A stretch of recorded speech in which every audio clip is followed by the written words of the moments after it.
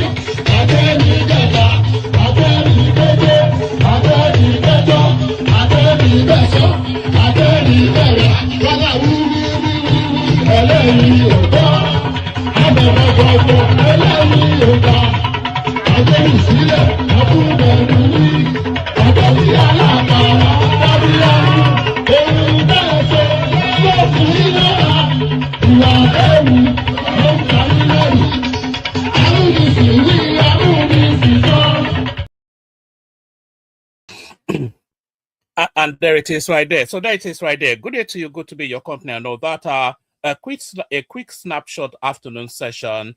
We're trying to reintroduce the afternoon sessions because the politics is moving at such a rapid pace. We necessarily have to be coming out a lot more frequently than we usually do. So there's all of the prospects that we'll be doing double sessions, not every single day, but as the demand, as the landscape pressures it, because there's so many things happening that we cannot condense it into one singularity. And by the way, tell me in the comment section if you're hearing me okay. So the afternoon sessions will be almost in most instances, it will be a single topic narrative where we're responding to a particular item, especially not the more wide broad strokes.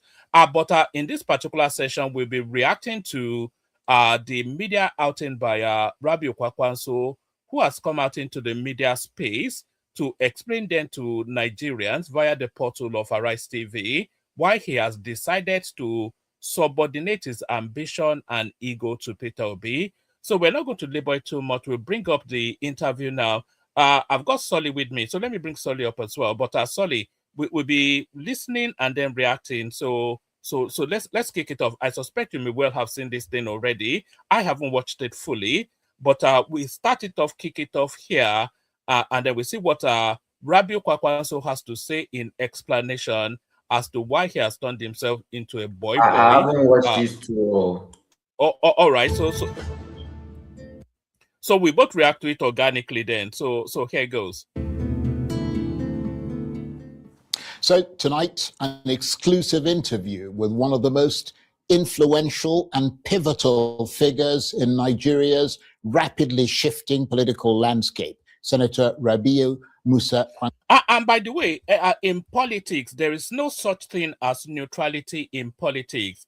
I have yet to come across anything. In fact, it doesn't exist as neutrality in politics. So the Arise TV is an obedient platform, essentially. And this guy right there, Charles Anyagolu, is an ardent Peter Obi supporter.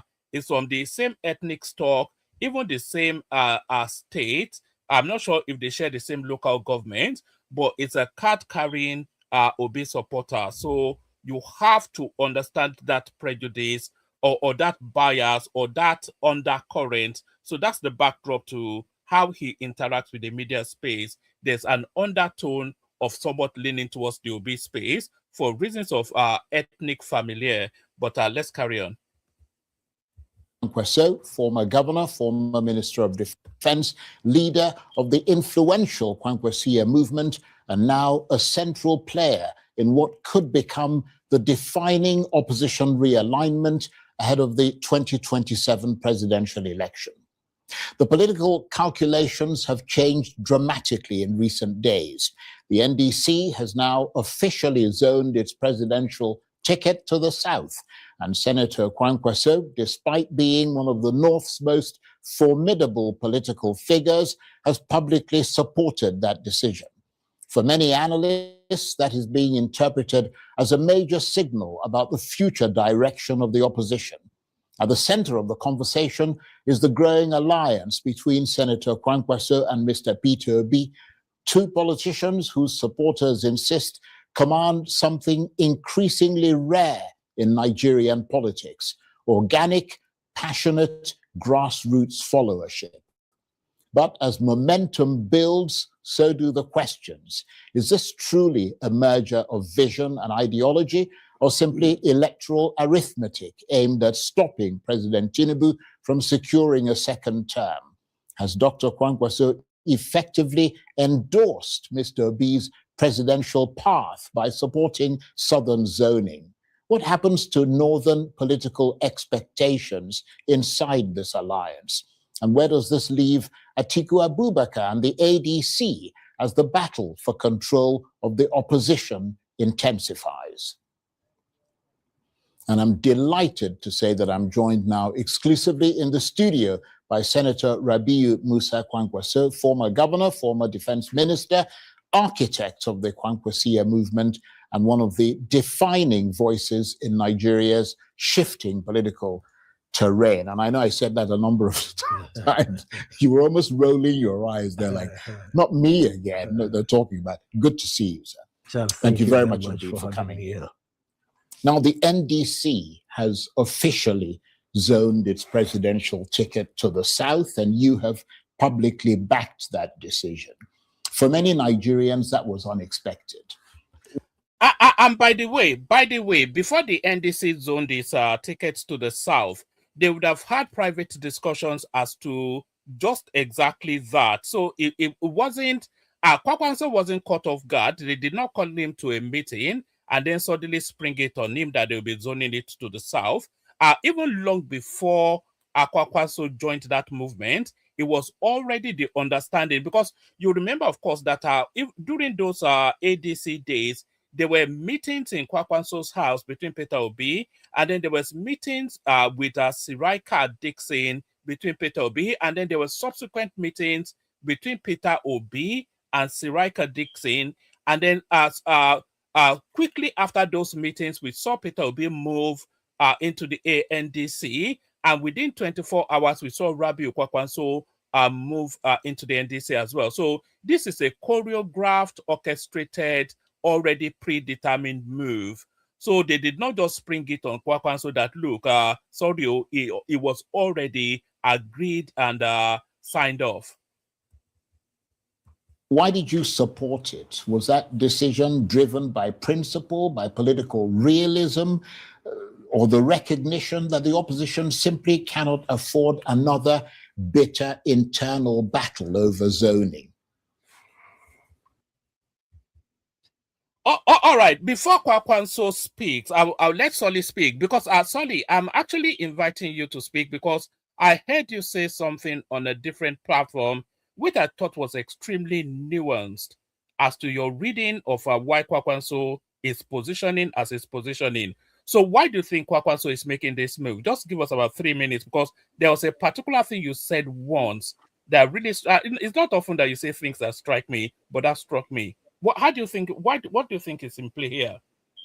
You know, I went to study these Northerners, most especially these Fulani people. They are very cunning, you know, but they are not educated. You know, if they didn't have the aspect, this guy is a PhD holder, so forget that one, but carry on. No, but the people that surround them are basically illiterate compared to when you look at who is surrounding Tinubu. That's what I mean. There are levels to this. There are levels to this. They go up and down insulting APC, but most of the people, like the people that represent APC online, they are not the best of them. It's when you enter their inner caucus that you start seeing, this one went to this university in UK, this one went to this university in America, this one has PhD, you know. So, but when you look at these Fulani people, they are mostly, this Kwankwaso is one of the people that helped install Sharia law. I don't know why obedience don't even talk about it. Sorry, that wasn't where I was wanting you to go. Let me remind you, I saw you, I heard you on a different platform speaking on this thing, and you were talking about a permutation. I've adopted that thing that you said, actually, and I've aligned my thinking with it because I thought it was so inspired. I heard you say there that the only winner of this real thing is Kwankwaso. Kwankwaso going to the ADC following Peter Obi. He will use the Peter Obi energy to build a southern base for himself for 2031. And if Peter Obi unlikely wins that election, Kwankwaso still wins because he still gets 2031. So any way you flip the coin, Kwankwaso, do you remember you saying that? Yes, that's what I was trying. That's what I was trying to get to. This Fulani, they play a game of win-win situation. It's the same thing Atiku wanted to do. Atiku's children are in APC. So if Atiku wins the election, he gains, his family gains. If Atiku loses the election, at least his family still benefits. That's the same thing this Kwankwaso is doing. They are playing the game, but they don't know how to read the chess table. What Kwankwaso doesn't understand that obedient support is a tribal support. So hold on. I don't want us to stay too long because I want people to listen to this. But you say obedience support is a tribal support.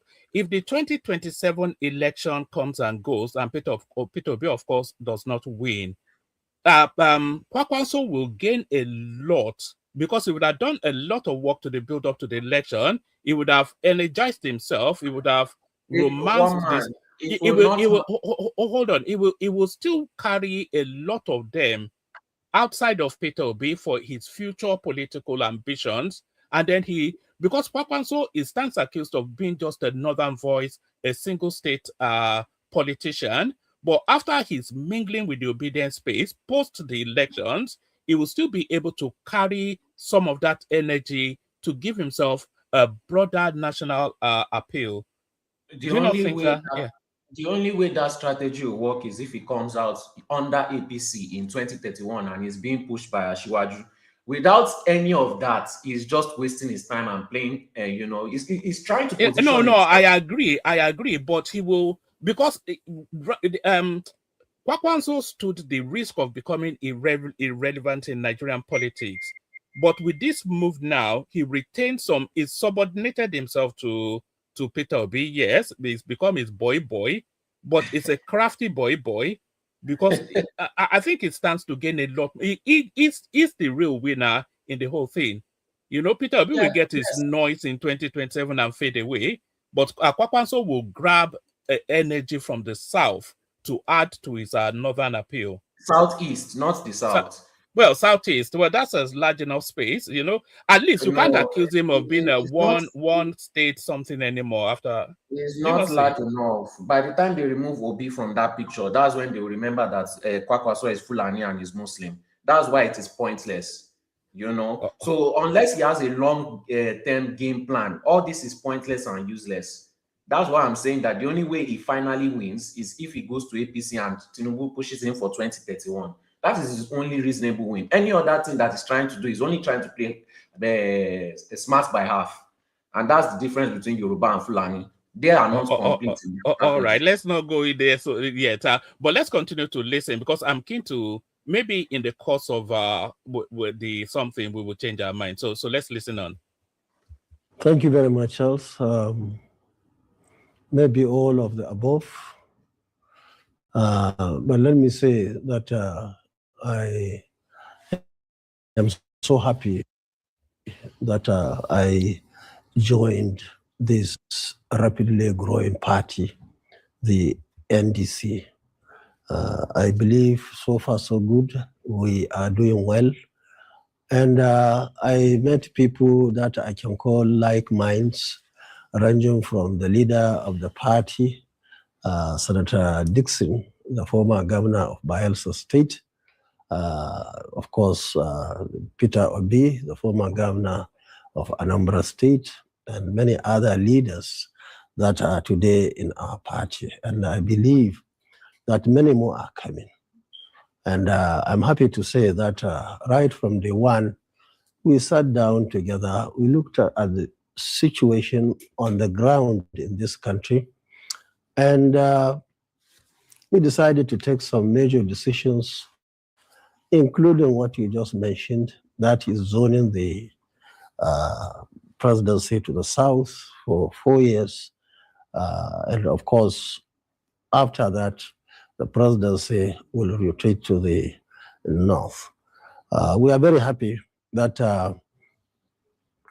we are loyal party members wherever we find ourselves. We realized even before we joined the party was contemplating to zone it to the south for many obvious reasons. And therefore, almost all of us joining from the north, we accepted, because as it stands now, people are debating. Some would say it should come to the north. Others would say it should go to the south. But from our own end, we believe the best way to go now is to take it to the south so that we can eliminate the confusion that emanated from the death of our brother, our friend, Umar Musa Yar'Adua. That actually introduced the confusion into the system. Even though, in a way, one can argue that from 1999 to date, the South have done more years than the North. Well, it depends on how you count it. That's from 1999 to date, yes. Because if you count it from independence in terms of including military rule. Yeah, it depends on how it suits you. Yeah. And in the South now. So it suits you from 1999 then? Yeah, well, and it didn't work with the party. What worked now is counting from Buhari. Anybody from the South on that side of argument would say that I had 8 years. And the South is now doing its first term. In the next 1 year or so, it will be 4 years. So the arguments are there. I believe that it's good for us to be having consensus. There is no point in fighting. You see this stance that Kwankwaso is taking, it really isolates now Atiku's narrative. So Atiku now stands alone as just a selfish, self-centered sort of a person, because if you remove Atiku, in fact, even including Atiku, I think Kwankwaso is probably the most powerful northern voice in terms of connect with the northern masses. I think they gravitate more towards Kwankwaso than anyone. I cannot think of anyone in the north that commands attention like Kwankwaso. So if Kwankwaso, who essentially is the northern voice, is also considering now that the South should complete its 2 terms, even though he wants a different person completing the second term, that further highlights then that Atiku is just a self-centered, self-interested politician who cares nothing about the country, only wanting to get his hands on NMPC so he can sell it to his Arab friends. And what is key now is not presidency from the north or from the south. What is key is to have a quality leadership, people who are enthusiastic, who are determined and committed to give the country the leadership it deserves. You see, by now, especially those of us in the political trenches, would tell you that it is not only the man from your end that would make the country move forward. We have seen what happened during Obasanjo. We are part of it, and we believe he has done his best. From there, our brother, our friend came in, Umar Musa Yar'Adua, of blessed memory. There were issues, especially challenges of his health. When Jonathan came, we had many issues, especially the agreement at that time that he would do 1 term. For whatever reason, things have decided to change, and many things happened along that direction. But what is even relevant is the Buhari administration. I worked so hard, and I'm sure I remember we brought about 1.9, almost 2 million votes.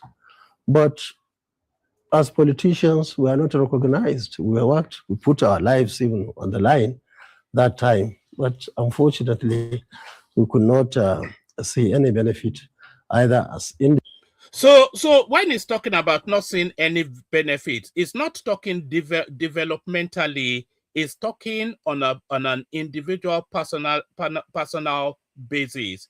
So he says he put a lot of energy. He's not getting anything out of it. So Buhari never gave him or his group a position, his camp a position. That's essentially. So for all of everything, you have to listen to the words of these politicians. It's all about self-interest, personal aggrandizement, enrichment, power play, and all of that. It's never anything about you or I. It's always about themselves. He said so in his own words. So if you cannot take it from him, then good luck to you. Individuals, all the constituencies that we represented. Of course, thereafter, we have this administration again. Everybody knows there are issues, and therefore people are determined at grassroots level, and even at the level we are operating now, that there should be some level of changes. And that is why I'm sure the Nigerians, since we decided to join NDC, have decided to come and join us. And you could see what is happening almost everywhere in this country, and even beyond. People are opening offices everywhere across the world. So we're happy about that.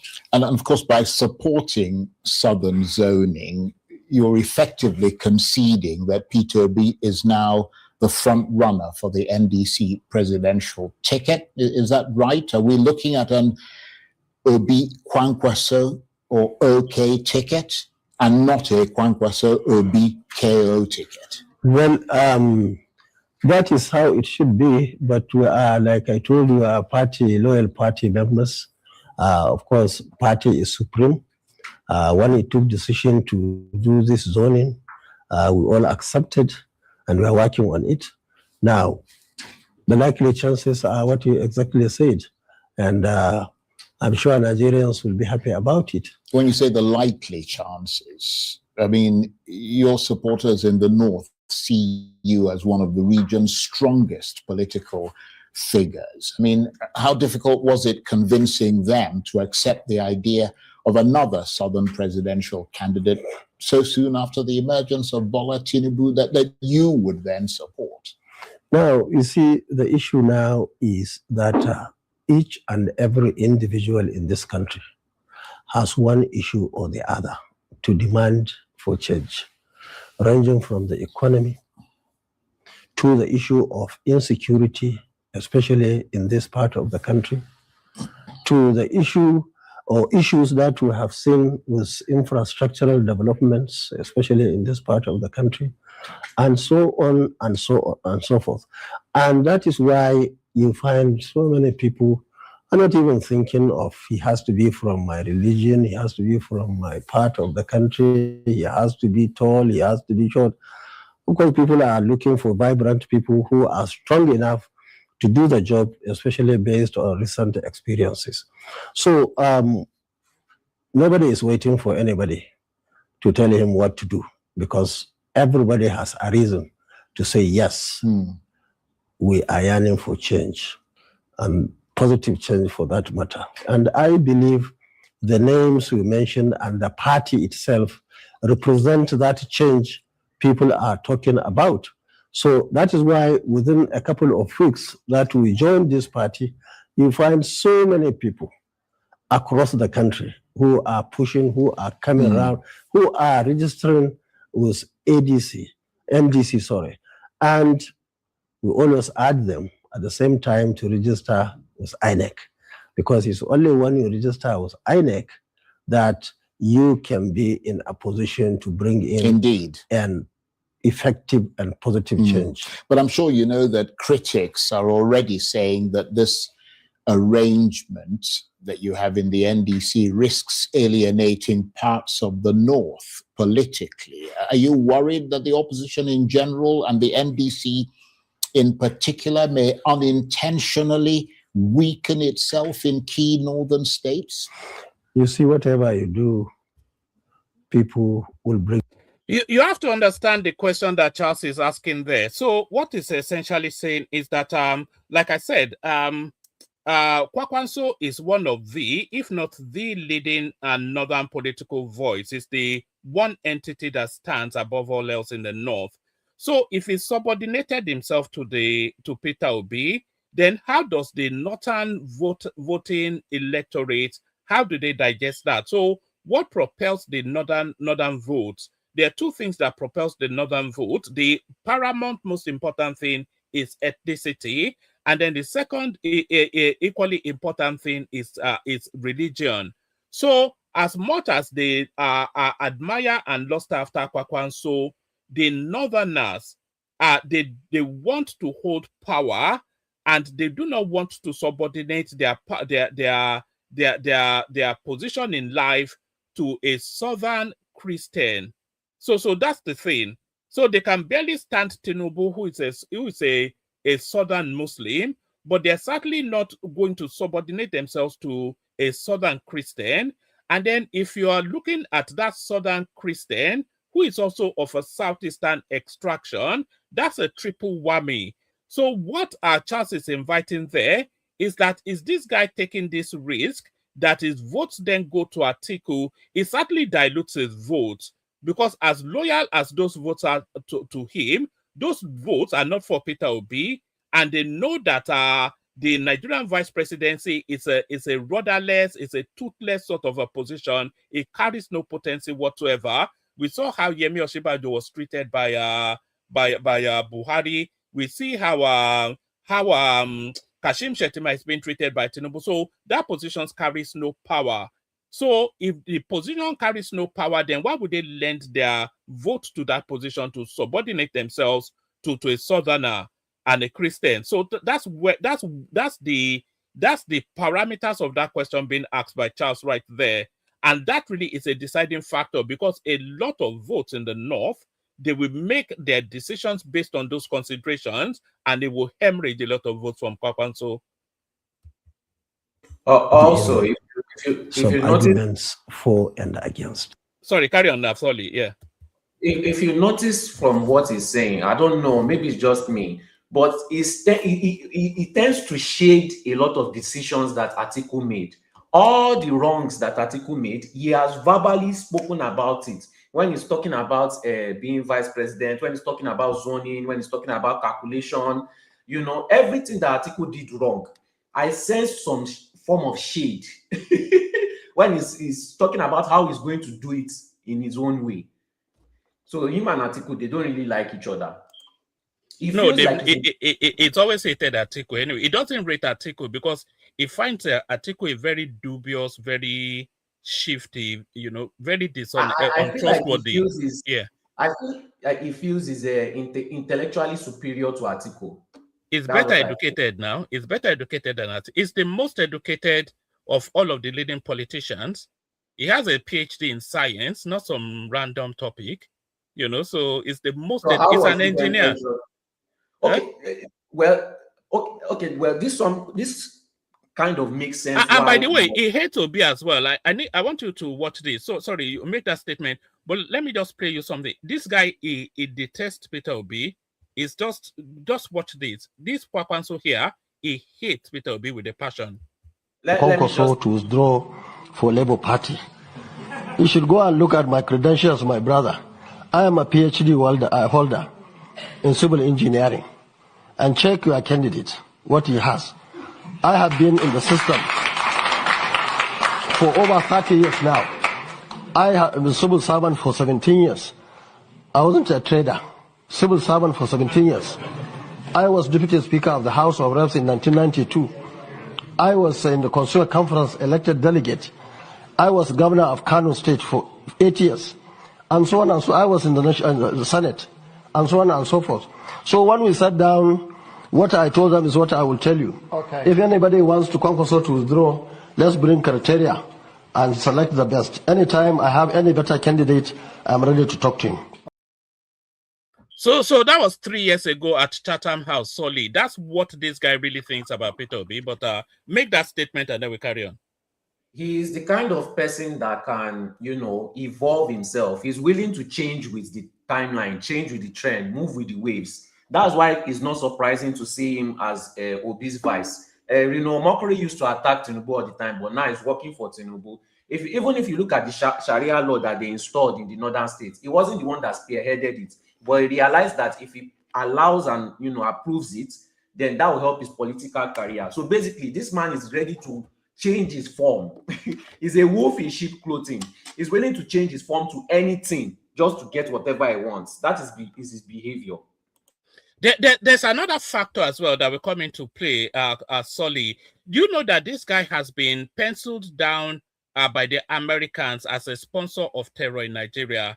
Do you know it's on a terrorist list in America, this Kwankwaso? There are so many points. that you can use this Kwankwaso against disobedience, but people are not people are not seeing it. I don't know why. Maybe because the election is not that close. But the Sharia law, the US terrorists, so many things, even this video that you just dropped, you know, but obedience will give excuses for everything, Sha. So we'll still get there. Oh, all right, let's watch on. And that is part of the democracy. For us, we stand by the fact that we need a very committed, solid, and of course, effective leadership. And that is exactly what this country needs now.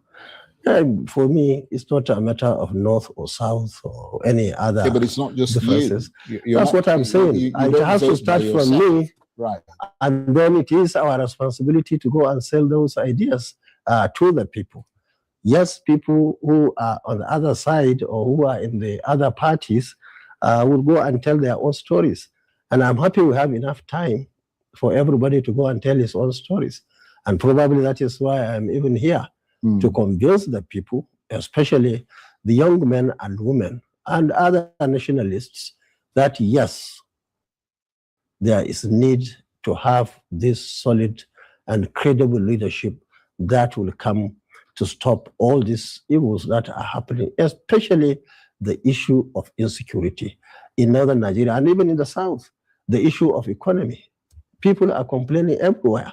The issue of infrastructure and so on, the matter of education. That's the area that I'm very much interested in. And I can tell you, as a former Minister of Defense that you mentioned, I am even shocked and surprised by what is happening. What would you do differently? Our soldiers, I can tell you, our soldiers, the military that we have in all the parts of this country are people who are well trained, locally and internationally. They are determined to do the right thing. I think, in my opinion, what is lacking is the political will. And both of us, my humble self and Peter Obi, have agreed to tackle that issue head on to ensure that there is peace and stability in this country. So let me ask you this, definitively, ineluctably, if Peter Obi eventually becomes the NDC candidate, your role would be that of his running mate. Is that clear? I told you right from the beginning. Well, I just want to be sure that. You can be sure that so if the party decides, candidate. If the party decides that I should be the running mate of any candidate from the South under this circumstance, I will be happy to work together with him. And you believe that you and Peter Obi are the men to revive Nigeria's economy, reduce poverty and corruption, lift living standards, set Nigeria on the right path of rectitude? I mean, do you have that much faith in Mr. Obi, the man you were just 3 years ago running against in the 2023 presidential election? What you said is correct. Personally, I cannot remember any better combination, no matter how much time you are given to find those who can beat us in terms of doing the right thing for this country. Nigerians, of course. But Solly, on just what he said there, you have to acknowledge that the two spaces are formidable entities. The Kwankwaso'S movement is a very formidable political movement, especially in Kano State and in some of the outskirts states to Kano. It's a very strong voice within the Nigerian political dynamism. And then the obedient movement, there is no equivocating that that's a strong movement too. So when those two power blocks, when they come together, you have to acknowledge that there's potency there. Do you not acknowledge the potency of those two coming together? Maybe if they were fighting against any other person, but not against us. You know, I can't take them serious, one man. As I was on mute and he was talking, I was just laughing. These people, they don't know anything. Ah, God. You know, I should not be bragging about him, but he shows the true, you know, Yoruba nature, wit and guile. They don't know what they are going against. And my problem and what I fear is how everybody just underestimates this guy. Every single time they underestimate him, they think it's business as usual. Even if Ashiwaju says that there is no more north and south, there is no transferring from northern zone to southern, that it is south and south again, there is nothing they can do about it. And the nation will take it because they are not ready, they are not prepared. Is this inherent attitude of entitlement. That entitlement has still not left their body. Even Tinubu, you know, he doesn't act entitled. He still, God, they are just very disappointing. Now, even if he has that movement in Kano, this thing, they are using money politics. Hausa people want money. Hausa people want power. Middle belt wants money. Middle belt wants power. I'm not talking about the people. I'm talking about their elites because the economy is getting harder and harder. It's strangulating them. So they are looking for money and power. By the time that comes, somebody is offering that to them and is sitting in power currently. They are not going to look at these two guys. They are not. When you are talking about when Tinubu wanted to come in 2023, they were using the word Jagaban. What is this one called? Okay, movement. It's not fierce. It's not, there's no, it doesn't strike fear in your heart. Yes. You know? When you hear Jagaban, you think that something is, what is this? What is coming? It sounds like a thunderstorm. It sounds like a big knife, you know. Do you know those old Roman movies where you see them riding with swords raised high, charging at you? When you hear Jagaban, that's the sort of evocation that it conjures up. You know, but all those war drums. Yeah, boom, yes, boom. That's what you imagine. They have very, very bad PR team. They just, I don't know, maybe it's a Nigerian thing. They just don't care about their image. They don't care about their PR or anything. They don't care how they are viewed. They just want to be there and their name should do. I hate having to agree with you, but I have to say I agree with you. They stand no chance against Tinubu because he will not allow it, you know. Either in a free and fair election, he will not allow it. Either in a rigging election, it will not under no circumstances is Tinubu handing over power. It's not going to happen. Never. The problem is they are doing a crab in a barrel mentality. They are still trying to take advantage of each other. They are still trying to slight each other. They are still trying to shade each other. They have no unity. They have no community. They have no ideology. And they have no final goal. That is the problem. So they are not going to... let's just continue. All right. AY, do you want to drop a quick comment before we go back to the interview? AY. All right. I don't think AY is ready yet. Let's go back. As I'm sure you know, because you yourself have been involved politically for a long time in this country, they've seen alliances collapse because powerful politicians agreed publicly but competed privately. Can you categorically say that there is no hidden struggle for control, not necessarily you and Peter Obi, but between your camp and his camp? Well, I can tell you from my experience as former Deputy Speaker of the House of Reps, I had an opportunity to work with my Speaker, and we worked very well. I was in Kano for 8 years. Despite the difficulty of my then Deputy Governor, we were able to work for 8 years amicably to the extent that I handed over to him. And of course, in the Senate and other places, in the NDDC, we worked amicably with people. You see, the problem people are having, especially leaders, is that they are too greedy to the extent that they begin to have issues. But from what I have seen at federal level and state level where I had opportunity to work, there is so much to do. You don't have to fight, you advise. You give it, there is too much to be done. And in fact, that's why you have even ministers. You have other chief executives and so on, and so many advisors. So I don't see from my experiences of the past why deputies or vice will fight with the president or governor or so. So I am positive that we will have a very good working relationship. And I can tell you that you can see it even from the past.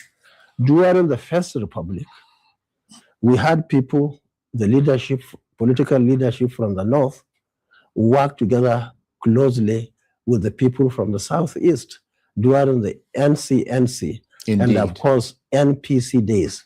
So also in the Second Republic, immediately after the war, of course we were younger people at that time, but I as a students leader, I had an opportunity to be part of the national movement that at the end of the day culminated into MPN and our own portion of PRP.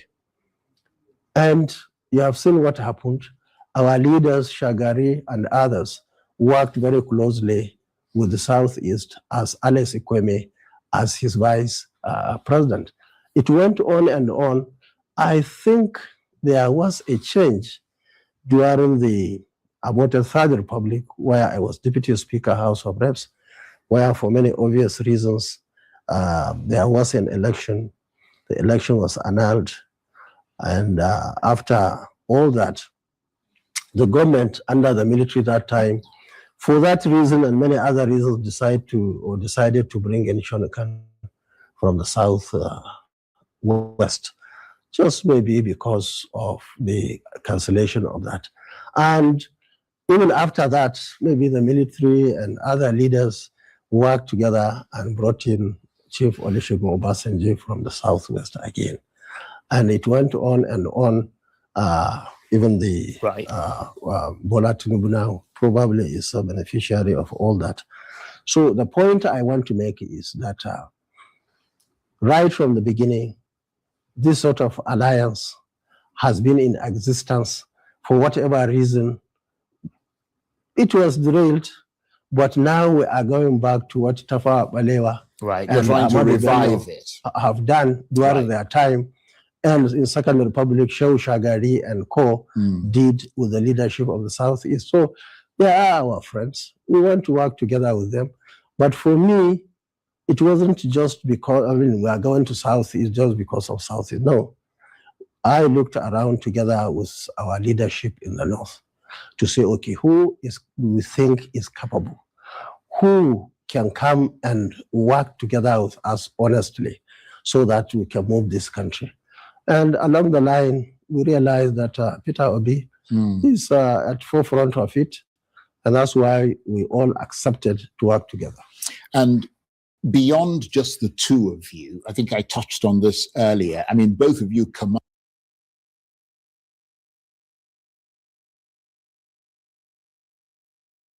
So along the line, they saw that Peter Obi XYZ. That's what this guy said. But Peter Obi is actually Kwankwaso's last bus stop in this political mix that we're in now. He started his negotiation with the AAPC. He had a series of demands, which the ADC, because Kwankwaso had two criteria for him to align his political wagon, to hit his political wagon with somebody else's. So he had two criteria, or two criterion. The first one is that wherever he goes to, they have to give him their presidential ticket. That's his preferred option. But if they cannot give him their presidential ticket, then they have to give him the vice presidential slot. So he couldn't get either of those two things in the APC. So very, very quickly, his conversation with the APC collapsed. And then he couldn't get those two things in the ADC either, because the ticket of the ADC goes to Atiku, and the contention for if the ticket goes to Atiku, then Kwankwaso cannot be vice. So that couldn't satisfy his ambition either. Then he had this series of meetings with Peter Obi, which then satisfies his ambition, because of course Peter Obi promises that he's going to run, and he subordinates himself now to be Peter Obi's vice. So he gets that met, and then they part away. So Peter Obi was never Kwankwaso strong. But Kwankwaso, we are just playing you a clip. He cannot stand Peter Obi. He cannot abide him. But the expediency of the political space that he finds himself necessarily subordinates him to Peter Obi, and is just riding with that for the moment. It will fall apart fairly quickly. I think you all know that. And two of the most can I say something? political... Yeah, carry on. Yeah, and I also respond to the person in the comments, both of them in the same comment.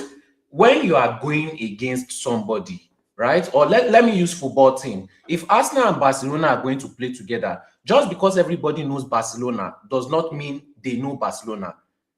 If there's somebody in Arsenal team that knows Messi, slept with Messi, grew up with Messi, that person will know Messi than any other person in that Barcelona team. That person who knows Messi's weakness, what Messi is going to do next. He will be able to predict the Messi's next move because you grew up around these people. You were aware of them, you were conscious of them, and you paid attention to them. That is what all these other politicians don't have.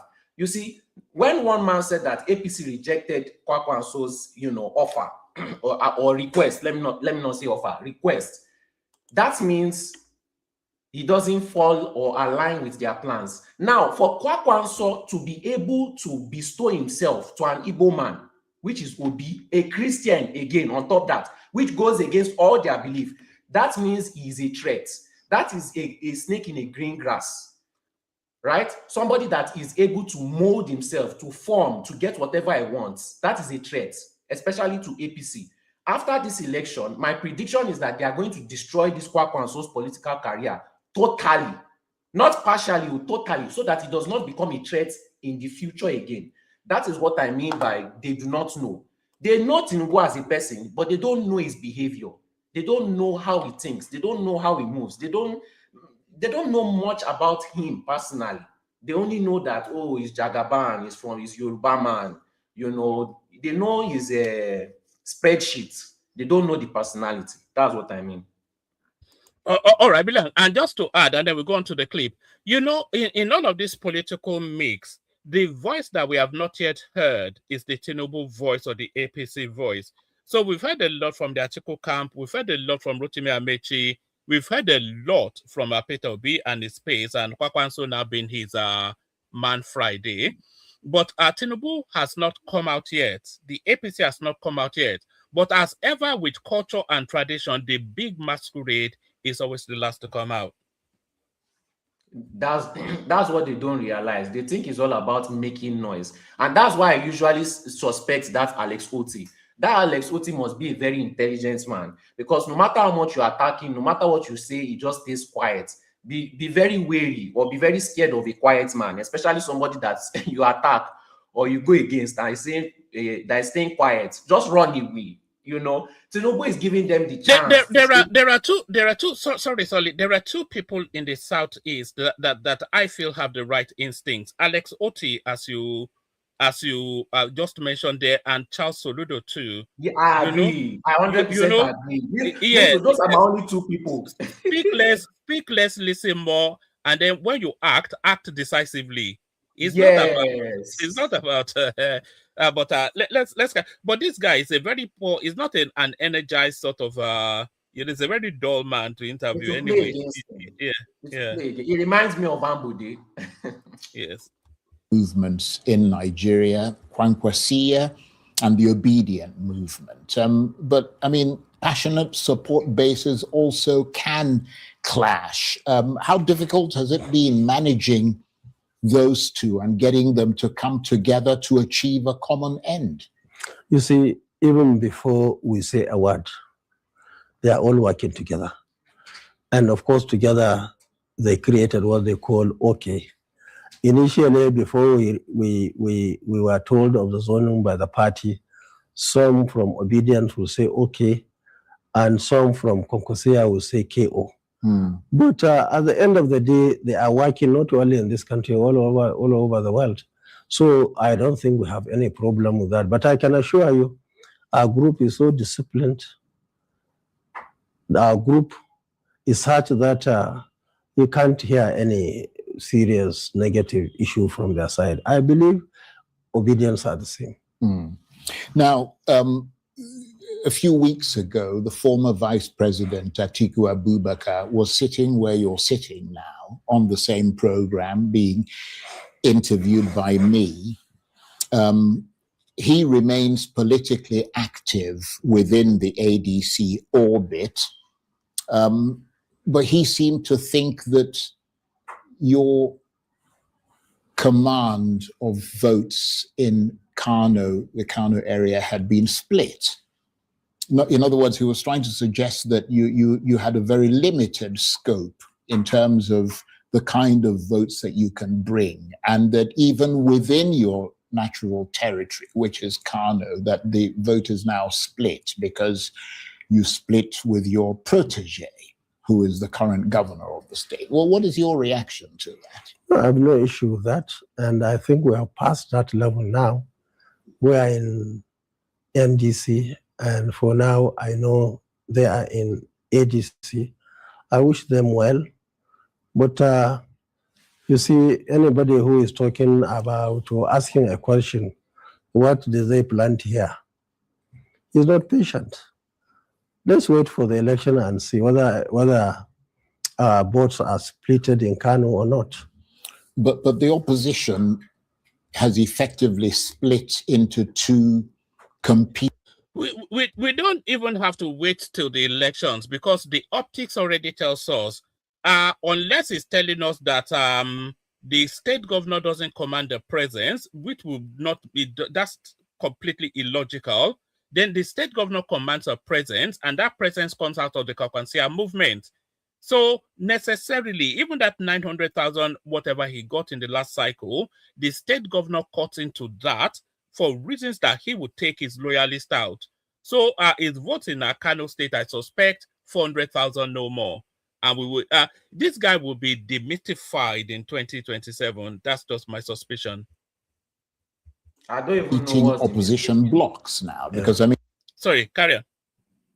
I feel like the only reason why they, bring him out there so much is that is, we have, it's called levels to this. Maybe that is the best they have ever seen. So, they started shouting. It's just like when Alex Oti started now. See how much noise they were making. After going to do research, I found out that dancing Adeleke was even doing more than Alex Oti. So if they've had rubbish since and they received the best. Do you remember when they were telling us that Alex Oti has given them 24 hours electricity in Abia? And then when we went to have a look, the guy was just commissioning a water fountain in roundabouts. That was all he did. 24. Do you remember when they were telling us that there's 24 hours electricity in Abia? Oh, I know this. I think they said it's Aba or something. I don't even know. I never really just paid attention. Once I realized that Adeleke was doing better, I removed my mind from it. Can you imagine that Adeleke doing better than you? It's so embarrassing. I mean, you're very influential in the North. Nobody can deny that. And in many other parts of the country. I mean, but Atiku Abubakar is also very influential. He's in the ADC, you're in the NDC. The vote is split. Now, we must still work together before the election. You see, I personally, and I think even Obi himself, decided to leave ADC, not because we are fighting with Atiku or anybody there. We decided to leave that party because we realized that there are some issues.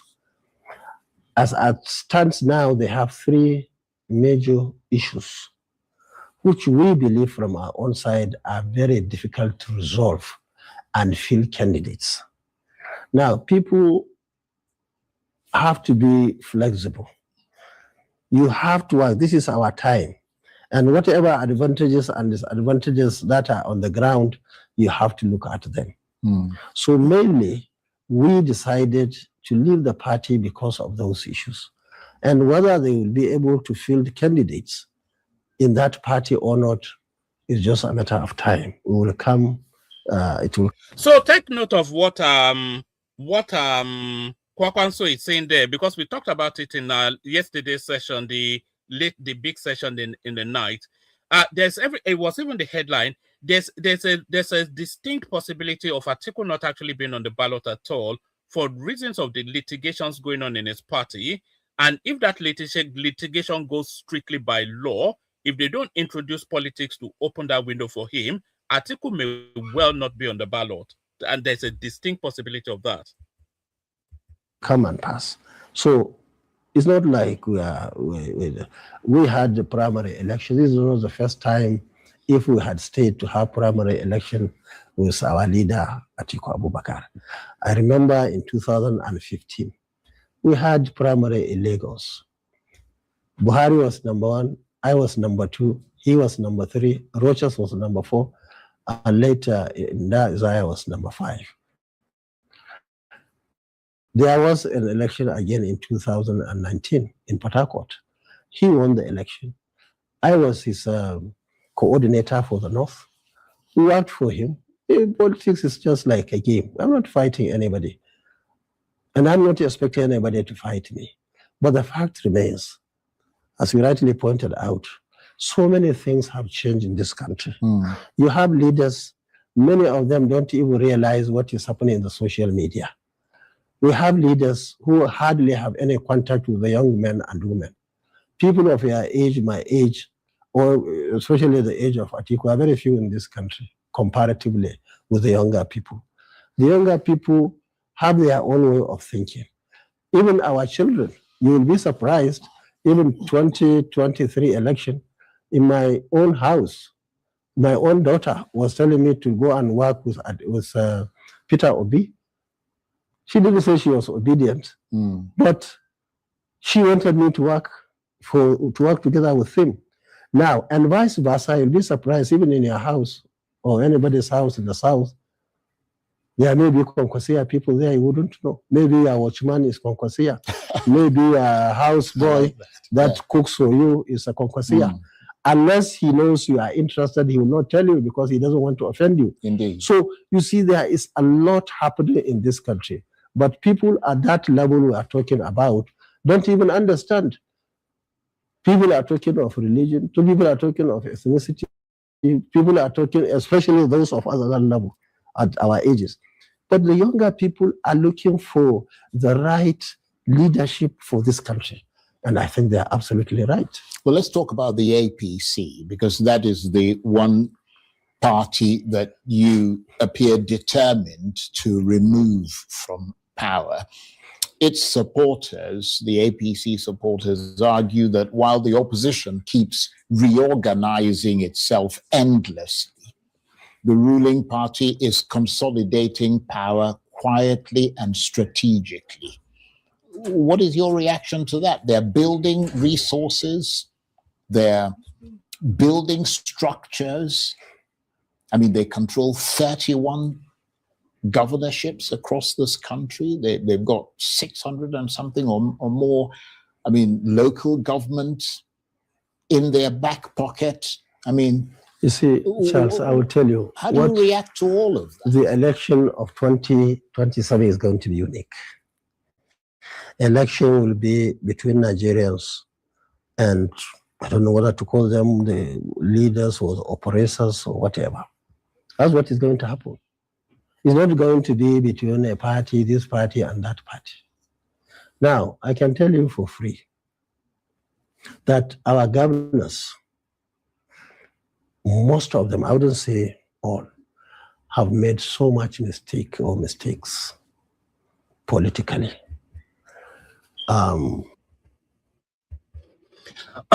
All right, I'm going to have to bail out in about 10-15 minutes, just to go and do something for about 10 minutes thereabout. If somebody wants to come in to keep Solly company, then I'll just let you guys carry on. Otherwise, we will need to shut it down. But we'll carry on. I'm going to have to go and do something about 10 minutes thereabout. To the extent that most of them are not with the people. And that's why people are yearning for change.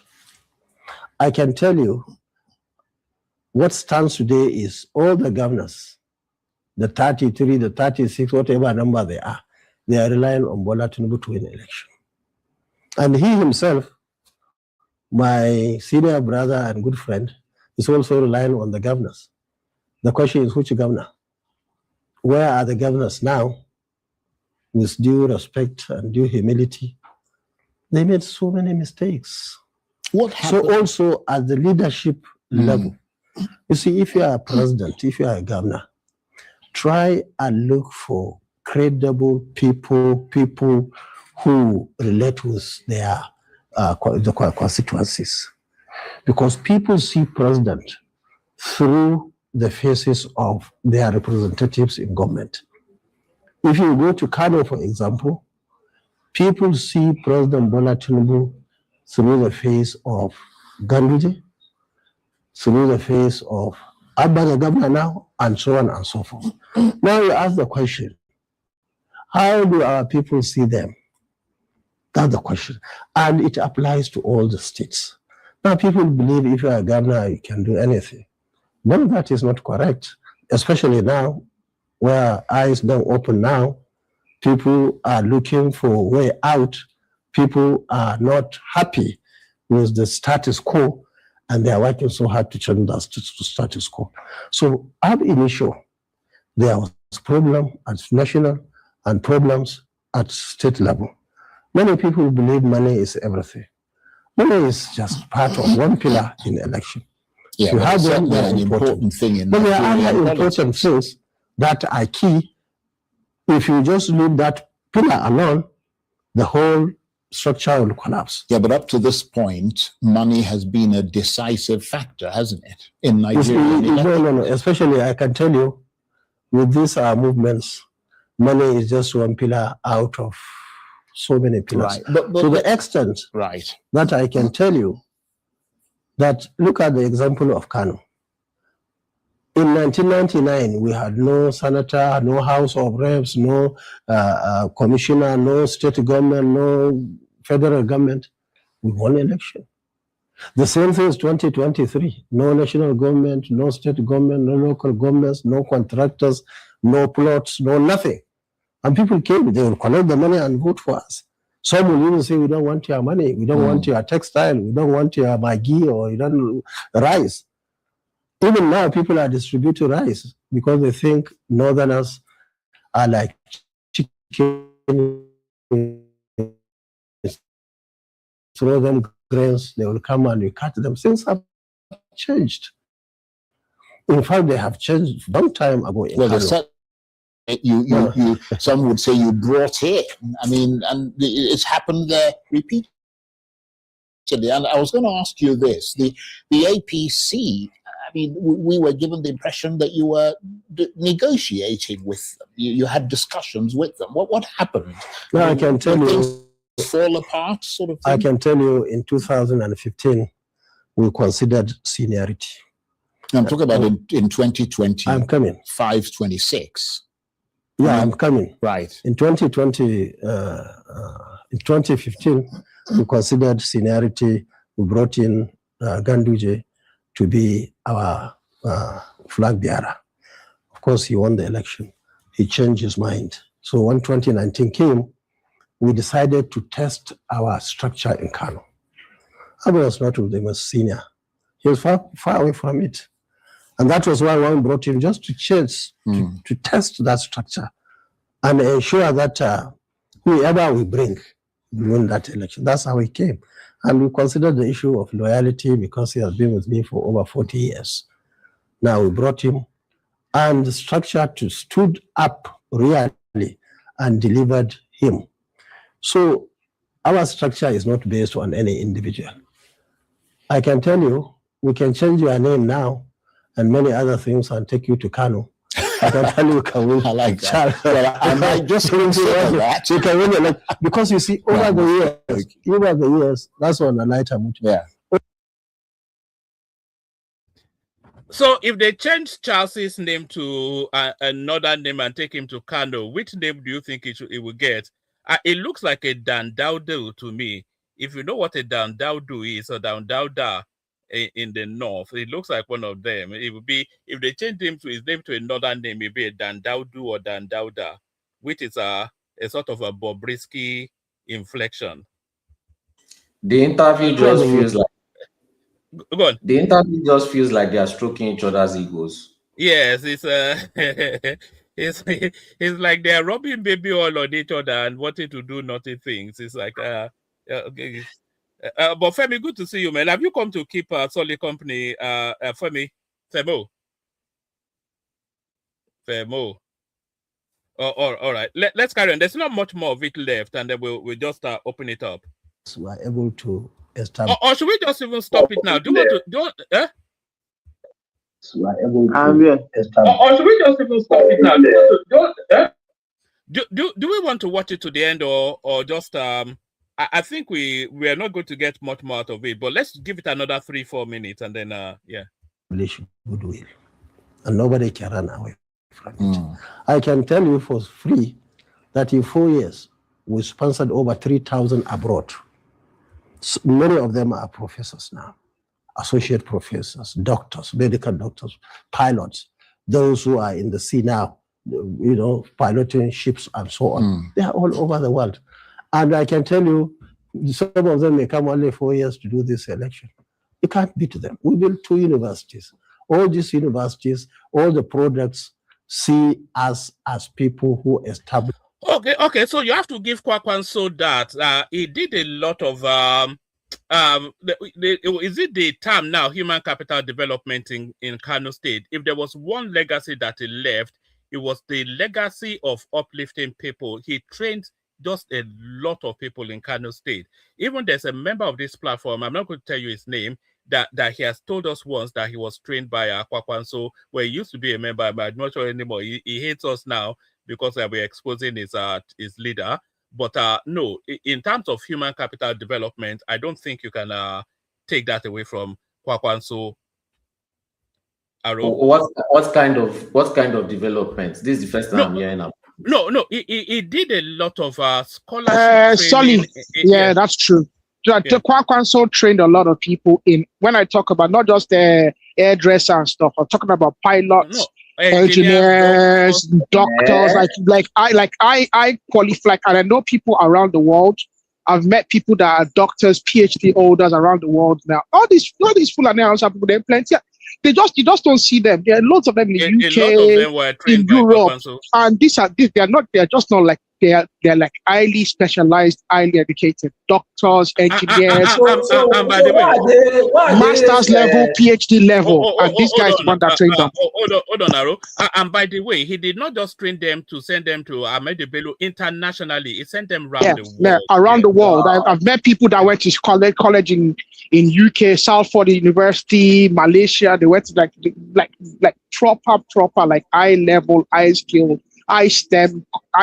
Like this is not just some PhD, master's level. You know, it really. One thing I can give it to him is and these people. This proves more and more that this is a tribal movement, because from what I've heard, this guy should not even be deputizing that beer factory man. Kwankwaso is above Peter Obi by any standard. He was a better governor in Kano State because he has legacies that I can point to. Peter Obi has no legacy. He's vastly better educated. In terms of governance, he has functioned at all of the tiers of government. You know, he was once a defense minister. I think that was under Obasanjo military. I'm not sure somebody called Obasanjo civilian even. It was that. He's been a senator, a 2-term governor. It's by any standard. Deputy Speaker of the House. Deputy Speaker by any standard you measure politics, is vastly above Peter Obi by any standard. You have just thrown meat to the wolves. No, now everybody knows this. Now it's not even anything controversial. I didn't know. It is superior to him by any, as personally, politically. Age, education is above him by any standard. I think he went to UI. Yeah, I think he might have gone to UI for his PhD or his master's. He went to proper schools. Now he didn't go to. Yeah. It's a PhD in civil engineering is no joke. Like yes, not Arabic studies. So civil engineering. I mean, there's no metric you want to use to measure. But Obi commands a very strong ethnic stock. And that is what is subordinating himself to. That's just it. But should we give it 3 more minutes and then we'll, yeah. Oh, wow. That university we have directed. We established 26 institutes. We were empowering women, youth, and everybody. Free medical service. Even education was free. For 8 years, we are in Kano. We feed our children in the school, give them 2 sets of uniform in primary school. We sponsored them locally, private universities, at least 5 private universities, and federal universities. So you see, And these are the sort of things we wanted those governors coming up to emulate. People will choose to have money. To the extent that people now will say, Kwankwaso has no money. Yes, I have no money, but I'm in peace. That is one. And monies are everywhere now. We have never lost the election because of money. In fact, we have never lost the election in the actual sense in Kano. They will do Magumagung and straight it. This last election was nothing. It was Abba as our candidate. Abba has been with me right from civil service up to politics. He has been my PA in Kano, Ministry of Defense, everywhere I went. But obviously, you're on the governor. Right. You're on a national level now, so you're going to need support beyond Kano. No, that's what we are saying. Right. No, that's my base. Right. And even those, our leader, when he came, he was referring to Kano. Yes. Forgetting that other places, we have people. You see, me and you and all other people in the country, whether Christian, Muslim, or anything, we have many things in common. We are human beings. If I slap you, you will feel pained. If I praise you or I give you something, you'll be happy, and so on. And so we are all the same. And that's why I always say that Nigerians are good people. In fact, very good people. Their elasticity limit is so much that leaders keep on. But you didn't answer a question I asked you about your relationship or your consultations with the APC, because it was reported that you were talking to them and that you were in the process of going to join the APC, and then things fell apart. And the reason I ask you that is that it raises questions about what your ideology is. If the same APC that you're now turning against in the NDC, you were considering joining them, what kind of ideology do you have? You're just talking of rumor. Well, I mean, I'm asking you. That's why you're that's here. what I'm telling you. Okay. That one was a rumor. Okay. But at stage, we collectively, as Kwankwaso, decided from NNPP to talk. All right, guys, I'm going to bill for a few moments. There's sufficient enough of you to keep it going. I'll be gone for about 20 minutes thereabout. So let me just let you guys coordinate the conversation amongst yourselves. So if anybody wants to come in right now, because in a minute I'm gone. But you guys carry on. Where are you going, woman?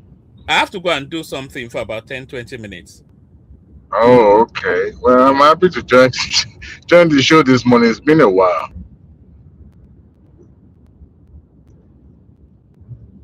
Mr. Adela Wale, afternoon. Good afternoon. Oh, it's afternoon over there. Good afternoon, my brother. Yeah, it's afternoon over here, so. It's early morning here. I'm on my way to work. I'm on my way to work right now. Good afternoon, my brother. How's it going? How's everything now? Thank God. With the push on. What can we do? What if Kwankwaso is a mole planted in ADC, NDC, and I'll tell you the last question Charles asked him. He said, before he moved to ADC, he was seen visiting, Aso Rock, visiting APC stalwarts and all that. And the speculation was trying to see if he can find a soft land with them, being that they are the party in power. But then he moved to ADC. What does he have in common with ADC? And I'm trying to figure it out. Here is a man who was almost ostracized from his own political party. He was actually grounded. He was suspended. And the current governor of Kano State was more or less his deputy. He was his right-hand man. He was pushed out of that party. Now, his alliance with Peter Obi now going forward to NDC is trying to ride on that ethnic reliance with the hope that when the power returns to the north, he'll be able to capitalize on the fact that he supported one of their sons. So in doing so, with the hope that the Southeast will be able to give him vote. But sometimes the tide of political wave doesn't go that way, because a lot could happen in a day in politics. Now, what if he's the APC mole it is possible. And I don't want us to look at it like, oh, it's probably not in good time with some of those APC. In a way, it's about personal interest. So when you have a personal interest that supersedes national or regional interest, he would do whatever he can do, and that is exactly what is doing right now by alliance or forming an alliance with Peter Obi. They don't have anything in common, and that's one thing people should know. They have nothing in common. I mean, you could see even with the optic, the struggle for relevance when it comes to who is actually in charge. First and foremost, Peter Obi is not in charge of NDC. He's just using that as a purpose for what do you call it? Uh, what do you call it? SPV. MPV. SPV, yeah. SPV, special purpose vehicle, is just using that, and that tells you about the kind of quality of a leader. Kwankwaso is very vast when it comes to, practicing, partisan politics in Nigeria. Who would have thought? Here's an idea that was toyed with in the last general election, and he vehemently rejected that. In fact, he saw it as an insult. That how could somebody brings Obi to his level? Bring him to Obi's level. Like you guys said, here is a PhD or that in I think in electronic engineering or whatever, and he had been in virtually all public offices in Nigeria. For somebody who had gone through such, position in the country. I mean, you will imagine that he will be the one leading the pack. But for the fact that he's purposely, put himself under more or less of serving himself to be, with the hope that when that tide comes or the pendulum swings to the north in 2031, he will be able to garner more vote from southeast. Well, what he doesn't know is that even though the southeast have shown that they are always can be loyal, in some ways, blindly loyal, I don't see them aligned with NDC, and I don't see NDC going beyond this coming election, because here is a party that was more or less like a regional, I won't say regional, but it's more or less Niger Delta party, put together by Seriaki Dixon. And he begins to see the relevance of, ask the question, what is the relevance of NDC? It is a party that has no, beyond the regional restriction, I don't see that extending. You can't expect NDC in the southwest or in the north. I don't even see, and that is the right I question that. Why don't we think that APC planted the Kwankwaso, first in APC? Should I respond to that? Yeah. Okay. Yeah. First thing first, I do not believe Kwankwaso is a mole. I believe he's looked at the permutations and is making a bet on himself and on this. Like you said earlier on there, it looks at it from a point of view of this. Can he defeat Tinubu in 2027? No. Okay, he doesn't have the wherewithal. He's done his calculations, done his permutations. He had conversations with APC that I was made to understand, and I believe what he was trying to argue for was a VP slot. Okay, that didn't work. It was some of his Kwankwaso is a tough person to deal with. He's very bothersome, and he's very imposing, and that was why he fell off with Ganduje. Also, why he fell off with Abba Kabir Yusuf. He's someone that is very disturbing, very imposing. He imposes his will. He tries to get his way. Okay, and he tried to negotiate with APC. He couldn't get his way with APC for VP slot, and that is why he's moved on. But Kwankwaso is intelligent enough to know where things are politically. So he knows he can't get away in 2027, and I think he's playing very hard for 2031. In 2031, Kwankwaso will be the most powerful. At the moment, I think, save for Atiku, and even with Atiku, I think Kwankwaso and Atiku are jointly the most powerful individuals in the North in terms of politically. I don't think Atiku has much over him. So I think Kwankwaso, he has the pull. And I think by 2031, Atiku will be out of the game. All right. So with Atiku out of the game, really, he has no contestation in 20. No, apart from whatever APC can garner, okay, in the North, between now and 2031. I'm talking about the likes of Shetima and Nuhu Ribadu, whatever political gravitas they can put together and muscle they can build between now and then. You know, their main contestation would be against Kwankwaso. And I think he politically and in a lot of things, I think he has it under. So that's that. I think he's playing for 2021. It's a smart move. You can see he tried to go back to the alliances between the First Republic and the Second Republic, and those alliances there were always between the North and the Southeast. No matter how problematic those alliances were, they always found a way to make those alliances, because those alliances there, I wouldn't say much. I have my opinions about those alliances there and the motivations and the greed that bring those two, parties together. But it is what it is. I think that's what he's playing at, and I think it's logical, and I think it's really a strong play. I have to give it to him.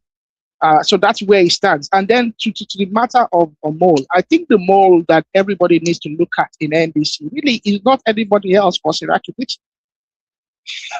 Everybody just has to look at Seraki Dixon. Who is Seraki Dixon? What are his antecedents? What were the things he was doing throughout the period when PDP? Because Seraki Dixon is one of the most powerful governors, or former governors in PDP. What was Seraki Dixon doing throughout the period while PDP had an issue?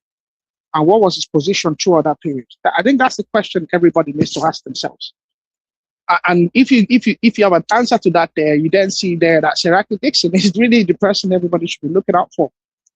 He's the person that I think, if there's a mole, I'd say it's Seraki Dixon or people, his associates there are the people there that will be troublesome, Because Seraki Dixon, I don't really know where he stands.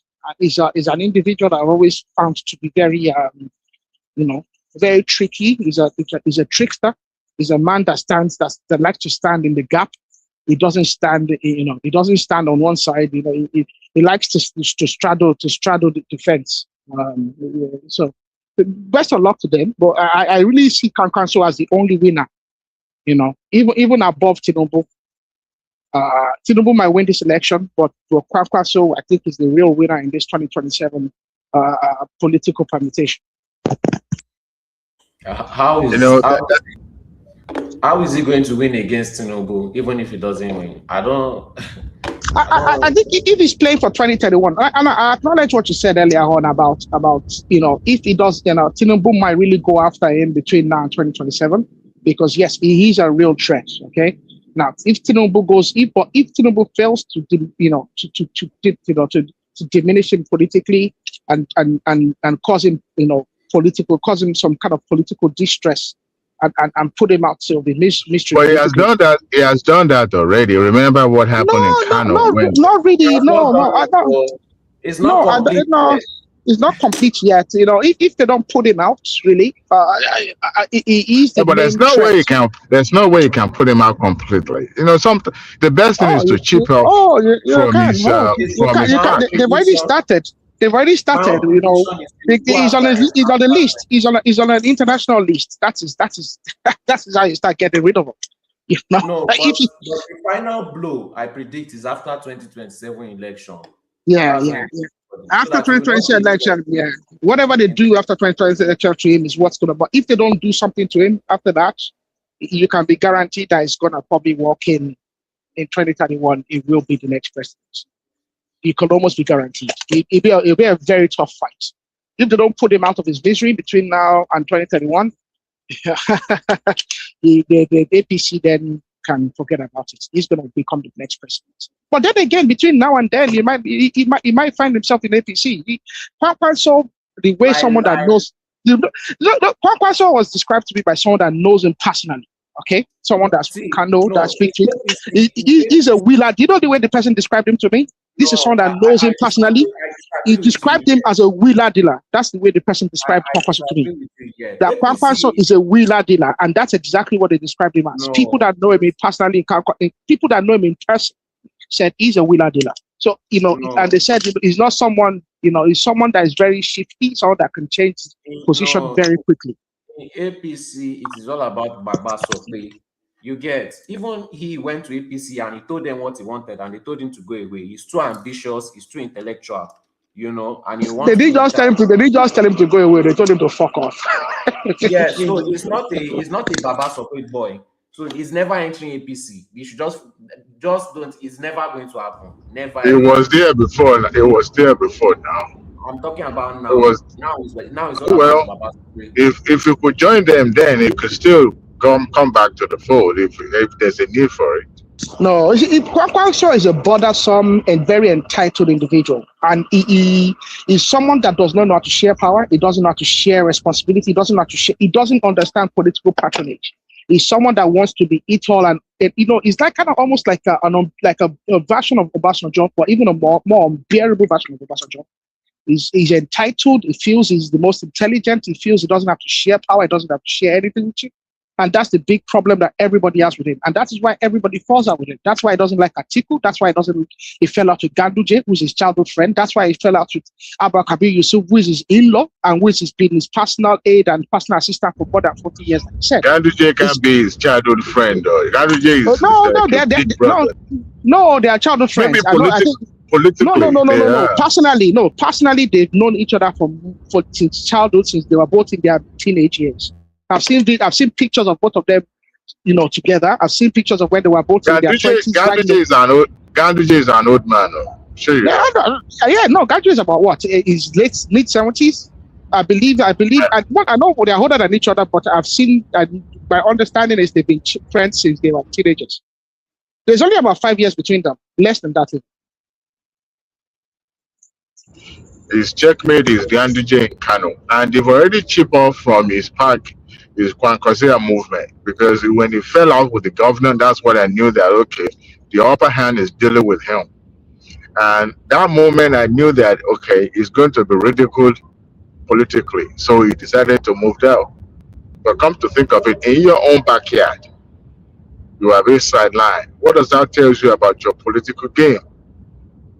So even though he's smart, nationally he's a recognizable politician, it can still be dealt with.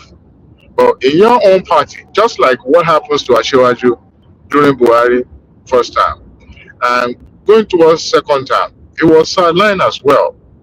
It was insane as well. It was once one of our party stalwarts, but he knew when to crawl in like a snail, and crawl out when the coast is clear.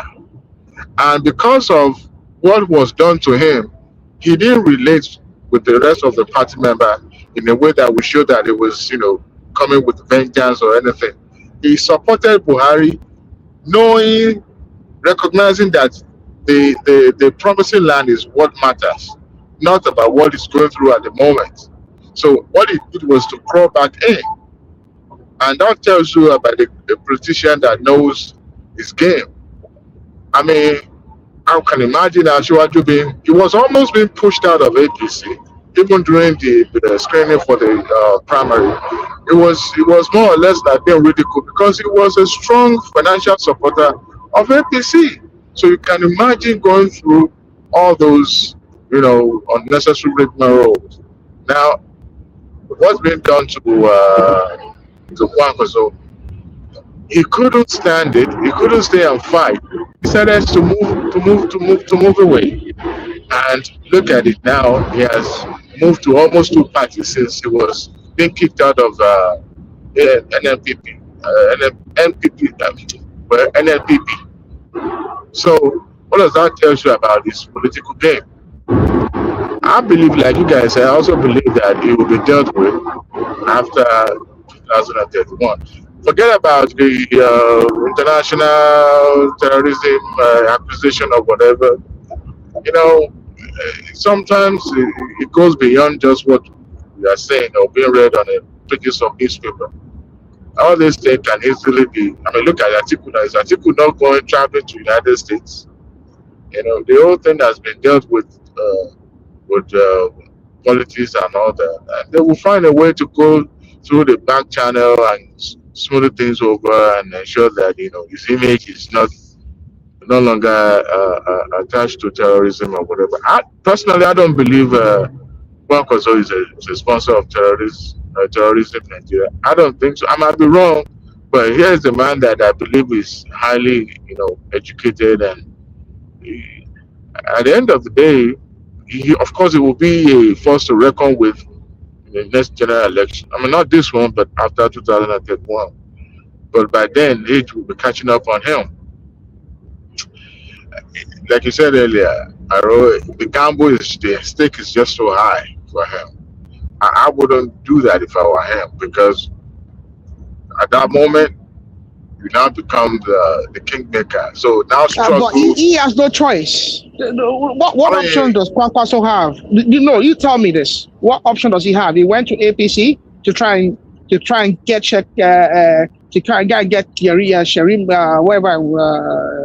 What's the deputy's VP's name?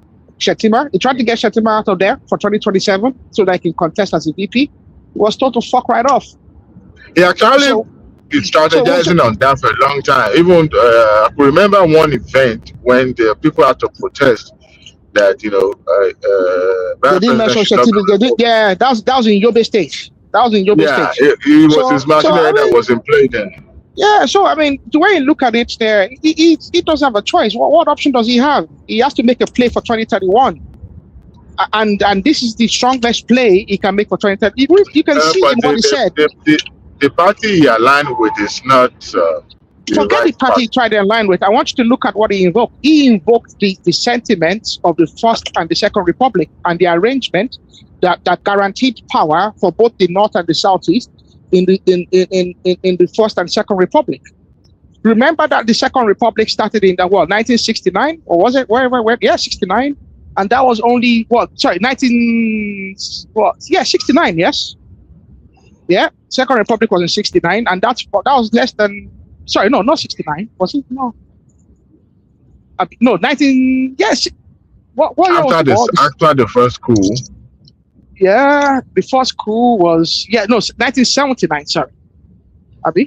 Yeah, 1979, thereabouts, whatever. Okay. Yeah, I believe this so. Was 79. Sorry, no, 10 years after the Civil War. That was Shagari's first term. Yeah, so 10 years after the Civil War, and look at what they, that's less than 10 years after the Civil War. They were able to, re-energize the same, political permutation that guaranteed, the Southeast and the North, political power in the center. That is what he's trying to invoke. So, I mean, I can see what he's trying to play at. And I think it's the only legitimate position they could take. And I don't blame him. If I were in this position, I'd do the same thing. This is the strongest position. This is a good play for him. I absolutely commend him for seeing it for what it is and going for it. For a long time, the party is not going to achieve it. He knew that the party is not going to win the presidency anyway. So I'm trying to gauge his end game by aligning with this regional party that is unknown. His end game is 2031. If there's one thing I think he will gain is, being politically relevant, because he's going to belong to opposition, and then we'll use that to, to always come into the public relevant. Other than that, I do not. Even the vote in the Kano is going to be split into two now, if not three. No, well, two, because three maybe. I don't know what our article will do. It didn't do particularly very well in the last election because of the Kwankwaso'S movement. So I don't think it's going to gain any substantial amount of votes. So I think it's going to still be two ways. You're going to have this, you now have a consolidation between Ganduje, the governor, and Shekarau. They are consolidated under APC and the deputy Senate president. And then you have Kwankwaso and the Kwankwaso'S movement to be obedient. So we'll see how things go. Kano State also has a decent population of Southeasterners in Sabongeri. So we'll see how things go. There'll be quite the interesting contestation. And with Atiku possibly not, because ADC, it looks like even NDC are in a quagmire right now in the courts. Apparently, the the individual that tried to register ADA, which was unfortunately not successfully registered by INEC, has gone to court to contest the registration of NDC by INEC. So apparently there are some issues with how NDC was registered by INEC, apparently with the process. Because even when this fellow, this senator, Asheraki Dixon, came out publicly and said he had registered NDC, I was rather shocked because of the process. The processes you need to do, the things you need to do to register a political party in Nigeria now, it's very tedious. So when he registered that party, I was rather shocked that he managed to register a party. So apparently someone has come to contest that registration now. But every time, someone will always come up to contest it.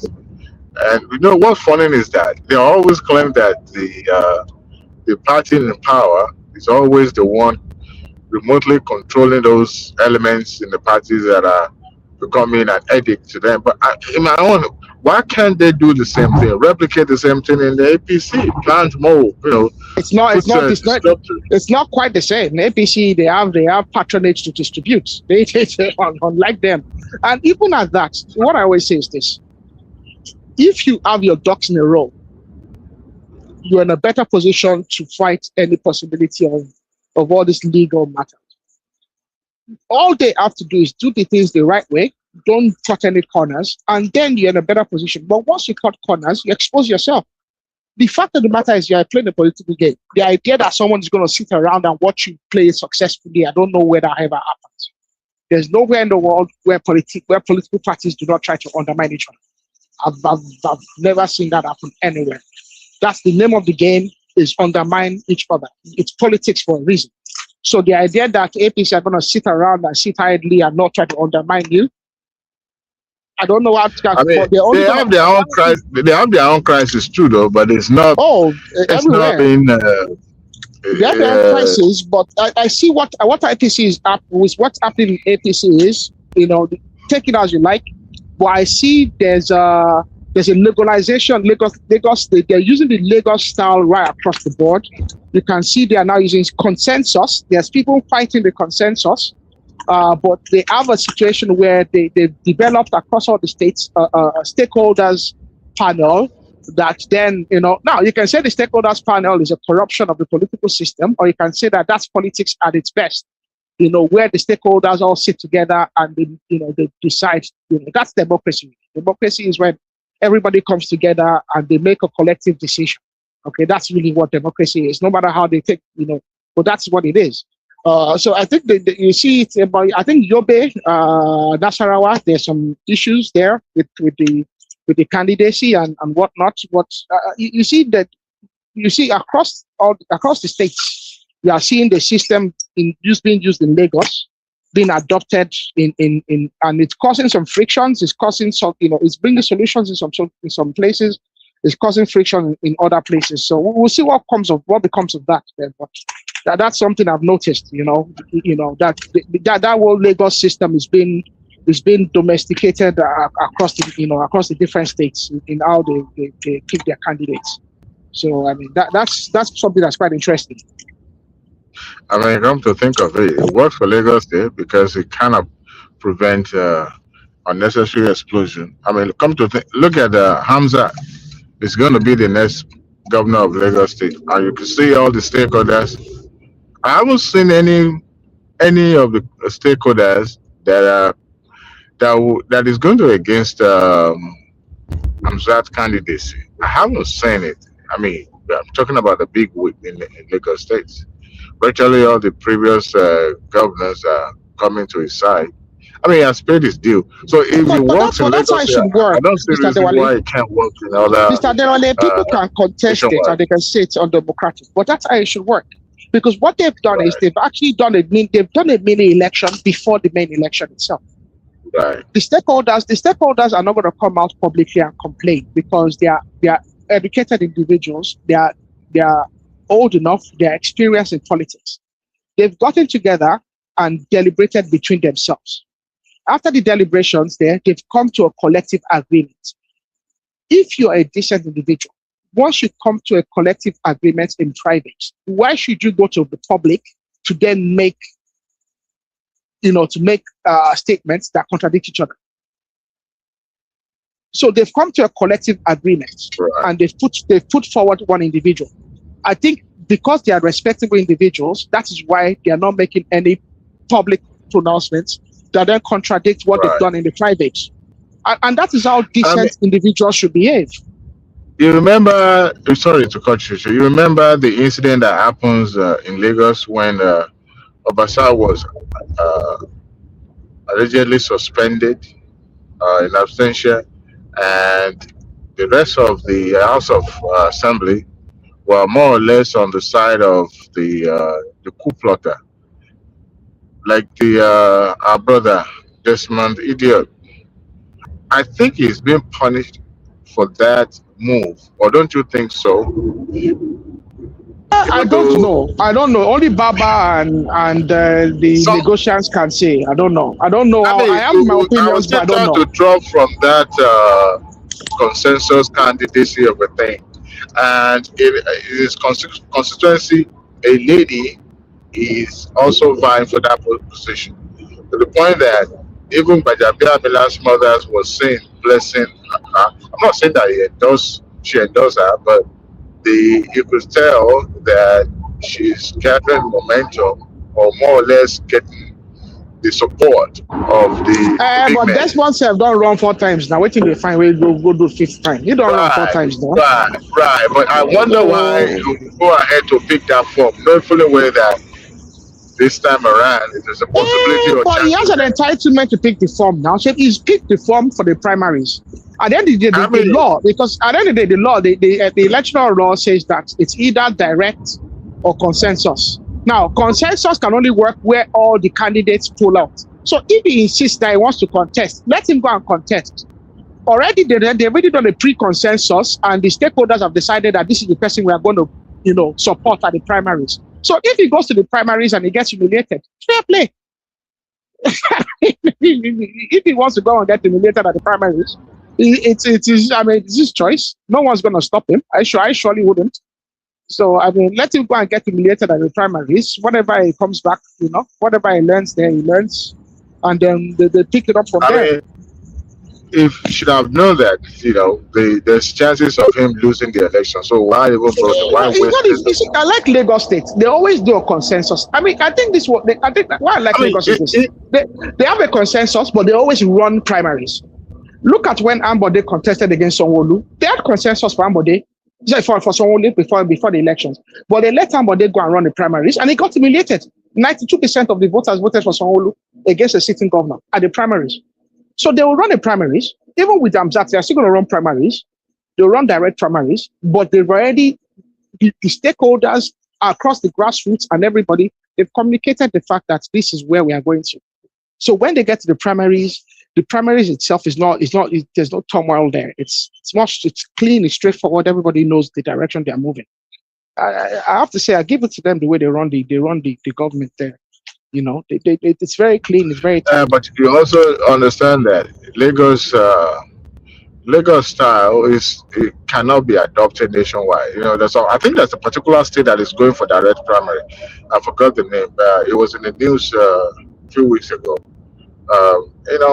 It's not everywhere. There's a lot of people that feel that we've contributed to that party one way or the other, and I felt a little bit being pushed out. And consensus sometimes, depends on who make the determination that this is who we want there.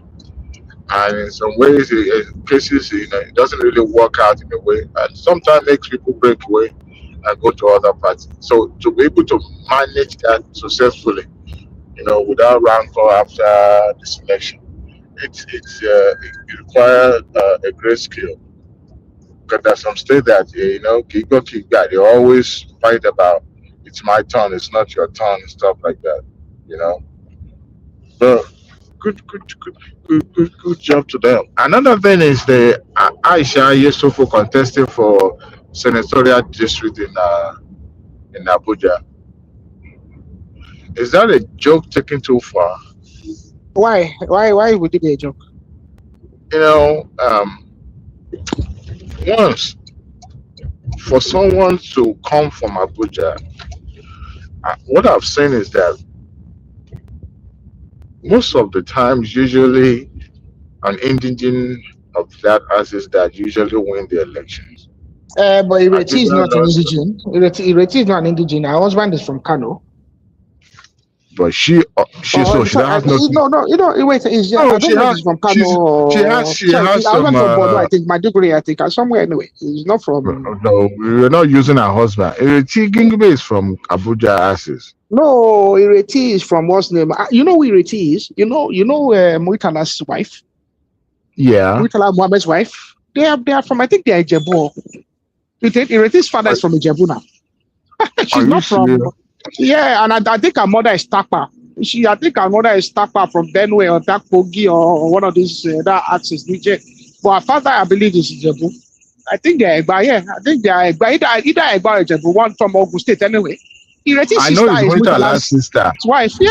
They Right. are Yoruba now. So They are Yoruba. She's a Yoruba girl. I know that is, but on the mother side is what I'm not sure No, of. I don't think her mother is from that side though. I think her mother is I think Takpa possibly. Don't quote me. Oh, But really? something of yeah, So, but she's so not Yusufu want to ride on the same jamboree of the last time where people voted for party of no relevance to get into power. Is that what she's trying to do? Because I don't see her she winning that fancies her election. chances. I mean, if she rides on the obedient and the Igbo votes, Mm-hmm. then she can say, okay, she has a legitimate chance. I mean, I don't envy her. She has to contest against Ureti, and then she has to contest against the indigene. So I know the former Senate president, the former senator, who is an indigene of that area, I think it's a Baggy man, is the one that should be contesting against alongside Iretuki Gibe who is in NDC. So I mean, at the end of the day, if she thinks she has a shot, why not? She has money, courtesy of the obedience, of which they are most likely going to give her more money. So, You're saying she has embezzled all the obedience money, right? and whatever she doesn't have, they will contribute for her now. So I mean, you have to give it to her. She's a smart woman. Only a sharp girl. So You see, every toxic canary now contest, and there's one guy that always selling what is it called? All those guys. What is his name? He said he called himself an activist. So I was like, this guy is not an activist. So he too is also contesting from I think if Ogoja or something like that. Anyway, I say, well, it's if time for you know how everybody to many catch. young people I know that have returned, that I know, especially these London boys, that are returning to Nigeria to go and contest House of Rep or house seat or one. There's a lot of people because there's money in politics. That's the unfortunate. There's still too much money in our politics. And there's still too much influence in our politics. And anybody that has some small money and he thinks he wants to improve on some influence and get that they just think, oh, let's go and do contestation. By the time we contest once, twice, by the third time they will know us or they will pick us or so everybody's contesting. I know young people that know ne'er-do-wells that are going to contest for local government chairman now. I mean, it's pitiful, really. It's just, I mean, you know the people, you see the people now, you see them, they're just one person that you know that is just one useless fellow over here. And then before you know Sorry, it, guys, I'm already at work. Talk to you guys later. Yeah, all right, see ya.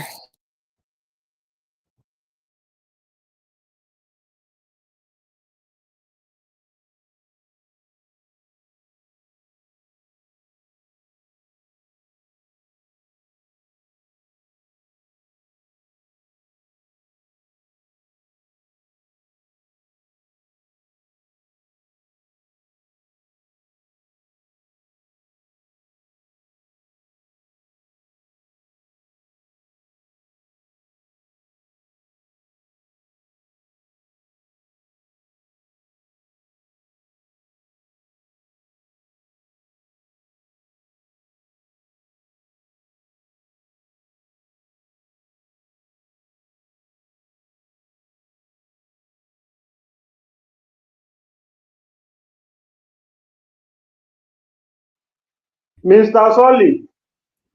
Is anyone still here? Are we shutting it down? I think we are. I am still here. Can I come in? Well, you are in already. Yeah. Let me make a comment. Briefly. Okay. So according to what I had in the last 5 minutes since I've been at the background. So because Kwankwaso did not align to, because Kwankwaso did not align with your party. Now he's an irrelevant candidate. Is that what I'm hearing? Well, you are in already. We're hearing ourselves back. We're hearing. We're hearing ourselves back. Hold on. Let me call this down. So according to what I had in the last 5 minutes since I've been at the background. So because Kwankwaso did not align to, because Kwankwaso did not align. Can I go ahead? Your party. Now he's an irrelevant candidate. Is that what I'm hearing?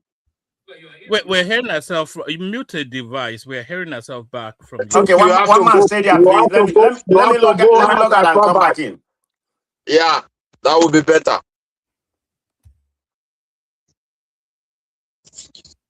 Oh, all right. Where were we in the conversation? Apologies. I had to rush off to do something.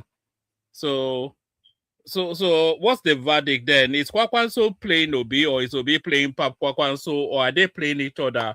I will probably surmise that they are playing each other. Obi stands to gain. Kwankwaso gives him the biggest credibility he will ever get in the North. And Obi gives Kwankwaso the biggest credibility he will ever get in the South. So Obi will get his moment in 2027. They'll make a lot of noise. They abuse a lot of people. A lot of Unzobuch and the usual, what we know them for. So all that plays out in 2027. Tinubu gets re-elected. Peter Obi fades away because as soon as Tinubu gets re-elected, Peter Obi is out of politics because there's no window till another 12 years. So Peter Obi is out of politics January 2027 if Tinubu gets re-elected. But Kwankwaso is still in politics, because in 2031, power goes back to the North. And then Kwankwaso, it will be primarily positioned because, as you know, the narrative around Kwankwaso is that he's too regional in his sort of appeal. It's a northern candidate. We only know him for one state, Kano politics. You have to get past Kwankwaso to get any vote in Kano. So that's what we know him for. But this now outreach into the obedient base, by the time we've done all of the arguing, the insults, the conversations, the interviews, everything, Kwankwaso would have established himself as an entity within especially that Southeastern sympathy. So when we get past 2027, Kwankwaso will still carry a lot of cachet that he would have gotten from his association with Peter Obi in the Southeast. So he will carry that cachet to establish himself now as a national figure rather than just some indigenized Kano politician. And then he carries those two spaces, his strong presence in the North and a strong presence in the Southeast. Then he carries that then as a straight towards 2031. So that's what Kwankwaso is politicking. Peter Obi just wants a big name from the North in order to tell you that he has a northern backing. So that plays out for Peter Obi as well.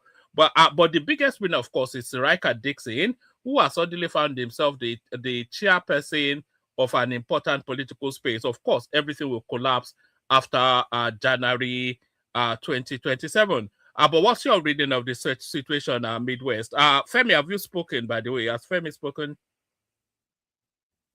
Anyone here? Am I just talking to myself? Is anyone there? Yeah, am I just talking to myself? Yes, I did hear. I did hear you, but I want to unmute my something, so it's I'm a little bit busy, you know. So this guy, right, you called this talk, so I just listening to him a little bit. I will be free any moment from now. All right, let's hear from Prestige then, who's back with us. So, Prestige, we're talking about the Kwankwaso Obi permutation. We're talking about the winners and losers, who wins what, who gains what, who's the ultimate winner in the whole permutation. We, of course, know that it's not going to land them in Aso Rock, but post the election, how does it play out? I can hear you. Can you hear me? We can hear you. So while I was listening earlier,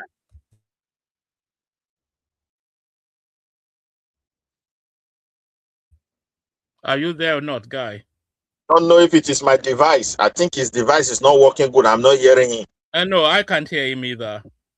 Okay. Are you there, Prestige?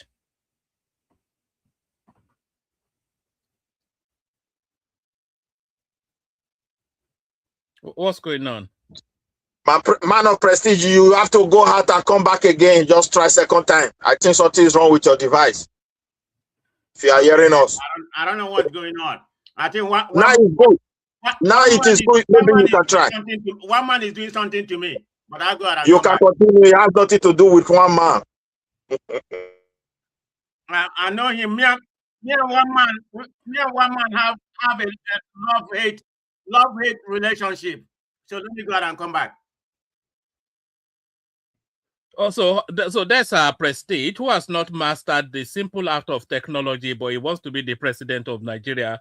Yeah, a Prestige is it's a good example of Peter Obi. Actually, is rudderless, is clueless, but he wants to be important. So if you want, this is a good sample of the sort of presentation that Peter Obi presents: confused, rudderless, dithering, gumless.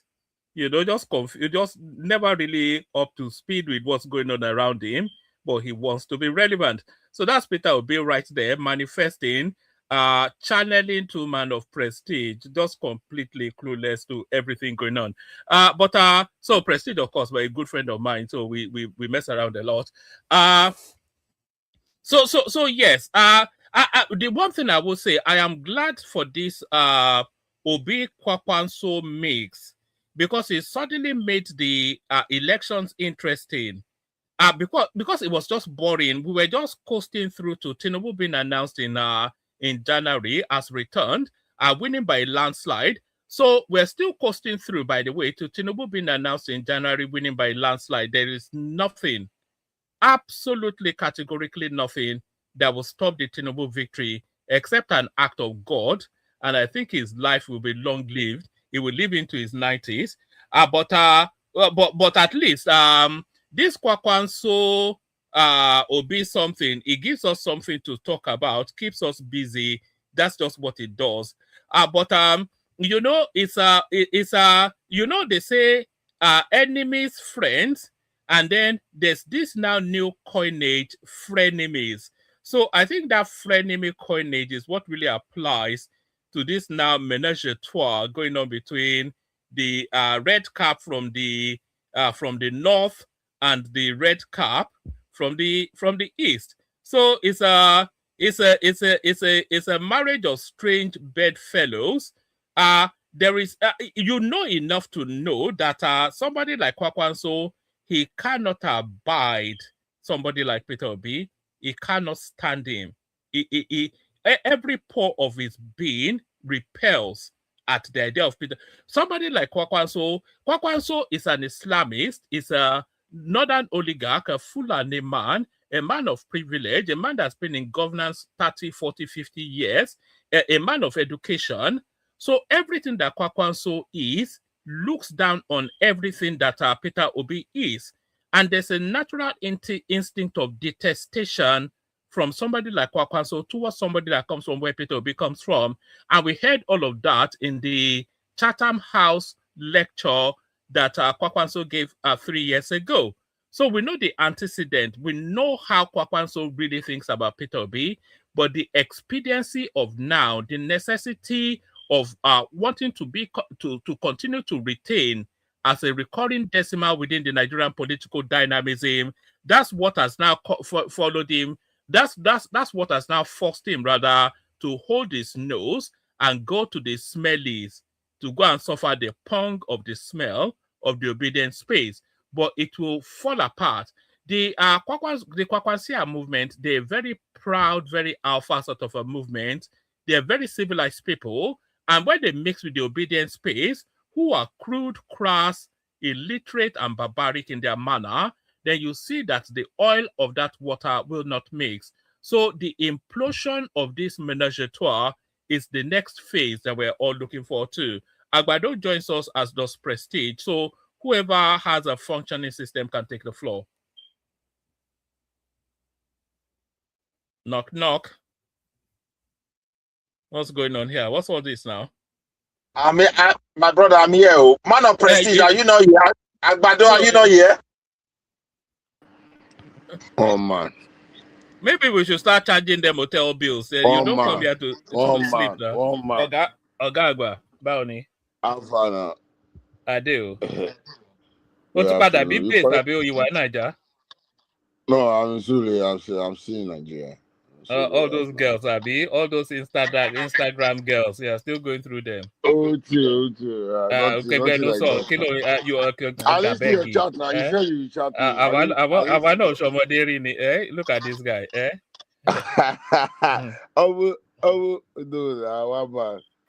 Alpha. You said you chat me. I didn't see your. Oh, I'm so sorry. I will do it now. I sent your number to myself to have it, but you know, I will do it immediately after this. Yeah. No problem. What's going on now? Yeah, we are talking about this marriage of convenience between the Kwankwaso'S movement and the wildlings from the obedient space. What are you making of it? What do you think is going on there? Kwankwaso and Obi wedded for life. Man, it's kind of I don't even know what to say. I've said earlier on that my problem with their combination is their ideology, right? So what Kwankwaso or what's it called? What is stood for? I want Peter Obi stood for. They are both two different people. So I don't really know what to speak about them, I swear.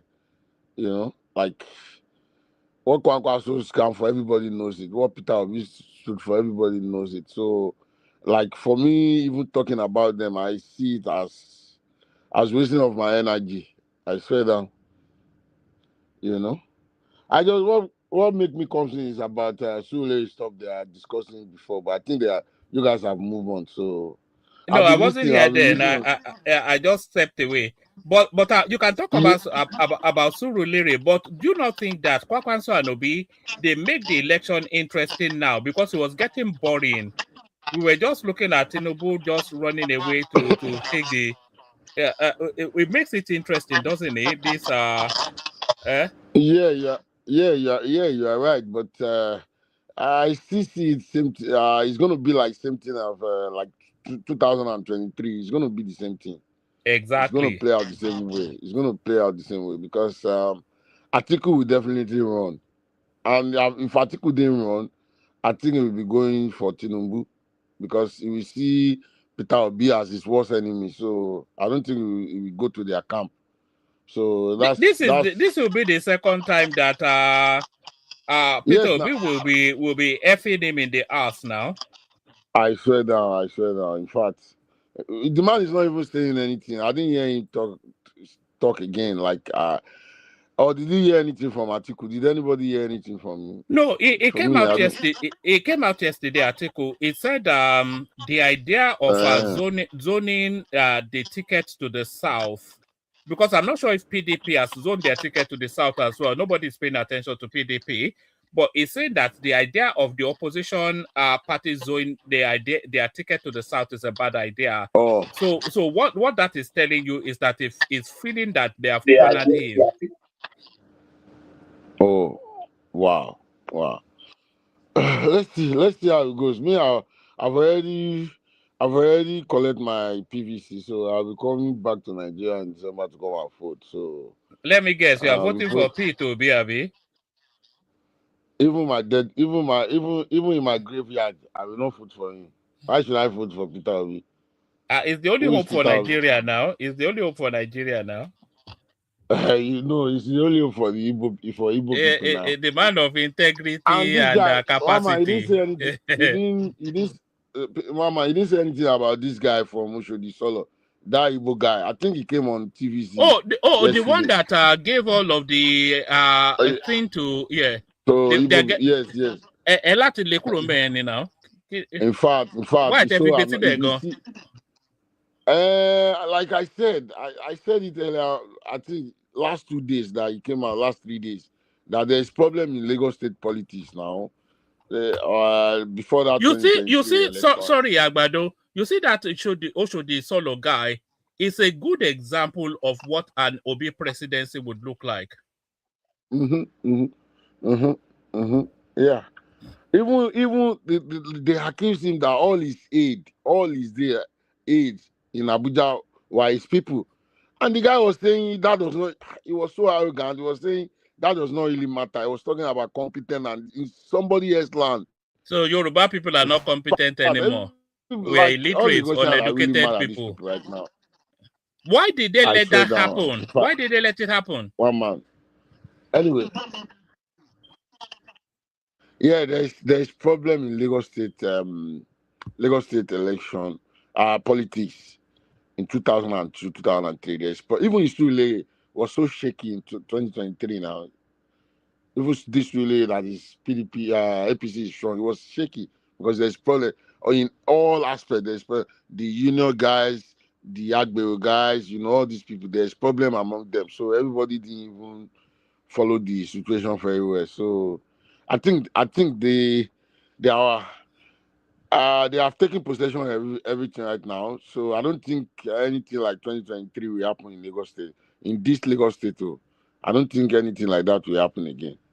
We might see low vote turnout from the people of the Southeast because people. I was going to do a session on that. Is it a council or a rep member? It's a rep member, isn't it? No, it's rep. It's yeah, I was yes, I was going to one man, and I should have made a clip.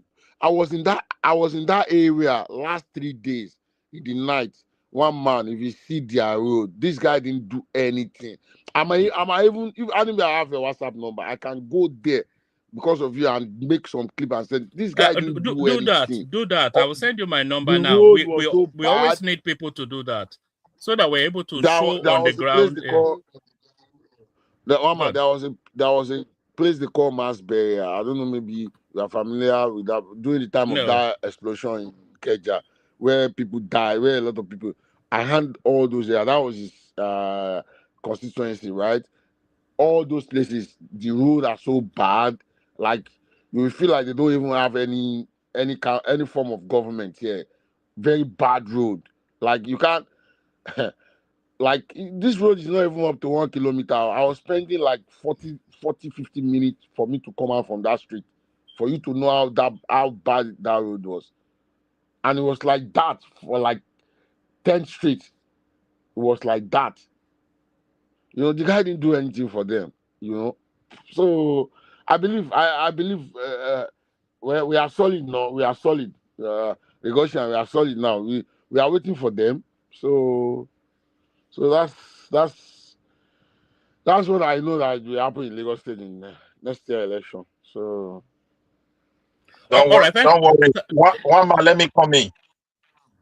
Yeah, go on. Go ahead. Peter Obi's, what is it called? Is it not NDC or something like that? It's getting momentum, and Tinubu have to be worried because now we have a solid opposition, and they are organizing themselves. The only thing I don't understand is that Nigerians indeed they are tired of Agbado. I have to be honest with you. Now we also have another man that forbid beer, and we have another man that doesn't give change. So the whole situation is complex. So, however, the party is getting momentum, a lot of noise on internet, even in the street. So we have to wait, my brother. So the only thing I know, the Nigerian politics is not like nobody knows where to go. In my summary, I have to be honest with you. While you are tired on one hand, the other candidate, if you look at them very well, you get confused more. Because Kwankwaso, to be honest, that guy is a complete Islamic fundamentalist. I don't see anything in that man that would make someone like him to govern Nigeria, I have to be honest with you. But if you look at Obi, to be honest, Obi is desperate just to have power. That is why he went to that ADC. Because if you look at the cannibal people that form ADC, like, and he jumped in, it's questionable about his own, that integrity they try to sell about it. I just have to be honest. So when I look at the whole thing, I'm really confused about my country. Because Obi and Kwankwaso is like water and oil. Their ideology can never match. But however, one may stand to gain. Kwankwaso may gain more popularity in the South. I have to be honest with you. It depends how they play their game. I don't know who is going to win. But if they are going to win Tinubu, Emilokon, Agbado, they need to go and tighten their bet. I have to be honest with you. Not this one that they are doing. But we wait as they are gathering the momentum. So that is it. But however, we have opposition. So that is what I want to say. My submission may not go left, it may not go right. Who understand it may take it. Thank you very much. Let another person speak. All right, excellent. That's the brilliant Midwest. So thank you, Midwest. We've got Prestige who has rejoined. We've got Jim who's with us as well. Prestige, is your system okay to speak now? Otherwise, we go to Jim. Prestige. All right. Jim, are you with us? We were talking about the marriage of convenience between Kwankwaso and Peter Obi. Is it going to blossom is what we're asking, or is it going to end up in a damp squib? Jim Hunter. Jim. Hello, can you hear me, woman? Yeah, perfectly. Good to have you here. Is this your first time? I remember your name.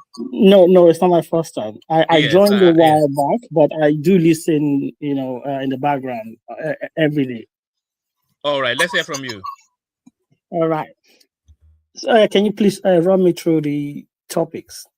No, it's a single topic session, actually. We're reacting to Kwankwaso's outing on Arise TV when he went out to justify his alliance with Peter Obi, telling us that this is the magic formula that will unseat Tinubu. And then we were looking through the history of Kwankwaso's politics, who has always been disparaging towards Peter Obi. And we were asking if this is a marriage of convenience, how it's going to implode, how a Fulani man will subordinate himself to a man from Anambra State, and how the relationship between the Kwankwaso movement and the obedient movement, how that can mesh together into anything meaningful. All right, thank you. I think the ticket is going to make a little bit of, dent, a little bit, but it won't be to that point that Ashwaju will not win. In the end, Ashwaju will still carry the day. Because if you look at Kano State, I think Kwankwaso panicked after he lost out from the APC shenanigan. He was involved and he was trying to get more than he can chew. So when the APC poached the governor, so he got panicked. So that was why he ran into ADC, and then also he saw that there was no way, and he would need to put himself out there so that in 2031 he can still be relevant, and then he can maybe enter the ring and contest, because he would have made himself endeared himself to the people from the south, so that he can also leverage his popularity in the north, and maybe if he's fortunate, he might be the president of Nigeria in 2031. So, but both of them doing any damage to Ashwaju, I doubt it, because a lot of people are saying, sometimes I listen to people on your platform saying that Ashwaju will lose, will fail woefully in the north and all that. So when they are mentioning heavyweights in the north, they're just mentioning Malami, that is not even a heavyweight. They are mentioning El-Rufai, that is a paperweight. But I just laugh. You know, Jim, I was saying earlier that the only real voice in the north is actually Kwankwaso. No, it's not. Because when you go to there are a lot of gladiators in the north. when you go to Sokoto State, there's somebody called Ali Wamako. Is very, very, very strong in there. When you go to Katsina State, you have the former Katsina State governor, which was Aminu Bello Masari. You have his brother Ibrahim Masari, which was the stand-in for Tinubu when he got the nomination in 2023. So there are a lot of heavyweights. When you go to Zamfara, you have Yari there. When you go to Borno, so all these people, they have everything at stake, because if Ashwaju loses, they will also be affected. So I'm not saying that Ashwaju will win the North outrightly, but it will still get a considerable vote. Where I'm a little bit skeptical is in the Southwest, because of our liberalism. So that's where I'm actually scared of.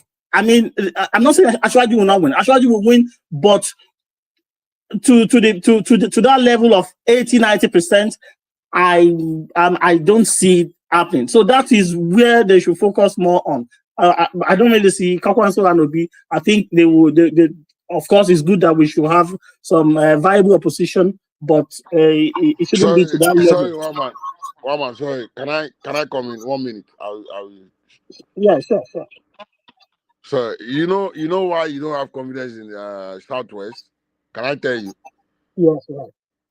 Yeah, because there's so many bastards in the Southwest. Go ahead, thank you. We have so many bastards. No, I know. Sorry, Jim. They actually have a phrase that they use for those people. They call them Yoruba bots. Yoruba bot, B-U-T. They call them Yoruba bots. Yeah. I think also that religion before now, Southwest, we don't really care about religion, but I think things are fast changing. It's rapidly changing. So people now really care about religion. So sometimes I just believe that people say, oh, we don't do like that. In 2023 played a big role. Sorry, one man. Sorry, one man. Do you see a clip of one Southeastern guy? He's a pastor or something that said anybody that votes for Tinubu in 2027 will die. Do you see that clip? Yeah, but that doesn't matter now. We will see a lot of those sort of. Do you remember the guy that told us that Hillary Clinton will win the election, and then when Trump won, he said, we will see a lot of that. What's going on with your platforms? A lot of issue when I come here. Well, everybody else is speaking okay it's now. It's not one man's platform. I think it's your platform. You know what you do? You go out, you off your telephone, then you come in again. It will work well. I think it's all right now. Come in after Jim. Let Jim land. Okay, let me just round up, and then you can come in. So, in a nutshell, so what I would say is that a lot of people who are politically naive, so they still think that 2027 is going to be like 2023, forgetting the fact that the odds were stacked against Ashwaju in 2023. So it was a miracle that he won that election. So I'm thinking that 2027 is going to be like 2023. I just look at them and I laugh. And the man, if you saw that video where the man was saying that 2022, before the primaries, it was tough, and now that he has everything, then he just said people should just forget about it, because that's how I will end it. 2031, anyone can come, and don't be surprised. The Southeasterners and the Northerners, they've always formed alliance, and the Southwest has always played opposition. So we only got into into real power in 2015 till now. So if it flips, I think the Southwest can cope very well. So I don't really have any doubt about the Southwest coping after Tinubu left power. Thank you.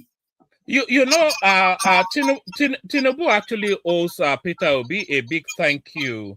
After the 2027 election, Tinubu should make a special effort to meet with Peter Obi and thank him, because Peter Obi would have given him 2 presidencies by 2027. But Prestige, let's test your mic again, see if you're okay now. Prestige. Yeah. Good morning, everybody. One man. Yeah. It's only your platform that I have problem. I think you are doing something. I don't know what it is. No. You've had problems long before I met you, man. No. We put some ojoro on me whenever I come on your platform. I never had any. I go to different platform, like you came the other day and start bashing me that I have no shame, but that's a different story. So I'm not even gonna go there. I think you are jealous because you're not allowed to come into any other platform. No, I can go anywhere I want now. Yeah. Because I'm any platform and I'm accepted, but that's inconsequential to the present topic. It is what it is. Okay. I've been listening a little bit, in and out because I'm not home. So that's probably why. I don't know what's going on with my system, but I figure it out. So having said that, I had a lot of people talking about Kwankwaso has no political capital because he has aligned himself. He didn't align himself with APC. So now Kwankwaso become an irrelevant. It is already, but everybody speak on the opinion. Kwankwaso still control the Kwankwaso movement. Forget about all the disinfection, the governance and other kind of. None of them can garner 1% of 1% of any vote in the north when it comes to Kwankwaso. So his alliance with Obi, it may be like a love-hate relationship. We know what transpired, but in politics, that's how it is. Even in America, look at the vice president to Trump right now. Go and listen to what he said. Even the people that with Tinubu, right now, Ronald Mokori and the the airline chief, everybody. That's the way politics work. Forget about what he said before. He probably has come to realize that if I want to have any kind of political relevance in the future, I need to, I need to align myself with Tinubu. I don't know what happened between, why he didn't join APC. So maybe he didn't have any political future from there in 2031. Maybe that's why, he aligned with Obi. So having said that, I think that's a good move. Obi has pretty much asthmated Atiku because everybody here is saying, well, Obi keep on moving. Is that not the doctrine of Nigerian politics? Do they have any, ideology? People move from one party based on strategy and what may positioning themselves, what may be relevant. So I don't have any issue about it be moving. It can even move to 10 or 20 party. It don't make anything. That does not make him a political prostitute. So like some of you have said, that's what it is. But he's positioning himself, and the the NDC is a very relevant party right now. They have already zoned their presidential candidate to the south. And Kwankwaso knowing that in 4 years, he may, it's going to benefit him. So that's why I said I don't really see anything wrong about what Obi is doing. And Obi stand a very good chance, If election, let's be very clear. This is my own strictly opinion. I hope I'm wrong. I think Tinubu is going to win it because election is not free and fair in election. Tinubu has the judiciary, has INEC and everything. But if election is free and fair, I can bet my money that any strong opposition party like will be right now, they're gonna win because people are not happy with Tinubu. Let's call it what it is. People are not happy. You can come here and project about net fund or his policy. Yeah, the policy is good, but it has not transformed Nigeria.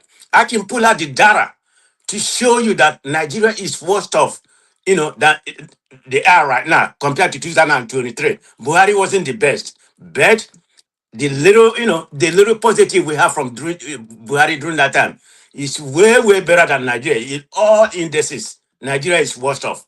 And how do you re-elect somebody?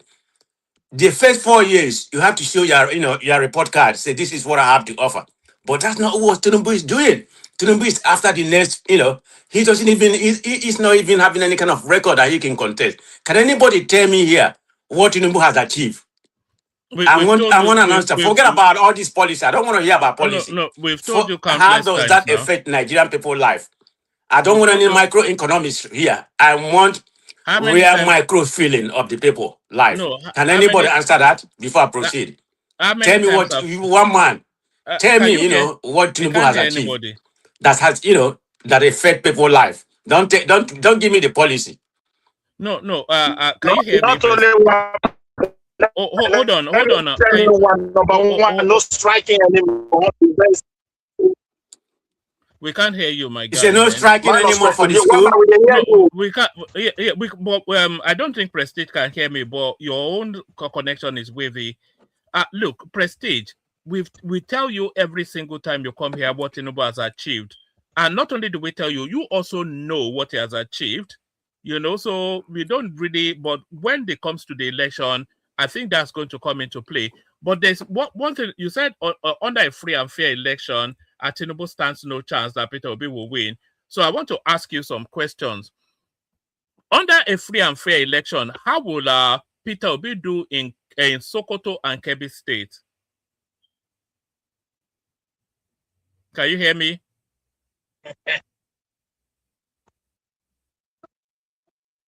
You can't hear me. So, you know, they say these things a lot, but when we go to the reality of it, it doesn't add up. I think it's muted. So let me just make the point. So there's absolutely no chance of Peter Obi winning any elections. If this is the Nigerian map right there, so let's take it from the top and go to the bottom. In Sokoto and Kebbi State, nobody knows that Peter Obi even exists as a human being. We know that from the last cycle of elections. In Zamfara State, nobody knows about Peter Obi. In Katsina, Sokoto, Jigawa, Yobe, Borno, nobody cares about Peter Obi. In Gombe, Bauchi, Kaduna, Niger, Adamawa, nobody cares about Peter Obi. In Taraba State, nobody cares about Peter Obi. In Benue, nobody cares about Peter Obi. Kogi, Ekiti, Kwara, Oyo, Ogun. So who exactly, under a free and fair election, what would lead somebody from Sokoto to vote for Peter Obi? Somebody from Yobe, Kano, Bauchi, Gombe. This is where the population is now.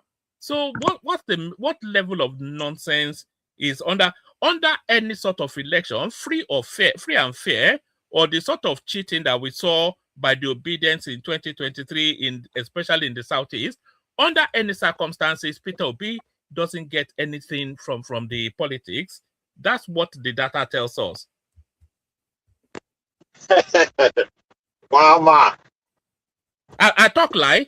Yeah, but other free and fair. Which free and fair elector go make man from Sokoto vote for Peter Obi? I think if man of Prestige is here, I want to ask him.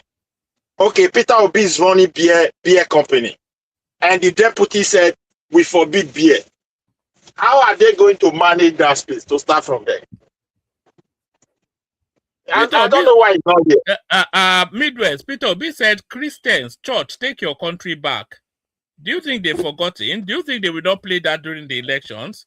What? Well, man, and it's also said it's a religious war. My brother, we have to be honest. Even if they said Nigerians are tired of Tinubu, Peter Obi doesn't stand a chance. He's not by noise. We have to be honest. But they don't want to hear. Let them go there, go and do the election. How will they win? You know what these people do is they restrict the elections to Anambra, Imo, and that's not the election now. The election is Anambra, Sokoto, Imo, Gombe, you know, Enugu, Adamawa. You know, it's the whole of the country, not the sentimentality of one region. Who is going to vote for Peter Obi in the north? Who? One single person. Kwankwaso'S is there. Kwakwa what? Are you joking? One man, bro. One man. We can hear you now. You're the one. Yeah, I think I'm okay right now. I'm on a different area. Sorry for that. Okay, I hate to be messing up your platform. Coming in and out. Just because of where I am, I don't know what my internet. Yes, my question to you was, who is going to vote for Peter Obi in Kebbi State, Sokoto, Zamfara, or Katsina? Obi has penetrated. Forget about his initial appearance. When he run long time. Now the people in the north know him very well. No, I'm asking you now. So the people of Sokoto will vote for Peter Obi. Sokoto, Kebbi, Gombe, Bauchi. Yobe. Because of the alliance with Kwankwaso. Okay. Yeah, because of the yes. Forget about the movement in the country. Yeah, yes, sir. Man of Prestige, may I ask you? Kwankwaso said, he said they should not sell, people should not allow beer to do any business with beer. You understand me? And Peter Obi now, they produce beer. How will they manage that? Let us talk about the ideology now. Midwest, that's a mundane narrative you are coming out with, okay? Forget about that, okay? It's just politics, okay?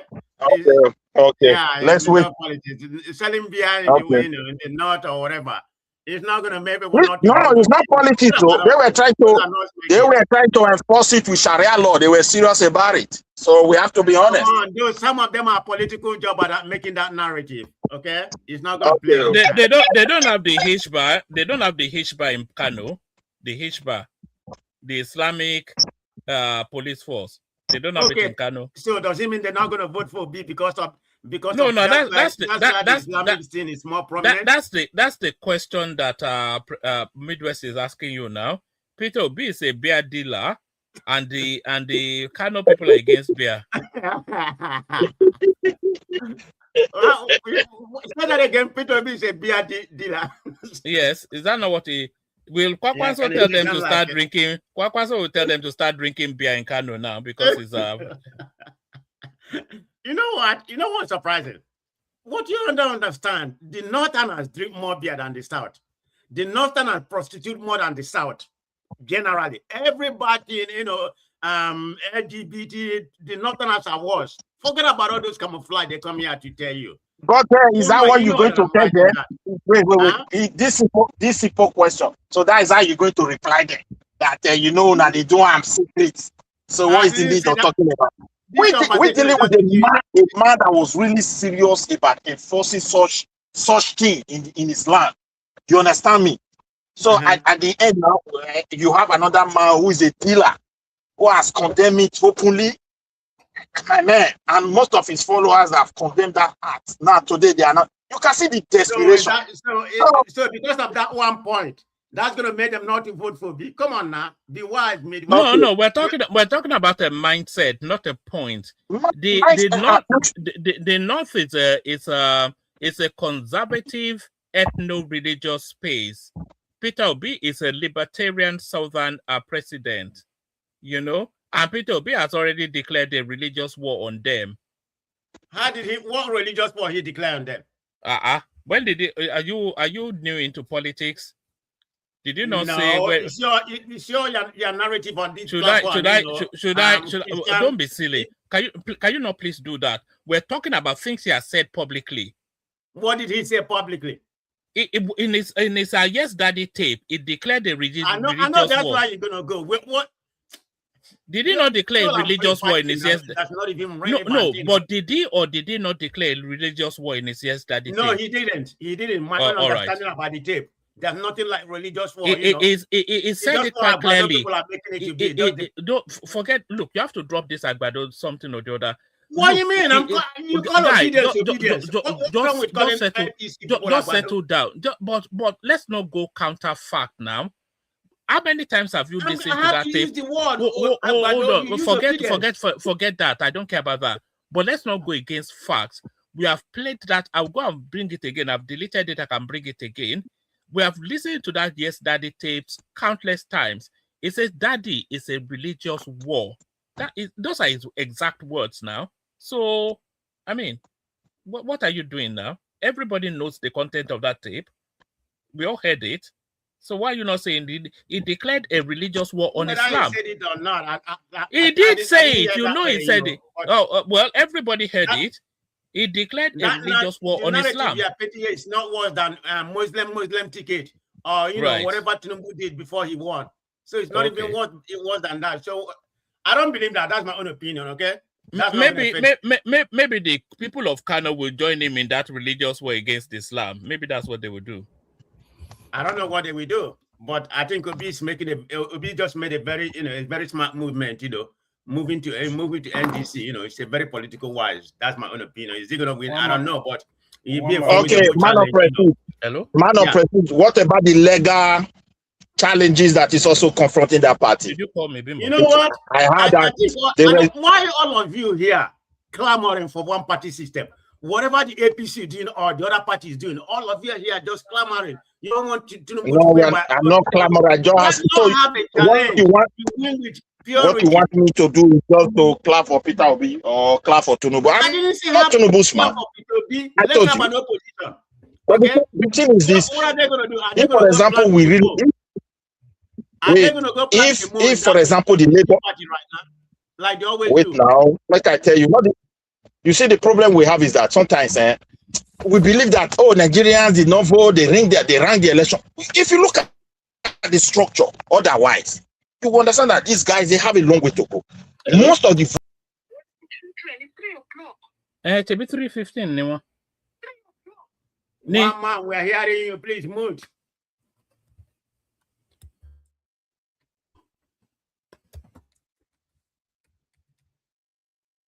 Is somebody there?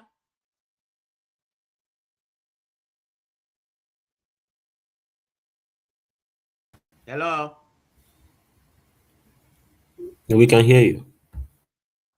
What's going on? Okay. Who is talking right now? So can I go on?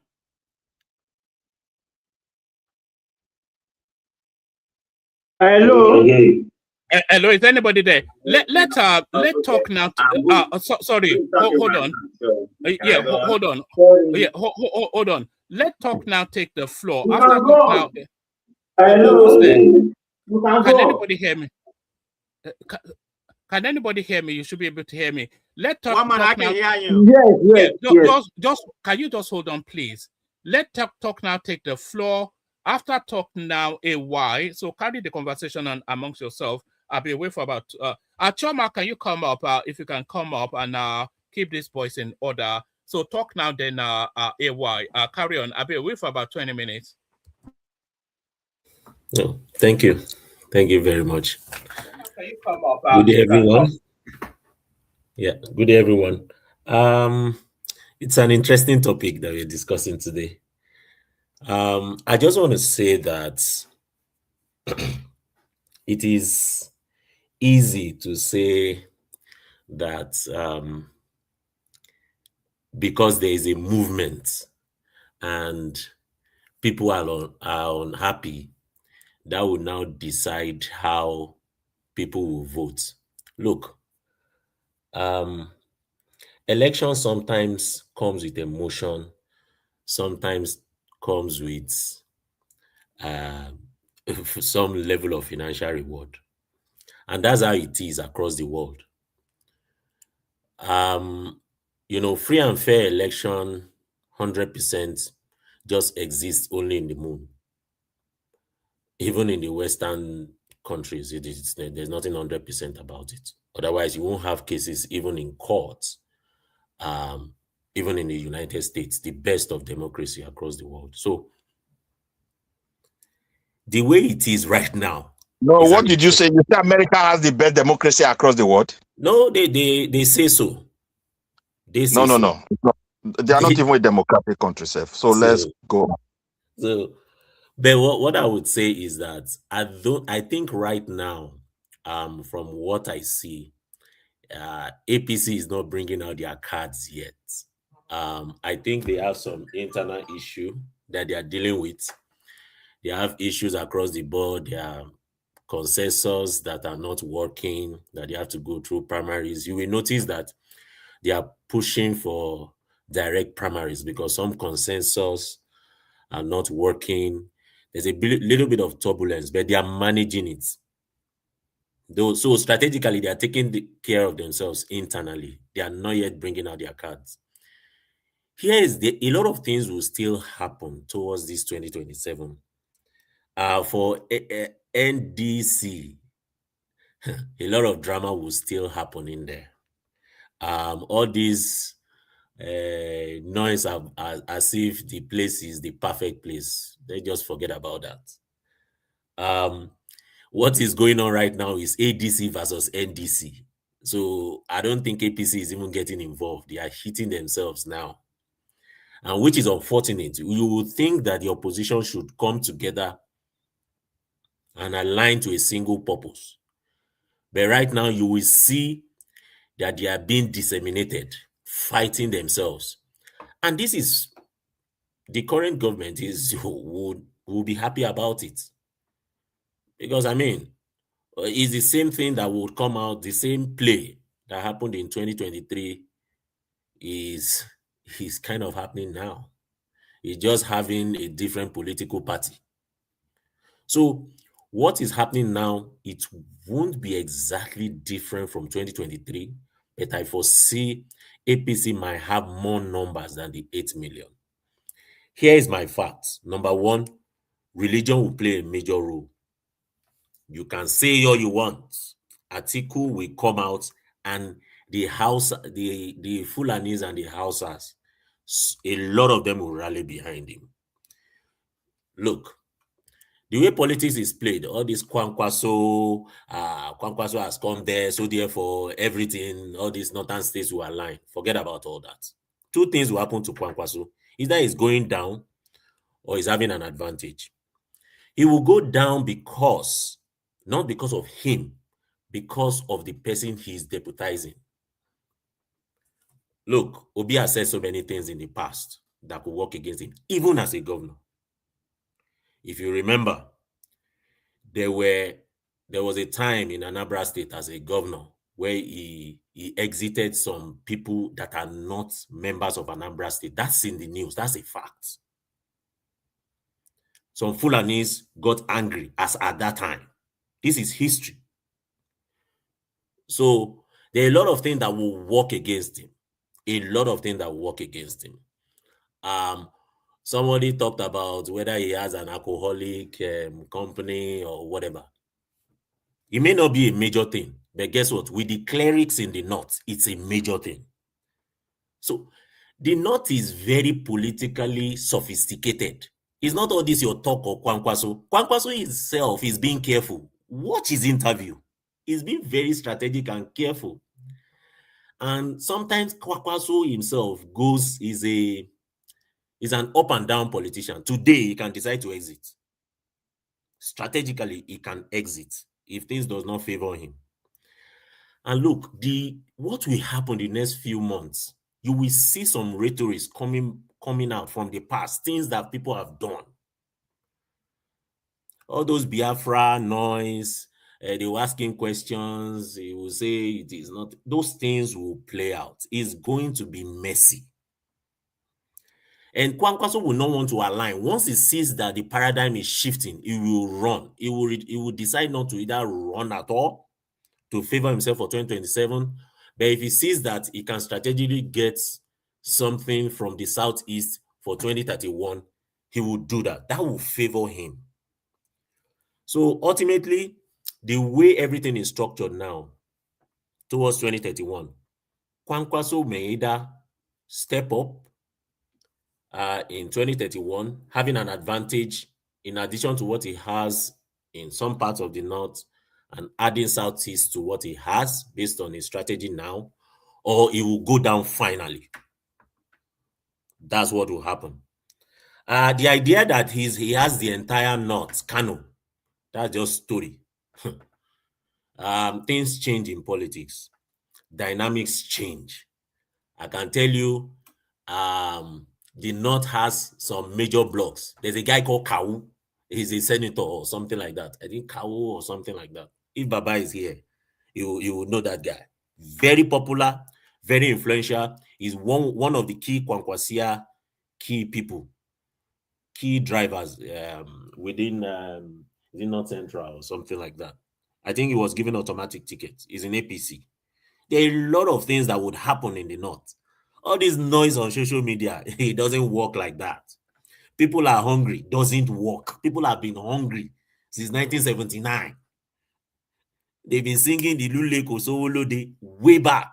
That doesn't work. So I'm just saying it for people to understand that a lot of things will work out. Religion, tribe, money, strategic alignment. Things will change. The fact that APC is not saying anything, they are not yet strategizing. They are not saying anything now.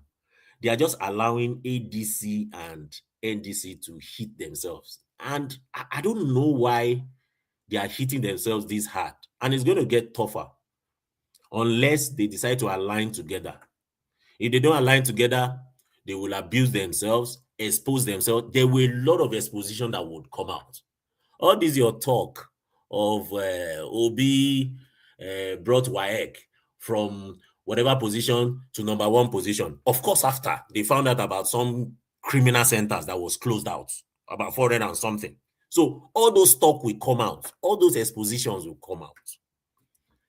The truth is, you have abused the current government. You can't abuse him more than what he already has. There's nothing new. Is he Muslim? That will not exactly sell. I can tell you that for a fact. Of course, he has his own fault. Economically, that will be a downside. But the truth is, politics change as things move. In the next few months, it's going to be an interesting time. Let me yield the floor.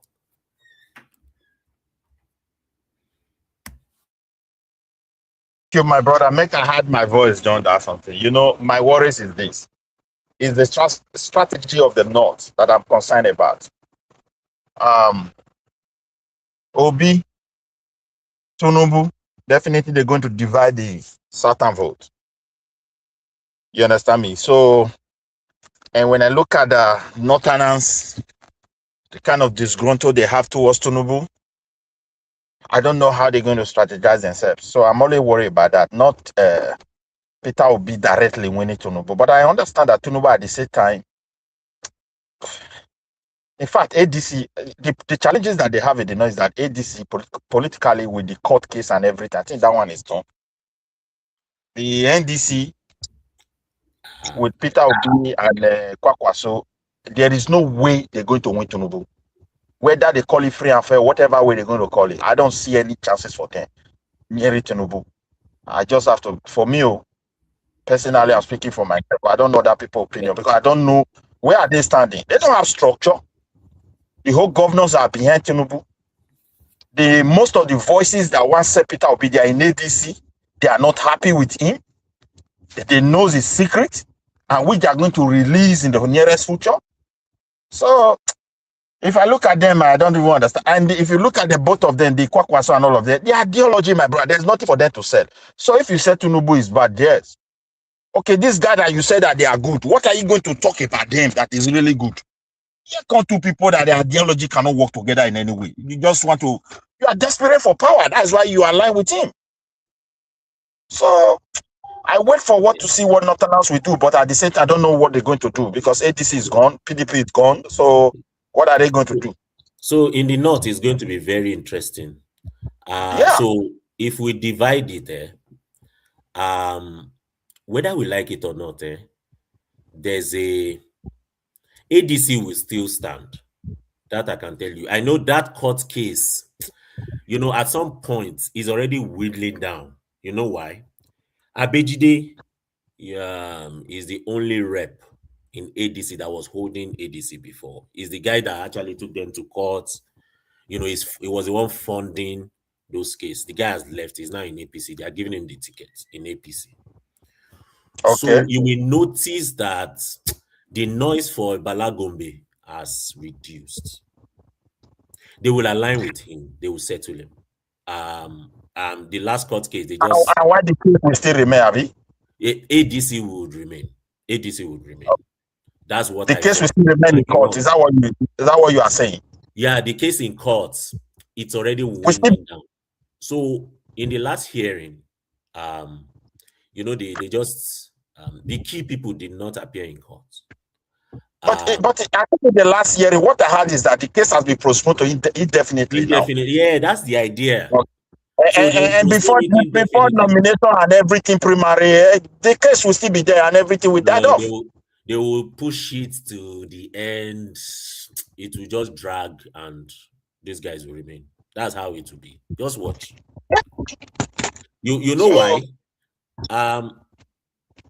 The funding for that case is not in existence anymore. That guy is not going to push it. Abejide is not going to push again. They are not going to do that again.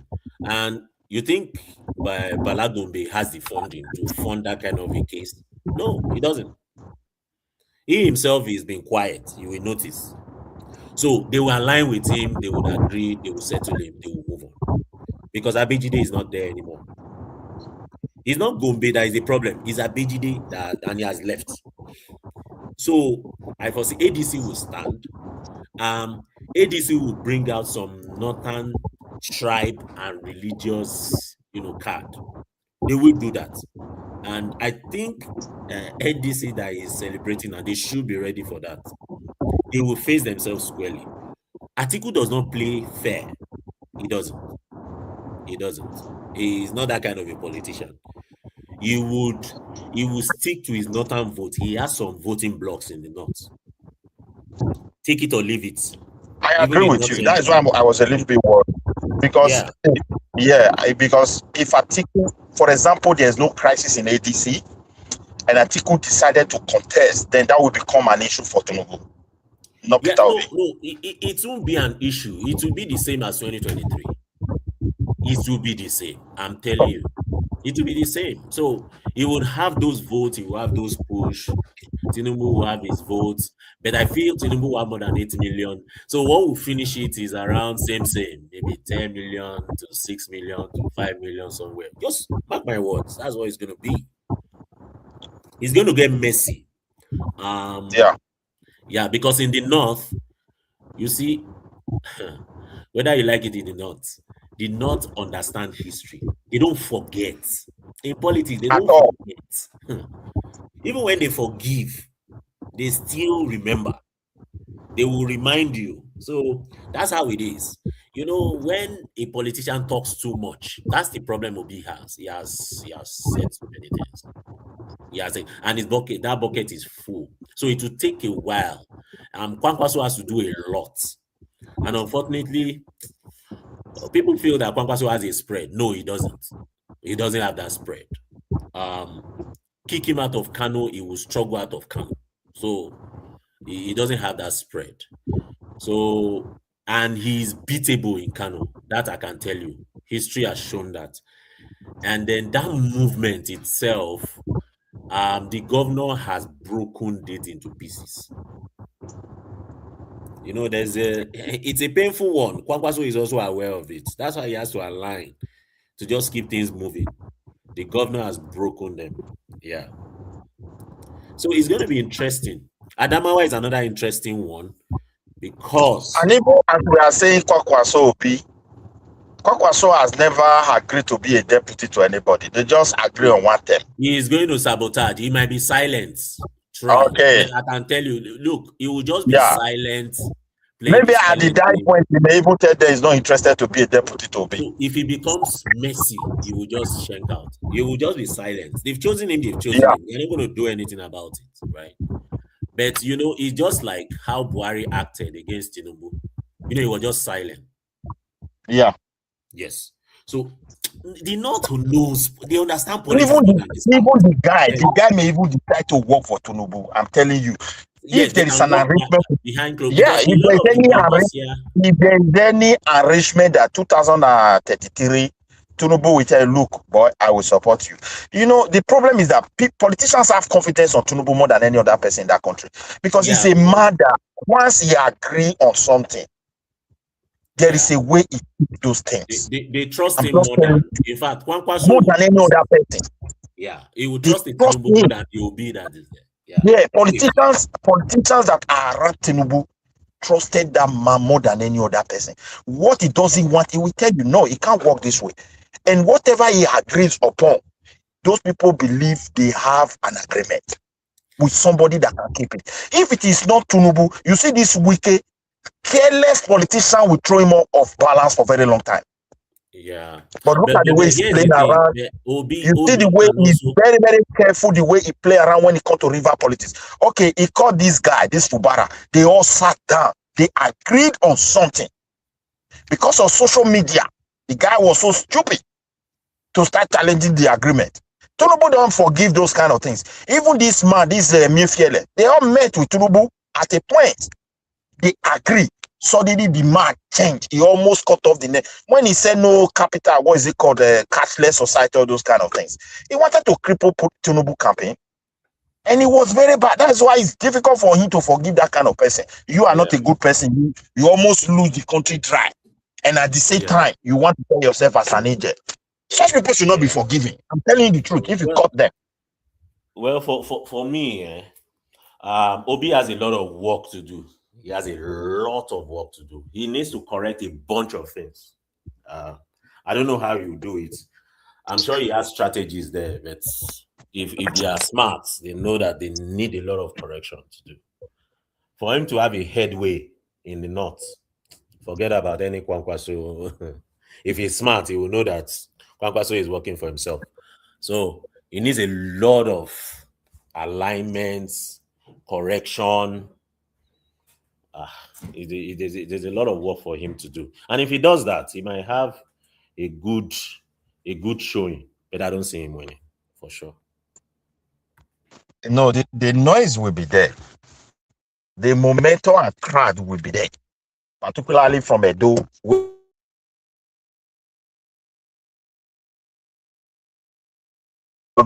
Because on ground, how are you going to sell Kwankwaso when people in Manda said their people are just washed? They don't understand why he left Labour. That is the first confusion. So, and if you look at these people, Aisha and the rest people, those people realize that the election, they will be nothing politically, and that's why all of them are thinking form. They want to contest. They understand that they can use Obi momentum. Maybe some people will skate through, become local government chairman, even go to House of Rep in some places. Like Edo politics is very complex. Those people don't even believe in political parties. So maybe that's just the truth. So they don't believe in any political party, just individual. So on that case, if they feature good individual, they can win some position. But when he also go to presidency, it's a different game entirely. So many people will use him to climb. But for him, we need to know. I don't see anything they have on ground to achieve that. They don't have any. It's just noise at the end of it.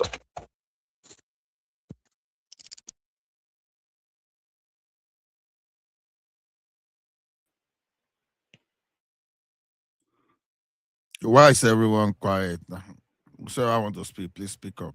No, we are not quiet. Continue, we are my not. brother. We are not quiet. Too. Una well done. Yeah. We greet you. I don't hear una since. I don't calculate how I want to come inside. I don't hear from the left. I don't hear from the right. The left and I be the obedient side. Then the right and I be the bat. Actually, my own take. I don't even know why. Obi decided to take Kwankwaso as his vice. It was. I think to me, it's a very wrong move. Can you tell us why it's a very wrong move, if you don't mind? Because from my own way, the way I am seeing it, I think it's now them Obi and then his followers. Now them they talk say this present government they plant people for their party, so they don't know say now one of the people where then they plant for party now him be like a Wike. Like, all these people, some people where they plant for labor. So they don't know say Kwankwaso now one of those people where Tinubu can handpick and then plant him somewhere. So they needed to be Can I ask you a question, Emily? You are very free. Okay. So let me ask you something. We're all matured, intelligent people. Incident that every other opposition has an issue, has an issue with their party. When everywhere will be good, they always have an issue. Is that coincidence? Even a little baby that was born yesterday know there's something going on outside. That this is APC dealing. I mean, it's a common sense. We all can come here and pretend that APC is not using their power to I thought you want to ask me a question. They can be the only party No, I thought you were asking me a question. No. I just wanted you to ask that. Do you think it's not APC doing try to sabotage each party? Okay, let me answer you now. Yeah, so if that question, let it be question. Yes, it's APC, and they are not denying it. Turubu himself said it, that he will send Akpabio to so place, he will send this one to so place, and then that is their strategy. But the thing that is surprising me, that the obedient will still be coming and be having hope, deceiving people that Obi will win, when they know that they don't have that feather, you understand, to fly with somebody like Tunubu. So why are they coming? That's my question. Why are they still making noise? We win this, let me we ask win. you something. Is it because, wait first now, is it because they want to be saying this one, so that after they have declared the winner, they cannot have more noise? Because me, I don't want to hear this noise after 2027. No? You know, it's boring. It's tiring. Make them just relax. You know, are they preparing another noise? They like this noise. I don't know why. Why they like they make noise? Thank you. Make you talk to me, my brother. Yeah, what I'm telling you, it seems like everybody's singing narrative. Like there shouldn't be there shouldn't be an opposition, and the opposition shouldn't come and contest for that Tinubu can just do what he do, which is there's nothing there's nothing master strategy about Tinubu. Okay, the kind of politics that he plays what I consider to be a mafia politics. That's what's happening, in Nigerian politics. And everybody here, whether Tinubu is going to win, in my own opinion, this is what I think. Because of Tinubu control the whole apparatus, judiciary, the Congress, everybody, INEC, they are subsidiary to Tinubu, they are subsidiary to the, to the executive. So he has all the whole apparatus to win the next election. But the problem is that if election is fair and fair, my own opinion is going to win. The countries are tired of the present government where we are now, because things are, hold on. You asked me a question. I'm going there. Things are worse off than it was before 2023 in all indices. You know it. So I don't come here. I don't want to come here to enumerate all the whole indices where the country is worse off, terrible worse off. And Tinubu has not shown anything. His report card for the first year, another example 5, that he has the leadership. Comparable fact. He didn't let me land now. No, you don't have to land now. No, wait, brother. Why are you just repeating yourself? Brother, sorry. Brother, sorry. That is worse? Brother, sorry. Hold on. I want to ask him a question. What are the things that is worse? You know, I just came in now. Let us know. Okay. Mona, let the guy with the talk to make respond to man of prestige. Yeah. I think I just came in because me I dey hear all of una they batter each other. Now, you know what? I keep quiet. I want me to still talk. Mona still give 2 of us, me and now. Make it talk. Go ahead. Let me know whenever you want me to talk. Okay. From where you just did talk, Rich, just now, may I pick up from there. You see, whether mafia politics, master, strategic, whatever, we are discussing issues, and the issues we are discussing must be based on facts. There are 2 types of facts: facts that are not good, facts that are good. See, if the election will be free and fair and Tinubu wins, and we are saying the fact, it will be facts based on very good, on a very good, stage. Then if he's using the mafia style and he wins, then our facts will not be on a very crooked stage. You understand? So, but we have to say the fact. We already know that it's a mafia. My humble question is, why are the obedient not accepting it? We are not talking about how Nigeria is bad, how Nigeria is not bad, because you and I, we can't fix it. So we should just keep quiet. Even me, that's why I don't talk about it. Something I can't fix. Why will I be bothering myself? I can't fix it. You can't fix it. One man cannot fix it. What's his name? The one, this other platform there, Dr. Damages, he cannot fix it. So Warren himself cannot fix it. Nigeria Watch cannot fix it. all of us, no one can face it, but we'll just be there making noise when we know the truth. We should be saying the truth. By the time when we are saying that truth, it will be fine. From there, we might be getting close to solution, because by the time we are now narrating the truth, people are hearing us, international people are hearing us, not coming to lie when we know that this man is a mafia, is going to win, and we are not saying it. I want us, those of us who are obedient, we don't still get this fact. Maybe we educate others, other obedience. They tell them, say, come, good or bad, there's nothing that will happen in 2027. Then all of us go gather, we go they talk. Then if we want to gather one big force to say, okay, oh, we already know that this man is a mafia, we must remove it. We will they talk the truth, we will they plan strategy on how to remove it. Not when we have no strategy to remove it, our power never even reach to remove one. We they boast say now we get 2027 because Obi is our own. So now we get that. Which we don't already know, say we don't fail. Obi now our own. Let's don't be saying that we have failed. That's my point. We have failed. There is nothing, no plan for ground to remove this man, because he don't hold all the key. He don't hold all the key.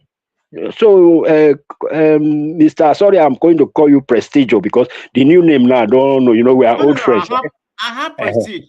I think I changed it to Prestige now. That's what okay. Go ahead. So you get my point. You get my point. Right. You get my point. Me, I dey look inside my inner mind before I dey talk. I know they pretend. So whether I be for Tinubu, I be for Obi, I be for Kwankwaso, I be for Atiku, but if I want talk, I go make sure say I talk the truth. For example, now who I prefer make it be president of Nigeria, I dey always talk. I dey always say Sowore, but now I don't change my mind again. He don't be Sowore because I don't call like him again. When I change my mind, I'll let people know. But the man where I be the look now, I be that whether SDP man, now Yoruba man to Ade, can somebody remind me his name? Adebale or something like that. Very calm man. They wear cap, you know. Sometimes they come channel, they come they interview. Very quiet man. Go they talk, they get Yoruba voice. You know, and you're always presidential candidate of SDP, Abi. I think Adewale something. Prince Adewale. Yes, Prince Adewale is that one now. And they look at somebody where he head still calm, where he can carry Nigeria. I feel make that one my man now. But I don't know if he will contest, but making him my man, that I like him to handle Nigeria. But I'll see they talk the truth when it comes to analyzing politics. I'll see they talk. Tinubu go win now. He go win at Adewale, even though I'm a man now. You understand me now? So when we get all these men for our hand, we get Atiku for hand. Those Atiku people, they need to be talking to our ear and say Atiku cannot really defeat that man now. They talk. But if they work, I go still see if they do the work for inside Nigeria, they say, they don't gather that momentum enough to remove this man. I go still know now. All of us we they see now. Who they see. So people go they talk as if me, I don't know what they see, shall I don't know what then they really see. Where others not they see. But they go they talk this thing. I go able to see the way the people go they touch their muzzle, they talk down like So that's my point, So we should just come clearly, say the truth, say how everything be. Then if we want to talk of how to face insecurity, yes, the government is not trying because we don't even know why they are not really going for these people. You understand? Some people say they will even call from their bushes with their phone. They can track other people with they can track other people. For example, you have politician now. Wherever you hide, they go track your phone. DSS go pick you from there. But these bandits, they go use their own phone, still call for ransom, but don't fit track them. So what did they happen then? How do we they talk? But for the politics ground, nobody now feel remove Tinubu.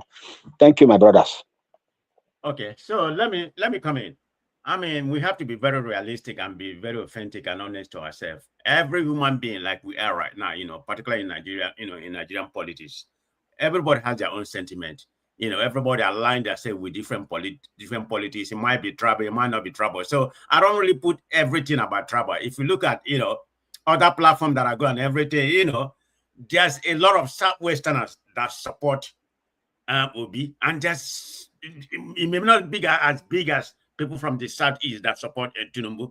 You know, so everybody has their own political sentiment. You know, some people say they are independents. I don't really believe that. Even in American politics, you have what they call lean Democrat, lean Republican, but they consider themselves the register as independent. But when it comes to voting, they tend to lean to one party. So, you know, it's just how it is. It's a human nature that you have, you know, you have political sentiment, and that's why. But when we come, you know, regardless of our political sentiment, we have to speak with facts.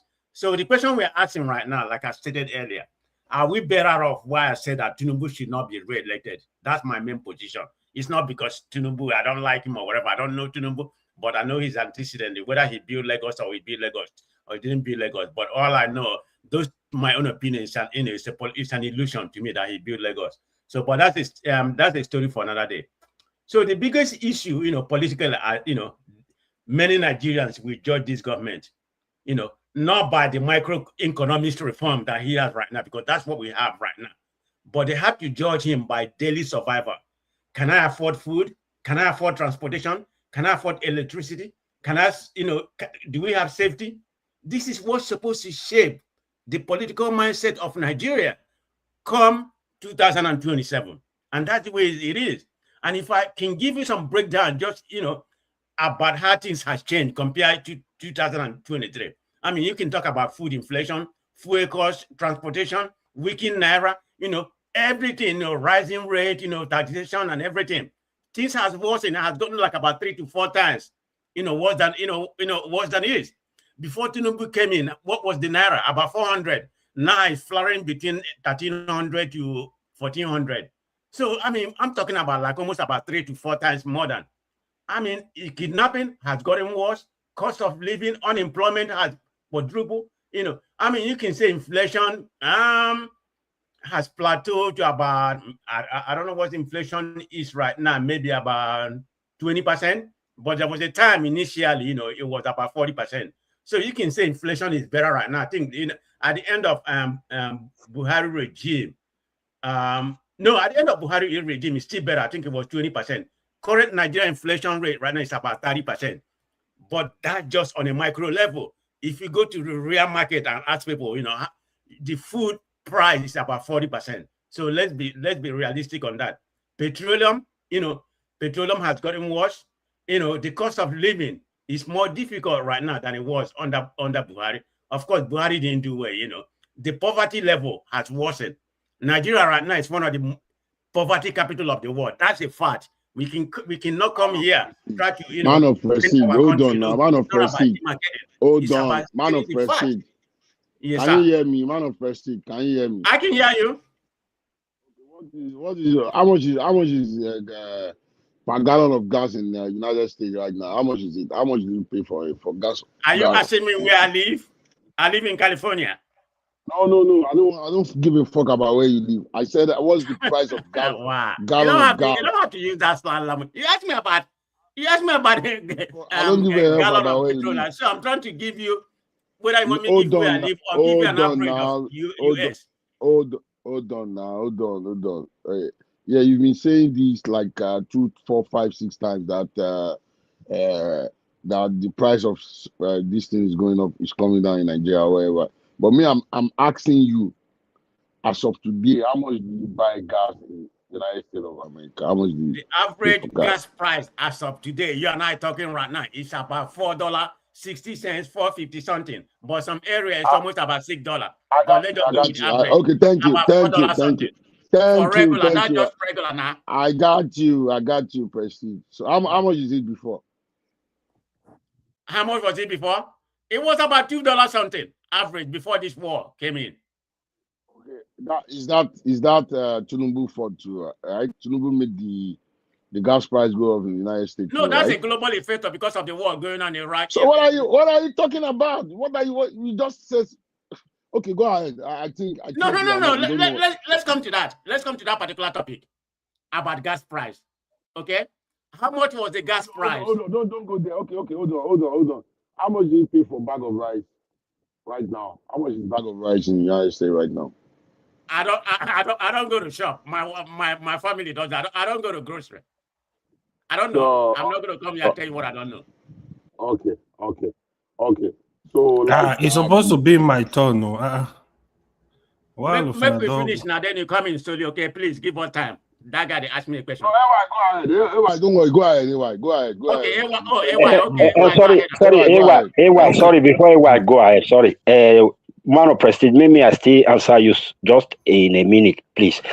You see, it is very easy to say that fuel was 400 or whatever, and then later it now went to 1,100, later dropped to 800, and it's now dragging with 800, 900, 1,000, 950, 800, 1,001, 1,000. There was a time when I was in Nigeria, we bought it 1,350.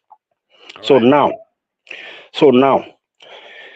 there are some of us who also know why some people are saying that. Some of us also know that before fuel subsidy was removed, the price was below 500 or at top 500. Okay.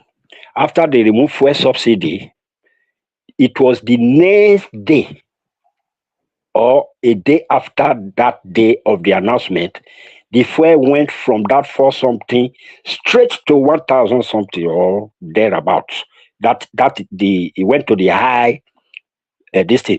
And then they were telling us that the reason it went there is because Nigerians, they've been paying that 4 something 500, and the government has been paying the remaining amount. It's not that. You're right. It's not that the government didn't remove what they were paying, and then the thing suddenly just went up. It was because the government removed what they were helping the citizen to pay for years. You know, there are some people also that are not, they appreciate, you understand, ungrateful elements. They want to forget all these years that this Nigerian government, wait, I'm not trying to praise them. I'm also trying to tell you how Nigerians behave. All these years, some people, since they born them till they come be 100 years old, Nigeria, they help them pay for it. Why other people for other countries, they say they get oil well or they get crude, forget that thing. Because that time we will not get the refinery, the product as it is inside ground. Now money where they take process and they'll take sell for you and others. But yet, government begin pay for you right from the day they born you, come reach 100 years old, you die, you born children. Now they just remove one now. May you at least face reality. You they shout. You say you want die. And I know say these same Nigerians, the way then they also their money. Sorry, Isaac. Ola, please shut it down when you guys are done. Okay. Thank you. If I tell you the way Nigerians they also their money, both legit, illegit, even me, they even blame government. Why? Yeah, thank you. Yeah. Madam President. Yeah. When last did you come to Nigeria? I go to Nigeria every year. I was in Nigeria last year and I came back this year. I always spend like about a month in Nigeria every year. Go ahead. Okay. So do you usually come to Lagos or you go down to the east? I spent time in Lagos. Then before I moved down to east during Christmas. To be candid, and to speak truth to power. Did you see a lot of changes in Lagos State? Does Lagos State, or I don't want to use Lagos State to compare the whole Nigeria. I mean, I based in Lagos. I live in let me say I'm Lagosian, so okay. I based in Lagos. I'm in Nigeria right now. Did you see any change? Does it look like people are suffering? Like how will I put it? How will I put this question to you? Like Walking Dead. Did you not see any development? Like did you not see any new building going on in each street you go like that like is it dead or something? To be candid, just say the truth for at least for once, man of Freddy. Don't be partisan, please. Okay, I'm gonna be very authentic to you. I mean, I always stay in Lagos for about a week. I think this time I stay 10 days. So to be more frank, yeah, every year that I go to Lagos, I see a lot of developments in terms of infrastructure and every other thing. Lagos is the most developed, city in Nigeria. Forget about Abuja. Okay, so just Lagos state government is working. Of course, they get a lot of money. But I haven't said that Lagos is developing, but they can't use the place that I stay, Ikoyi, and all that kind of places, to judge places like Ajabule. What's one of some of the places I don't, some of the poor places. Can you to judge? But in terms of that, there's a development without sugarcoating. Even though if you go to Ajabule, if you go to anywhere in this Lagos state, you see new building coming up on. No. I just answer you a question. I'm just being general. Yes. Let me help you. Let me help you. Let me finish. Question. Hold on. AY. This one is my turn. All of you are just bullying me. Hold on. AY. Just calm down, brother. Just calm down. 1 minute. 1 minute. Can you just calm down? Let me wrap up. 1 minute. Go ahead. So okay, just 1 minute. So the point I was trying to make, let me close my analysis, then I can listen, then intervene less. So I was talking about Nigeria are worse off than they were before 2023 in all economic index. Forget about this microeconomy reform, and that's what we're going by right now. We have to talk about economic feeling of human being. So the point, I think I don't know who it wasn't AY, was it Talk No or whatever? Somebody Isaac that was saying earlier about the fuel subsidy removal. Yeah, I agree with the fuel subsidy removal, but sometimes you have to do something like that to cushion the suffering of the people. Like in USA right now, Trump is trying to remove the federal tax on fuel because of fuel is high. That's what government does. But my question to anybody that want to answer, when anybody come in, what are they doing with the revenue generated, since the fuel subsidy removal? According to my own record, we have accumulated over 1 trillion naira from the saving from fuel subsidy in 2023. And if you add that up to date, over 3.7 trillion. What are they doing with that money? And they keep on borrowing every day. There's nothing wrong with borrowing, but you have to show what you are borrowing the money for. It's not showing. Things are worse off. That's my point. Thank you very much. Okay. Thank you. You see, Wama, you see how you what's it called? Presti, you see how you defending yourself now. When I tell you people stay away from tribal politics, you people will not listen to me. Now, Nigeria has started dividing across tribe again in this election. Now I go to laugh all of you now. Though I usually tell you when I say it, people tell me, "Oh, everybody is tribal. Tribal is." I say, let Tinubu finish your tribe there. Say then you go in. This is the problem. People, Nigerians, we are just terrible in our thinking. Agbadu, to answer that your question, man of President don't answer that question well. People are poor is bad. That is what it is.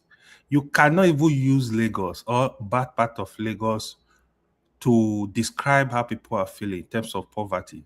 You need to go to the remote areas. You need to leave Lagos, go to other states, you go to the remote area. That is how you know how Nigeria are feeling. I was in Nigeria late last year.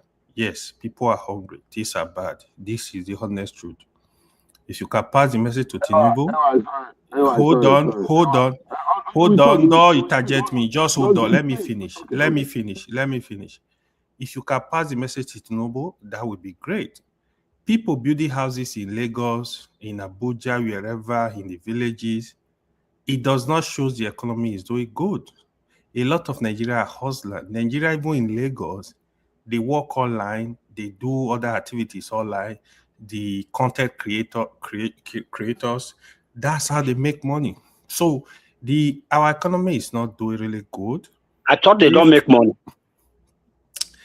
Of course, you just said they are making money. That is what I said. I said they are making money. Money is money now. When you make money, you make money. Which one are you complaining? You hold on. This is my turn. This is my turn. You see, I bash Prestige now. I no come here complain. I'm not obedient for your information, so I need to speak for my people in my country. I'm speaking for Nigeria. Things are bad.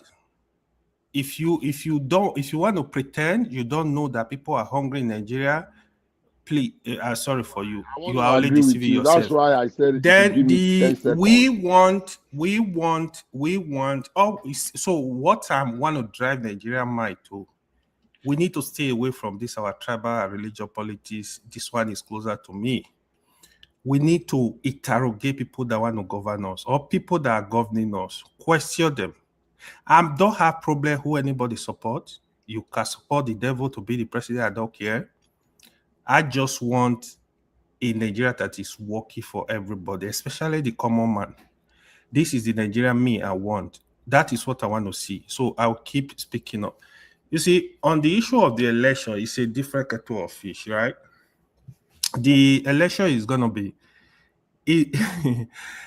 we need to see if ADC are really going to have a presidential candidate. Obviously, NDC, I think Peter Obi is going to be their presidential candidate from what I'm seeing at Kwankwaso. I think the opposition are greedy. They are greedy and lazy. They've not done much. I'll be saying that. Yes, especially Peter Obi. If I were Peter Obi, immediately after election, he was moving around, but I expected Peter Obi to get struggled of Labour Party. He was unable. That's a problem. So now, instead of them defeating Tinubu is not a child's play. It's not easy. It's not going to be easy, especially when they are divided.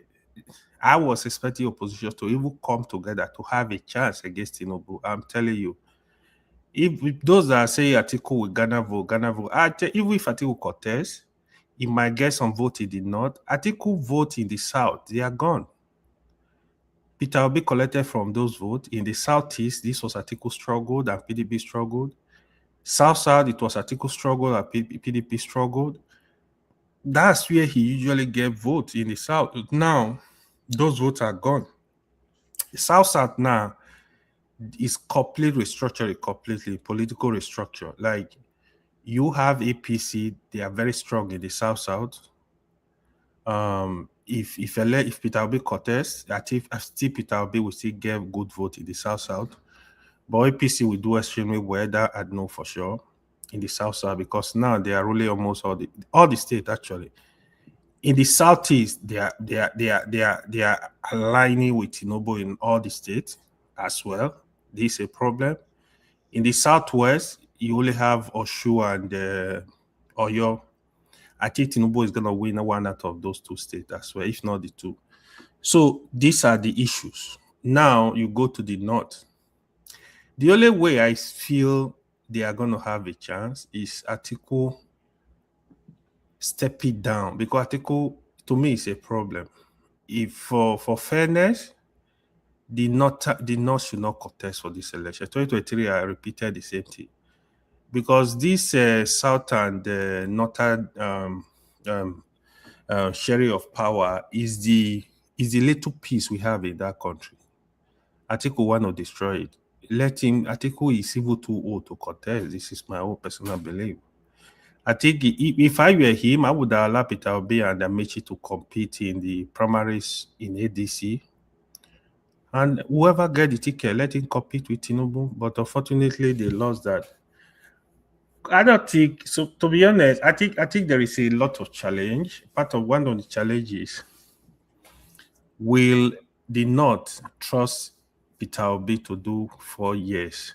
This is question number one. That is why you see them pushing Goodluck into the equation. And Goodluck, to be honest, if I were Goodluck, I'm not going to contest for any election. He does not have the popularity. They are pushing him. People are pushing him, especially the Northerners. So the team now is... They push him into 2022 too, right? Yeah, APC almost gave... When that ticket, APC almost gave that ticket to Goodluck. It was very, very strong plan already. Because what the Northerners wanted to do, they wanted do 4 years, give us power. Anyway, Yeah, I can hear you. you know, Hmm. who do you think the North will trust? It's If issue of Jonathan is on the convenience. ticket, Mm-hmm. you have Tinubu on the ticket, you Mm-hmm. have an Obi on the ticket. Just assuming everything in this zone to the south. Sincerely, You see, it's tough. I don't think Goodluck Here's the thing: Jonathan will they not be will able. trust. You see, I don't think they will want to go back to someone promising them one term. That's one. Number two, some of them they already have fallout with Tinubu. That's not in doubt. The North is divided around. There's gonna be a more fallout after the primaries, so a lot of fallout. So because now, APC, you know, they are gang of robbers. but They're gonna rig the primaries. Yeah, but they know that somebody is going to get there by law. It just has one term. So if you draw those scenarios, you might think that Jonathan maybe he won't stand a chance. I think they will trust him more than any other thing. Even if they are gonna bring Jonathan in, then Peter Obi need to drop. Except that, because the vote are not gonna come out. I'm telling you, Peter Obi is more popular than Goodluck Jonathan. Sincerely, Goodluck Jonathan is a good man. I like him, but with terms of governance, he does not have business with governance. I don't see Peter Obi dropping to support him. I think if Goodluck comes out, they might people will trust Goodluck Jonathan more than, of course, Peter Obi. He has a history. I don't even know what you mean Mr. by Ola, Mr. Ola, can I ask you a question? Do you trust Goodluck? Let me see what I want to say. Yeah, Simba, what are you saying? Simba is what do you mean by I don't like that description saying somebody is a good man. I don't need a good man as my president. No, I know. That's what I'm saying. I say it's not about being say you are sharing corn, you find yourself in traffic water that you're going to tell us that you are going to be a good president. No, of course, he was there before now. That's what I'm saying. I said Goodluck. It's like the way we talk about Jonathan as if all of us will develop amnesia. Hold on. You think that we don't know what happened during that regime? That regime was a calamity. I know now. I know that is what. And Nigeria earlier on this morning when we are talking AY, I don't pity Nigerians because Nigerians don't even have memory. They don't even know what they deserve for themselves. Yeah. Why should somebody be clamoring for somebody like Goodluck to come back to come and do what? Simba. We are not the one clamoring. Nigeria is not the one. We are just discussing. It's even a lie. All those things, all those people were sponsored. He's the one that wanted to come back on his own. Nobody's clamoring for him. Actually, he's a politician. It's not left for me. Goodluck does not have business. Why should somebody be clamoring for somebody like Goodluck to come back? To come and do what? We are just discussing. You calm down, Simba. Calm down. What I'm saying, right? Again, even if Goodluck is contested, Peter Obi is contested, you are still going to divide all the vote. This is another problem too. So, I think for me, for opposition to have a chance, I think the aim if they bring Goodluck Jonathan to contest, the North will support him. No, it is just a way of pitching South against South, so that the thing can go to the North. I don't know how many Southerners that we run after Goodluck. South people. No, I don't know. That's okay. No, that's what I'm saying. Okay, look at it. If you bring Jonathan, it's naturalized. People might want to go for him, just like Southeast people will go for Obi. You understand? So, and Southwest, we have this kind of. I don't even know where to classify us. You understand? Because some people will go for the Northerners, some people will go for the Easterner. At the end of the day, you mess your people up, you will mess your own up. So the thing is, if they come out with that strategy, it's going to be difficult a little bit. But then, I don't know. Ola, let me say this. If that guy, if he tried it, any iota of goodwill that is enjoying will be erased completely. We erase it. He should not even, if he's a mumu, one, when if it comes out, he can never win anything. And all the goodwill, the little goodwill that is enjoying will vanish. You see Buhari now. Let me tell you, before Buhari is everything about him. All these people that are naive, that doesn't even know what happened, because some people are saying, "Oh, good luck, Jonathan. A bag of rice is this. A bag because our economy is based on bag of rice in Nigeria." They will that when we bring what happened during his regime out. That's when people his ears will be open to people. No, it is in comparison, right? One bad government to the other. You now say, okay, if a one bad government, you understand, is better than the one that succeeded the government. You understand? The bad government. Let me tell you, Ola, you have your bias against Buhari. As far as I'm concerned, in fact, 200%. Let me tell you this. If good luck, maybe by mistakenly he won that 2015 election, if he continue in that trajectory to 2019, only God knows where that country will be. So Remy, can we attribute the same thing to Tinubu, that his report card in the first close to 4 years is as bad as it can be? So what happened when I mean, man of prestige, Shofaboni. How can you make that? How can you make that kind of comparison? Man of prestige. Somebody's making the comparison here. So why can I use the same judgment to judge Tinubu? Because he reported for the first 4 years. Hasn't given an example of anything. All his micro reform. Nothing has transcribed to reality to people, Man of prestige, can you hear me? Can you hear me? So why can't I judge him with the first 4 years? What's going to happen when he becomes a president? Man of prestige, can you hear me? Okay, that his microphone is doing the thing again. See, the thing is this. I don't know if you can hear. You understand? There's a difference between you not liking Tinubu and you not facing the reality. We keep asking you guys questions. Was it okay to use 97% of your revenues to pay to service debt? Was it okay to borrow? You're already using 97% to pay debt to. Was it okay to continue to borrow to pay for subsidy, knowing that you are going to service that debt too?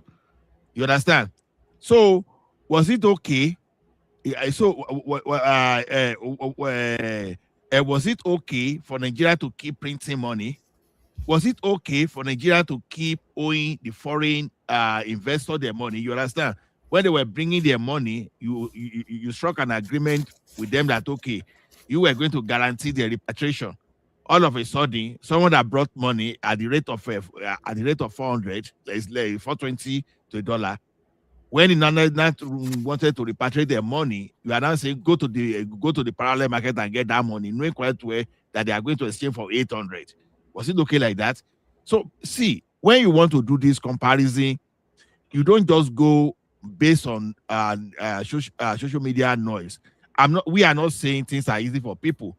I was born into hearing how tough the country was. I was not. I was not grown enough to know what happened during Murtala Muhammad, so I would not even talk about that, because people seem to talk of Murtala Muhammad just because it's short-lived, just like people will talk of Yar'Adua. Because in reality, if you are a scholar or you are analyst, you really wanted to analyze what happened during that Yar'Adua, you will see that under that short period that people were praising Yar'Adua too, a lot of it happened because Kaba, just like Kaba of Buhari, Kaba hijacked that government.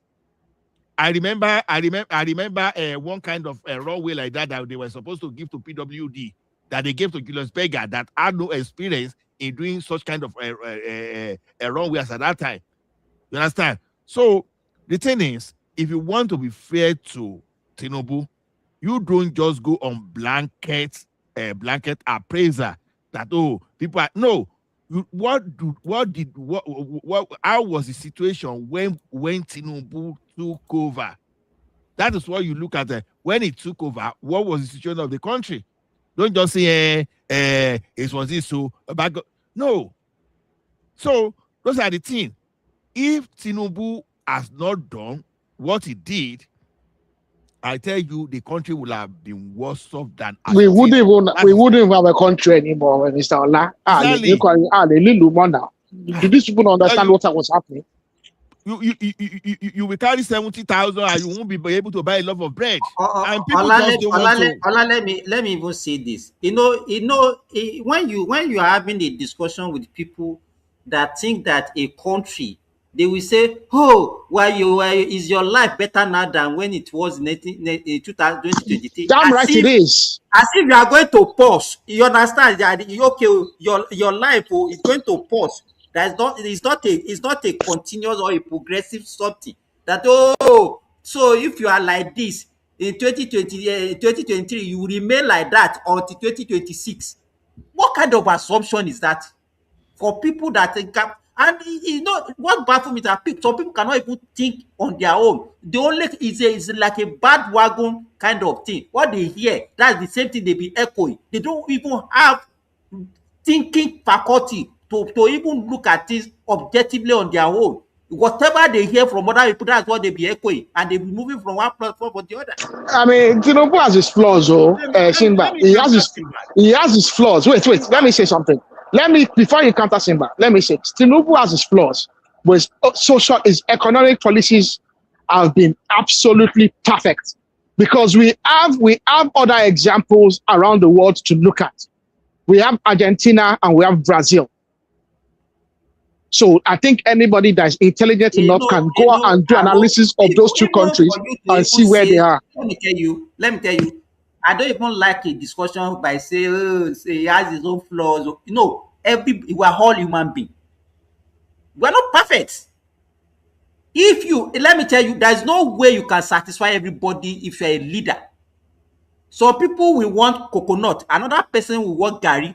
If you provide coconut, because you have limited resources, you don't have resources to do everything. Like we're supposed to look at it.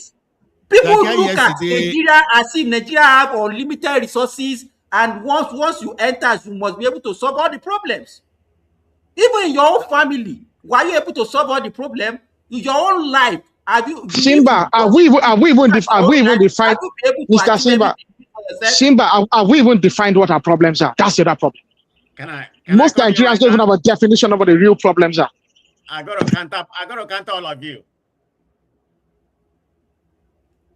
Man of prestige, when you are doing the countering, can you please articulate the policies and tell me articulate what the flaws are in the policies and the economic reasons why the flaws are? Because at the end of the day, economics is a social science. I think Mr. Allah was talking about economics yesterday, or this morning when I heard. Economics is a social science. It's not mathematics. There's not an absolute correct policy, because you are dealing with the realities and the lives of humans. Humans that make multiple different decisions, and the decisions are infinite. The possibilities and the results of the multiple decisions that 200 million Nigerians are going to make are infinite.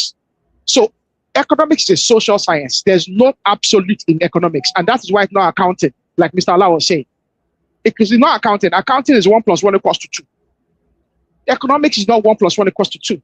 It's a social science. You're dealing with the lives of real people. So, Mr. Man of Prestige, when you're talking about it, can you please expatiate on the policies and why they are? Say what you want to say. You don't need to teach him what you need to say. I believe that. I believe that a man of prestige, we have to put this in on benchmark. You have to benchmark this thing because see, where I'm afraid of our intellectual is this: they confuse those people that don't really understand it. Because now, for example, they brainwash some people to the extent of believing that Jubri was the president of Nigeria, that it was not Buhari, and some people really believe that thing. And it's saddening my heart that even we have some educated people. We are not talking of someone that was barely educated. We are talking of some master's degree in engineering people. Engineering that believe that it was Jubri that was sitting as the president of Nigeria. That is what some people did. And brainwash people. You understand? No. Let's look at it. How can you connect that? You Let understand? me come in, Allah. You're supposed to be the moderator.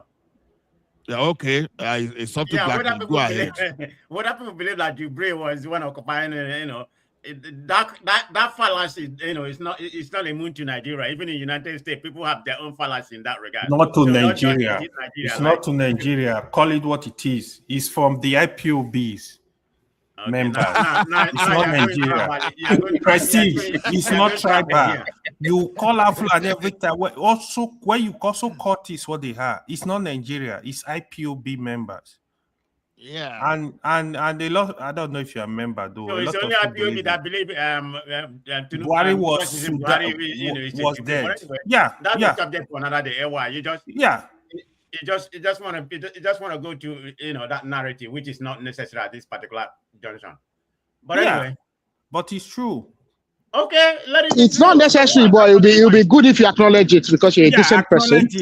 Yeah, because a decent person just acknowledge it. Trade among Nigerians, whether it's IPOB This majority is not or whatever. Igbo tribal. I'm not saying my Igbo. concern. I'm not an even IPOB. saying Igbo. I'm saying IPOB. I'm not you say Igbo. I don't say you say Igbo. Yeah, it's But anyway, IPOB are not that they are all Igbo are not IPOB. Let's move on. Because you say Nigeria, you are saying want to introduce your own narrative, but I'm not going to take your bet. You see, even he believe it. I tell you, I don't know for you people, Joe. Yeah, when you come here, you act like you are the most righteous person, or you are the it's right. No issue of righteous. Okay, man of prestige. It's you man that of is talking a prestige. perico fact every time. This is a perico fact. Man of prestige. Let's take this thing even one after the other. Okay. Do you believe that 97% debt to revenue ratio was okay for Nigeria, and did you believe that it was sustainable? Yes or no, sir? Do you believe? No, it wasn't sustainable. Right. Okay. Now, do you believe that we should be borrowing money to subsidize exchange and be borrowing money to pay fuel subsidy? Did you believe that? For most of West Africa, our place had that because we are subsidizing literally half of West Africa. Hold on now. Arrow, they asked me a question and not you, so let me answer. Okay, you're not the only person with with knowledge here. But anyway, having said that, do I believe there's nothing wrong with borrowing?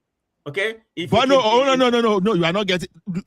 Do you believe it was okay to borrow to subsidize fuel consumption and USD that end up in the hands of some people that go to use it to buy wig, to import Indomie, and to do some kind of rubbish from this? So do you believe it was okay to subsidize? Why to subsidize for that for fuel and forex? Do you believe that?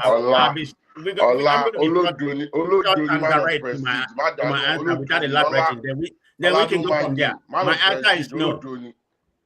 I said no. Please let him talk, please. So if you believe, if the answers are no, so why exactly are you against fuel subsidy removal? Why exactly are you now against the policy that boosts our debt to revenue ratio? So why are you fighting against it? It's can you also take the VAT as well along and the student loan? Can you talk about that? Why it's against that as well? What is inherently Yeah. Okay. Go ahead. Everybody in support of the fuel subsidy. The way Tinubu did it, whether it's good or not, some people say he did it in a haste. How should they have done it? How should they have done it? Without implementing, How should they have implemented the fuel subsidy according to the PIA Act? Okay. Let's stick with the present. Do you understand that the fuel subsidy removal is actually according to law? It's not because Tinubu didn't remove it because he wanted to remove it. He removed it because he had no other option than to remove it. Because according to the PIA Act, there's nothing called for subsidy according to PIA. In fact, Buhari had to go and get a supplementary budget to actually bring fuel subsidy from January to July when to just when Tinubu took over. Can you hear me? Done. Yeah. He said it cannot be done the way. So so he can't just be cancelling it. Let us give us the alternative. Yes, give us the alternative. Okay. here we go.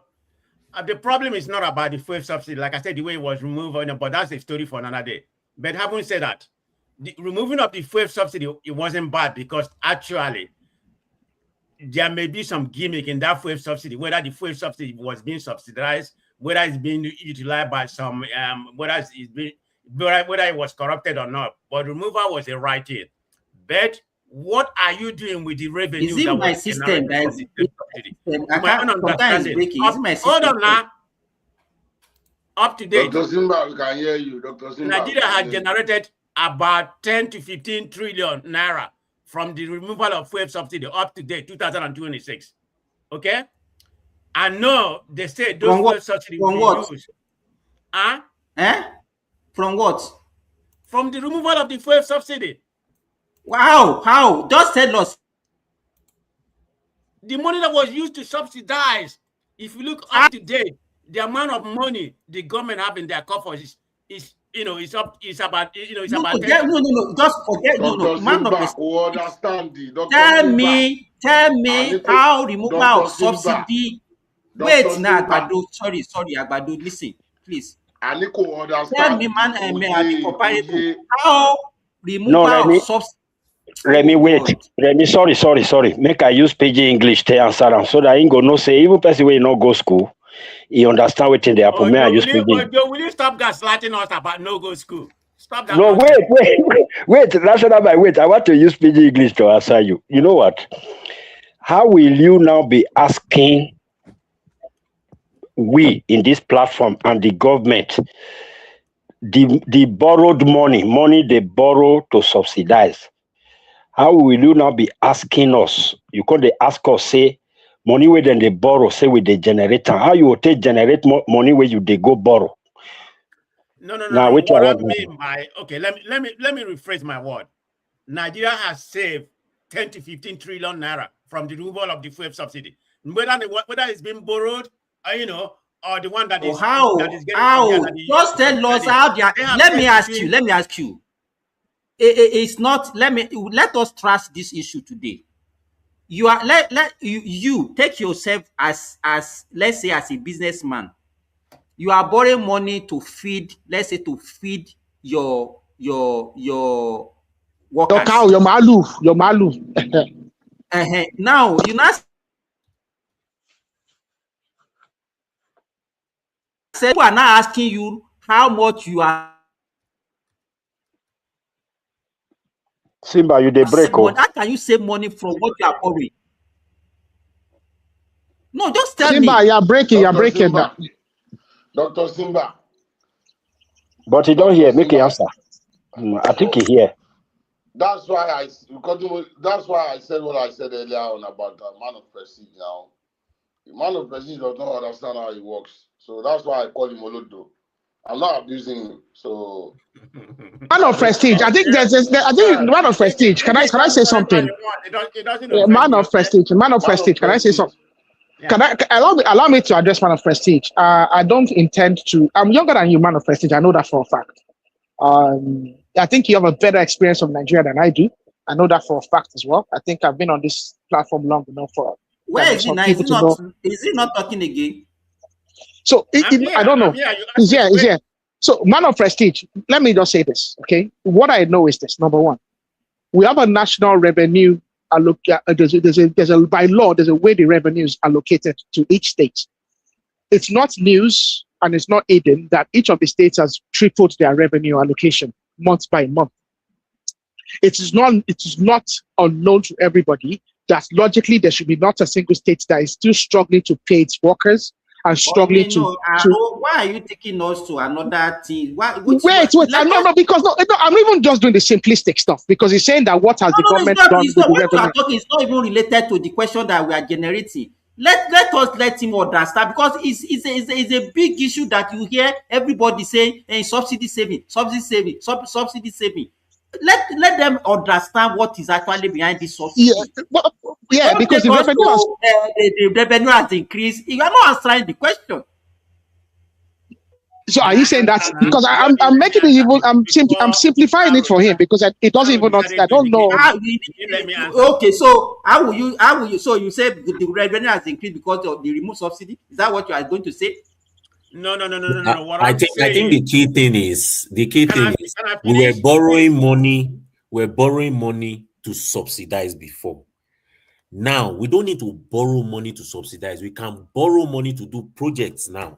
Hello? So that's the key thing. It's not about all these savings. It's very myopic to say, Yes, the savings from subsidy. Where is it? It doesn't make sense.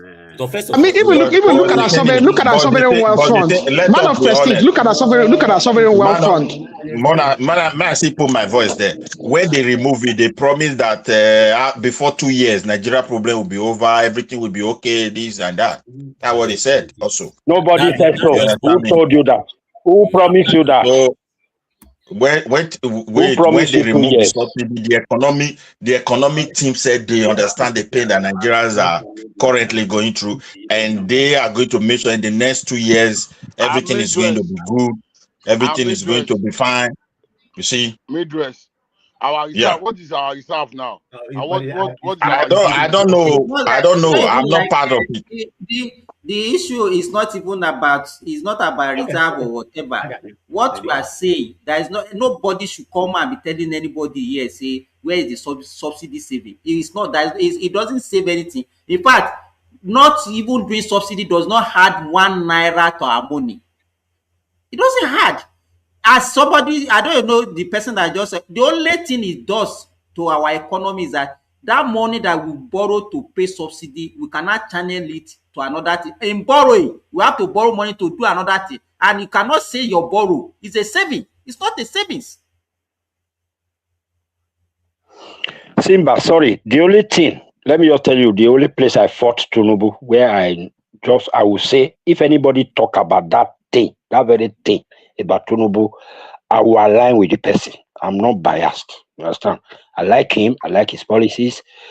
But if you say this thing, as a man, you don't promise what you cannot do.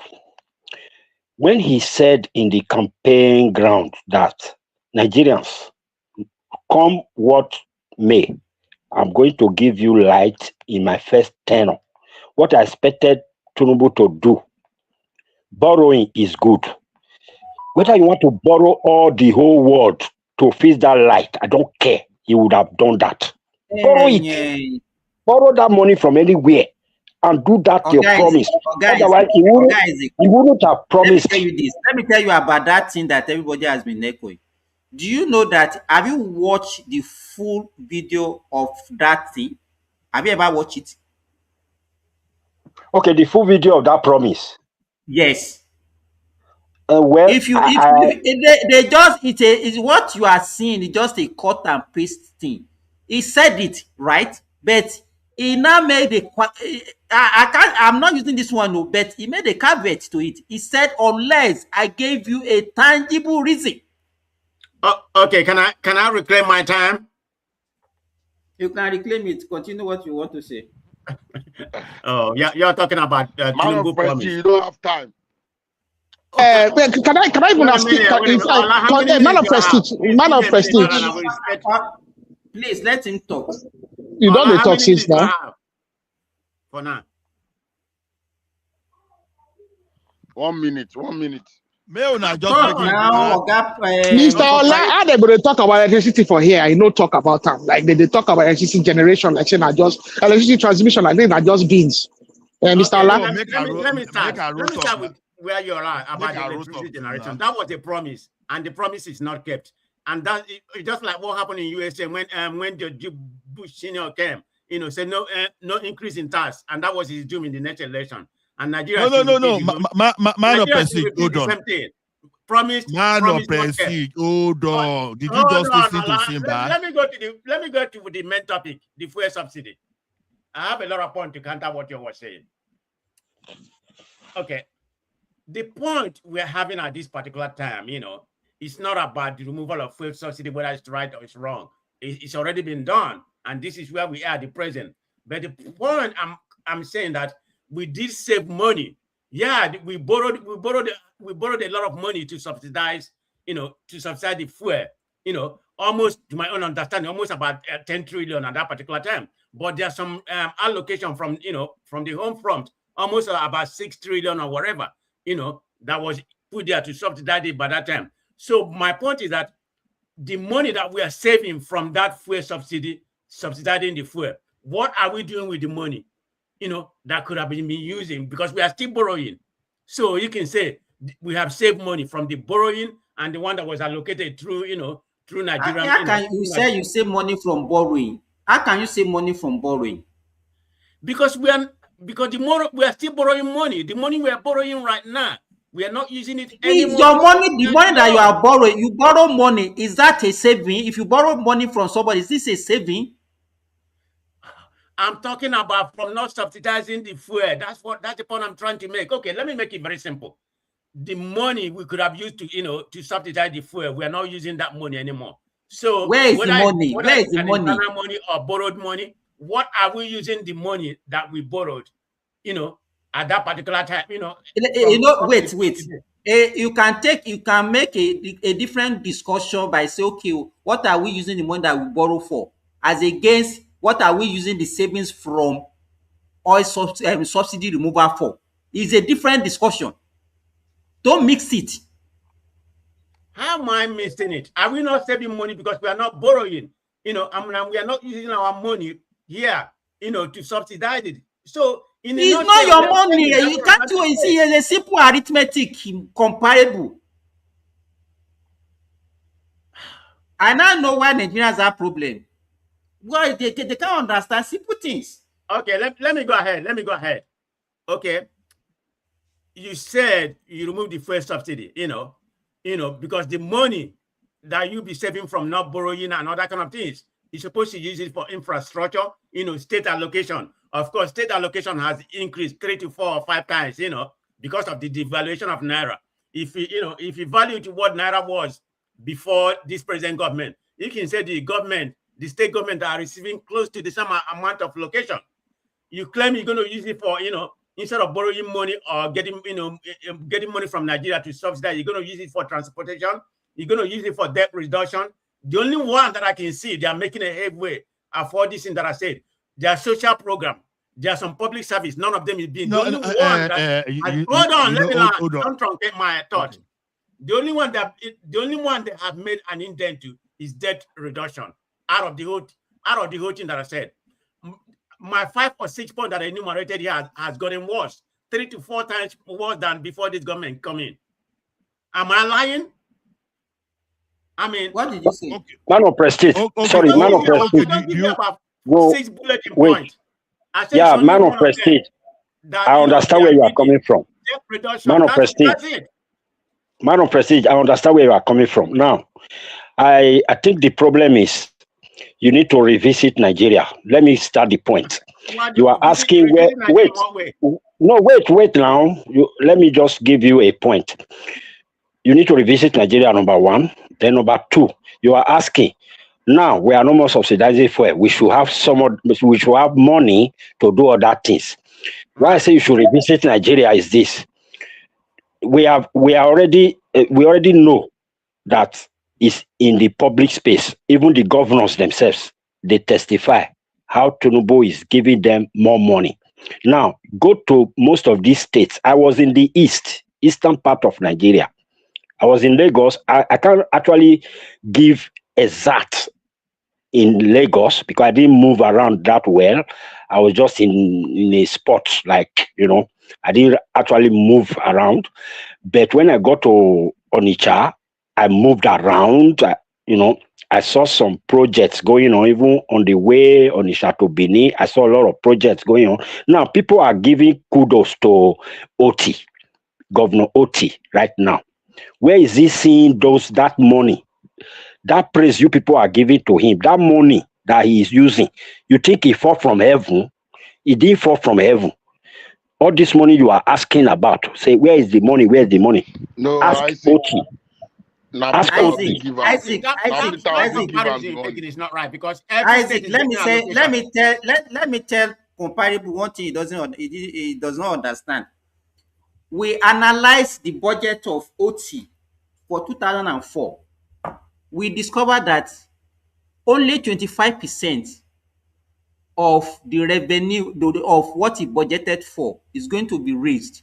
The 75% of that budget is from borrowing. You understand? Because when people talk about, hey, Tinubu borrow more than, they don't know that a larger percentage of the borrowing that the Nigeria is taking is actually taken by the governors. You understand? 75%. Go and check that budget. 75% of OT's budget of 2024 was actually they know that one. borrowed. Even my governor, wait, my brother. Silva, can you also add it that borrowing is an estimated planned borrowing. It's not guaranteed that he will be able to secure those funds.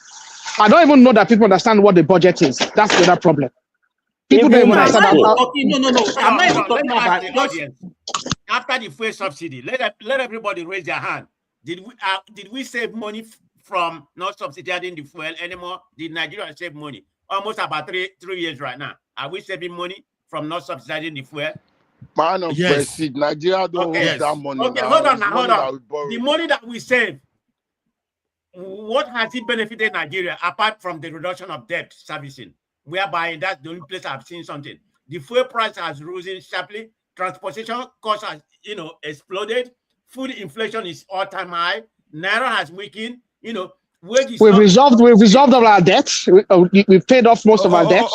We've increased our. How are they benefiting from this debt you pay? Okay, let me tell you how it has benefited Nigeria. Okay. Now, minimum wage increased. Then the governors, they were hold on, Oga, forget about all these things. You ask a question and you are debating to another thing. Now, the states were able to clear the outstanding debts. That they were able to clear, outstanding debt include unpaid salary. You understand? And they were able to channel some of those money into different projects. If let me tell you, even all those things, they are not even necessary.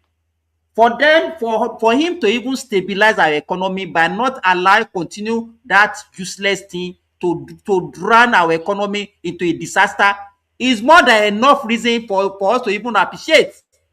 It's not even about what they are doing. But we know of countries whereby it's man of prestige there. Man of prestige, you see it? Yeah. Okay. If not permit me to come inside. First of all, we thank you for that question, because that question you asked, you said, what are we using the money for? So you didn't say what is Tinubu using the money for. As a Nigerian, what we are using the money for is that the president will share the money to governors and every other people, and they continue business as usual. You understand me? I'm speaking for my own self, my own opinion. Now, that is the situation we find ourselves. Whether we like it or not, they are running Nigeria the way they used to run it, and they want a different result. It's not going to happen. It's not going to happen. Nigeria is in the hands of political. You will go get internship with Faro Timio. You need no wala. The whole situation, my brother, is so complex because you use the word we. That is what I love in your question. From Tinubu to the governor of your state to my governor, all of them, I don't want. They are all crooks. I'm telling you. Midwest. Okay, Midwest. Hold on. Don't let us go into that trajectory. Hold on. Let's I allow you to stop, sis. Make I your habitual to rap more. Wait. Hold on. You see the electricity. Hold on, Now you be the moderator. Now allow the guy to speak. No.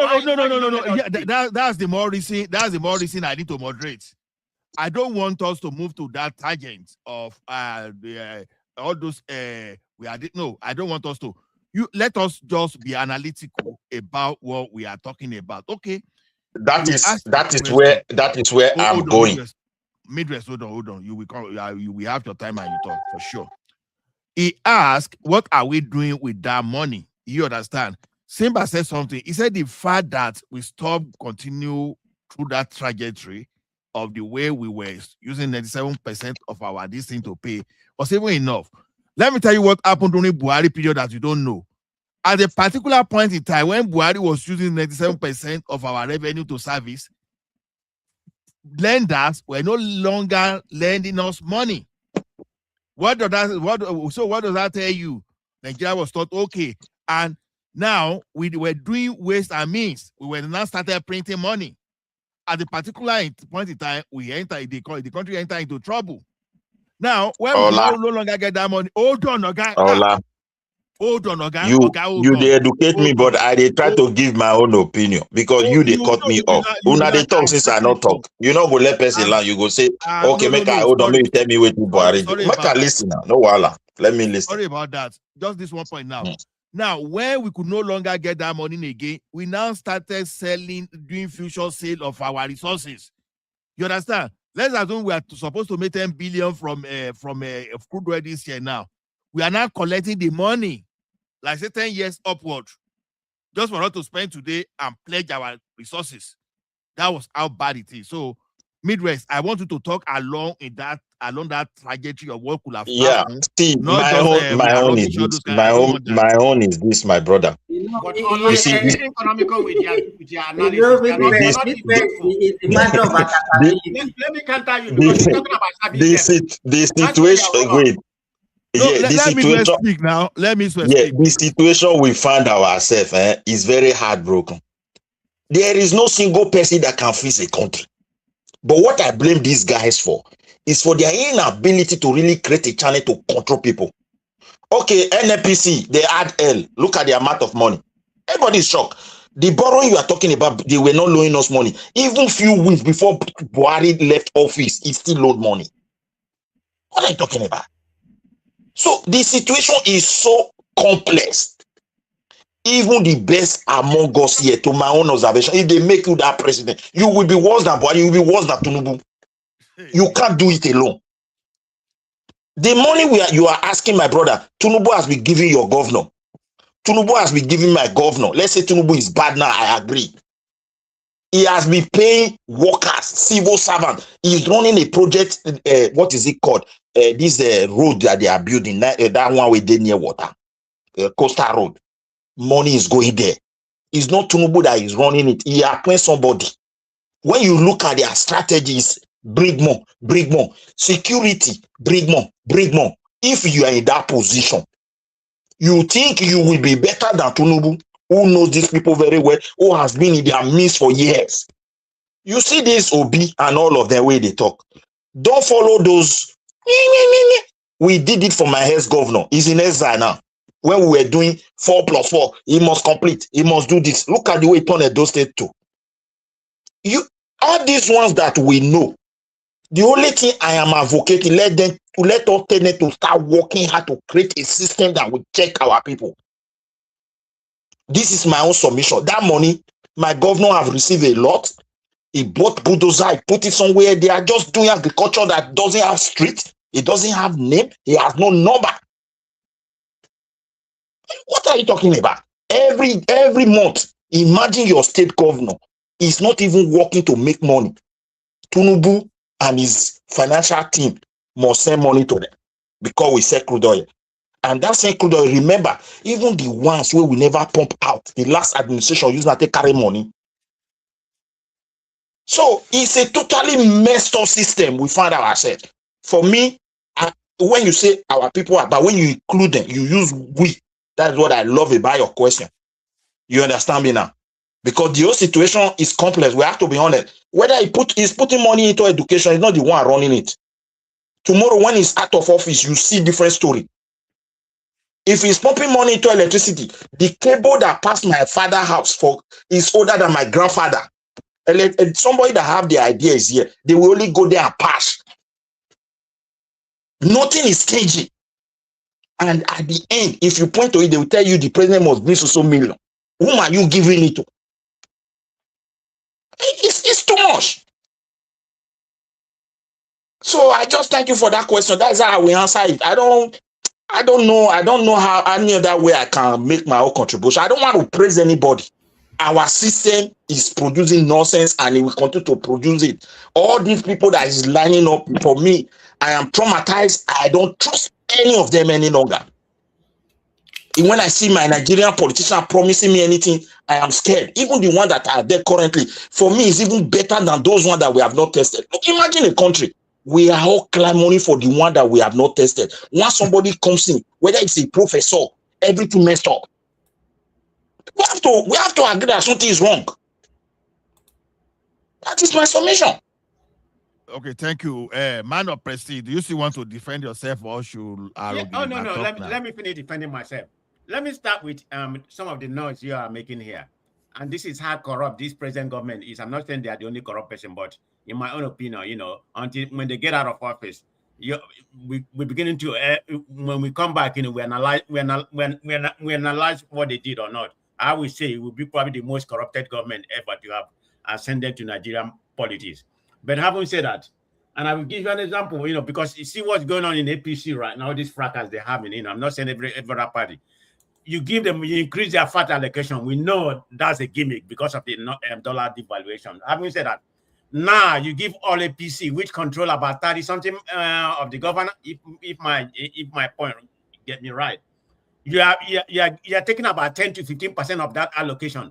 You bring it to APC government in order for Tinubu re-election. Isn't you know about that? I'm not making up things.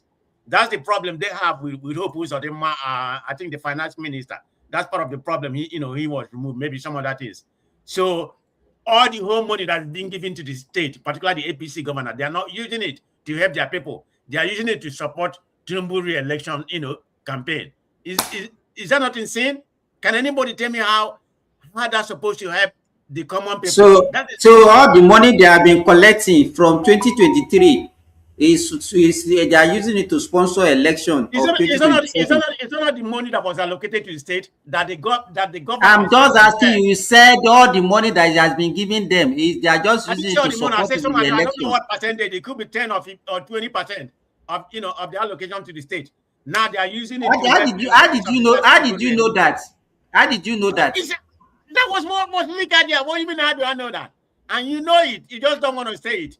That's the problem with you, Simbad. When you come here, you hide something. But anyway, let's go back to the topic. I think some people were talking about the percentage, that was used to subsidize debt. Okay, during the Buhari time, it was very, very high. But Tinubu, used to subsidize about 40 to 60%, up to 69, of Nigerian revenue has been used to subsidize this debt. Go and check that whether I'm right or wrong. Subsidize or it is not. They don't subsidize. You don't subsidize debt. So you only service debt. Not subsidize. I use the wrong word. Service debt.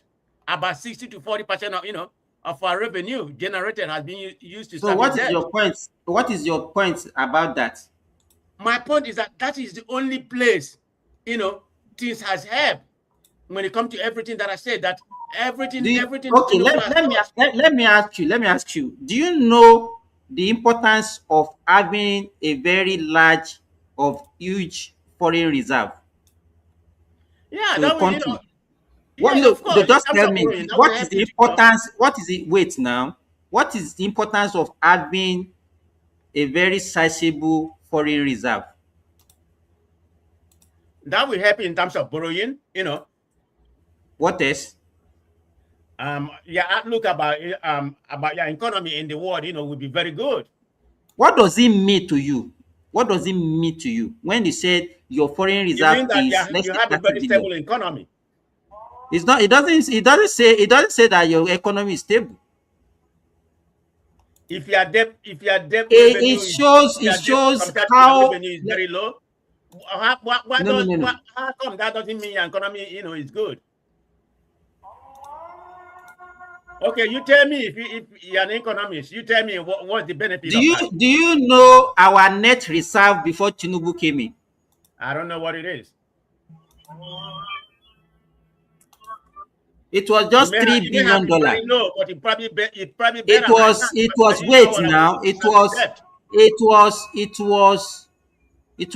$3 billion. Okay, so even at all it's higher right now. What is it now?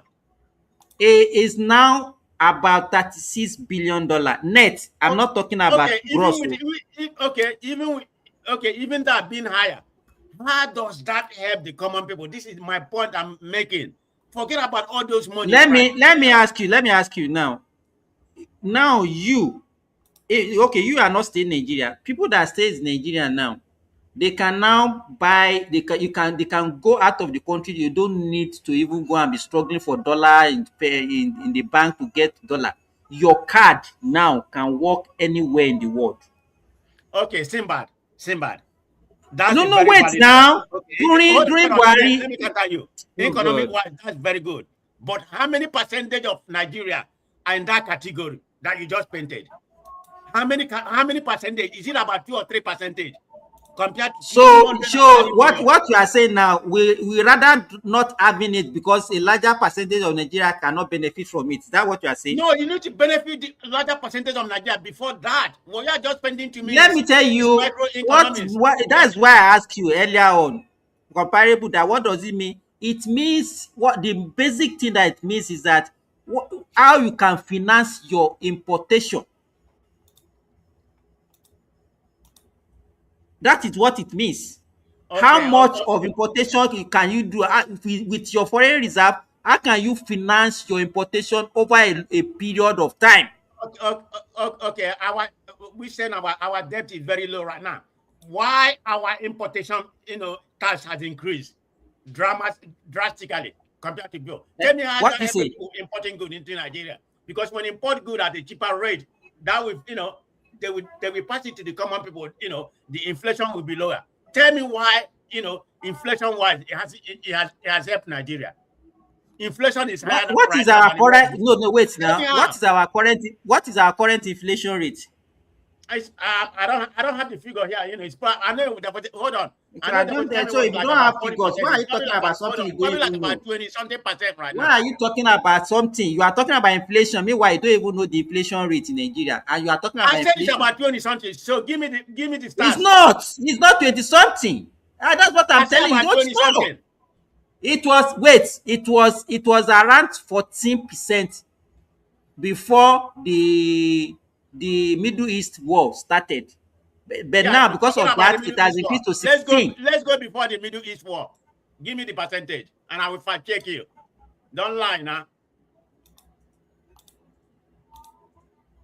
Simbad. What do you say? Give me the percentage. What is it before? I said 16. It's about 16 point something now. 16. Don't lie now, because I'm going to fact check you. Don't disgrace yourself. Check. I said 16.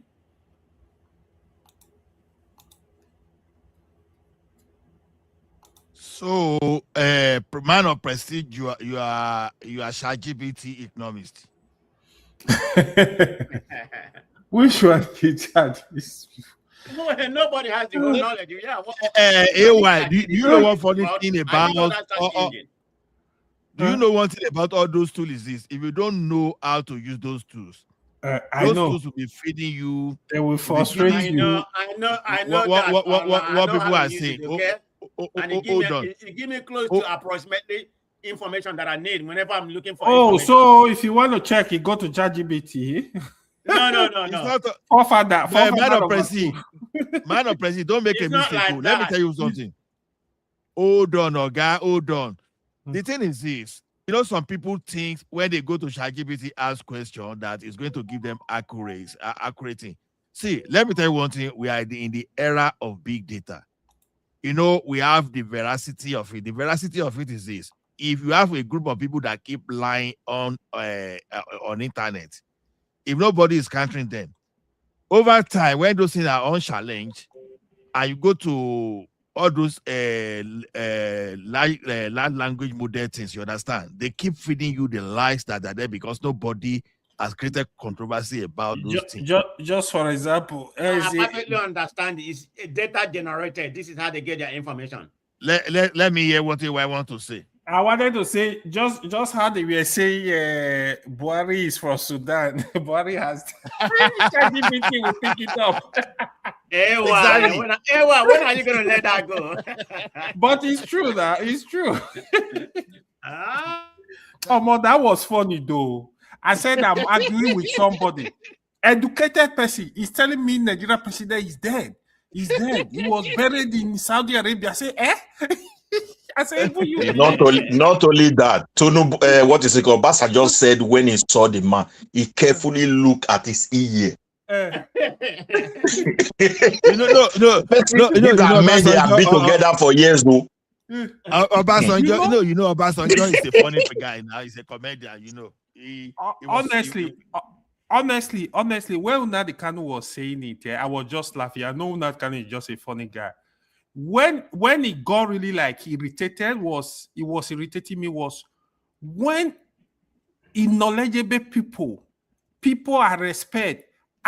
You are really saying it? I'm like, do you know what it takes for a president to meet a president of America? Do you know what it takes to meet one leader?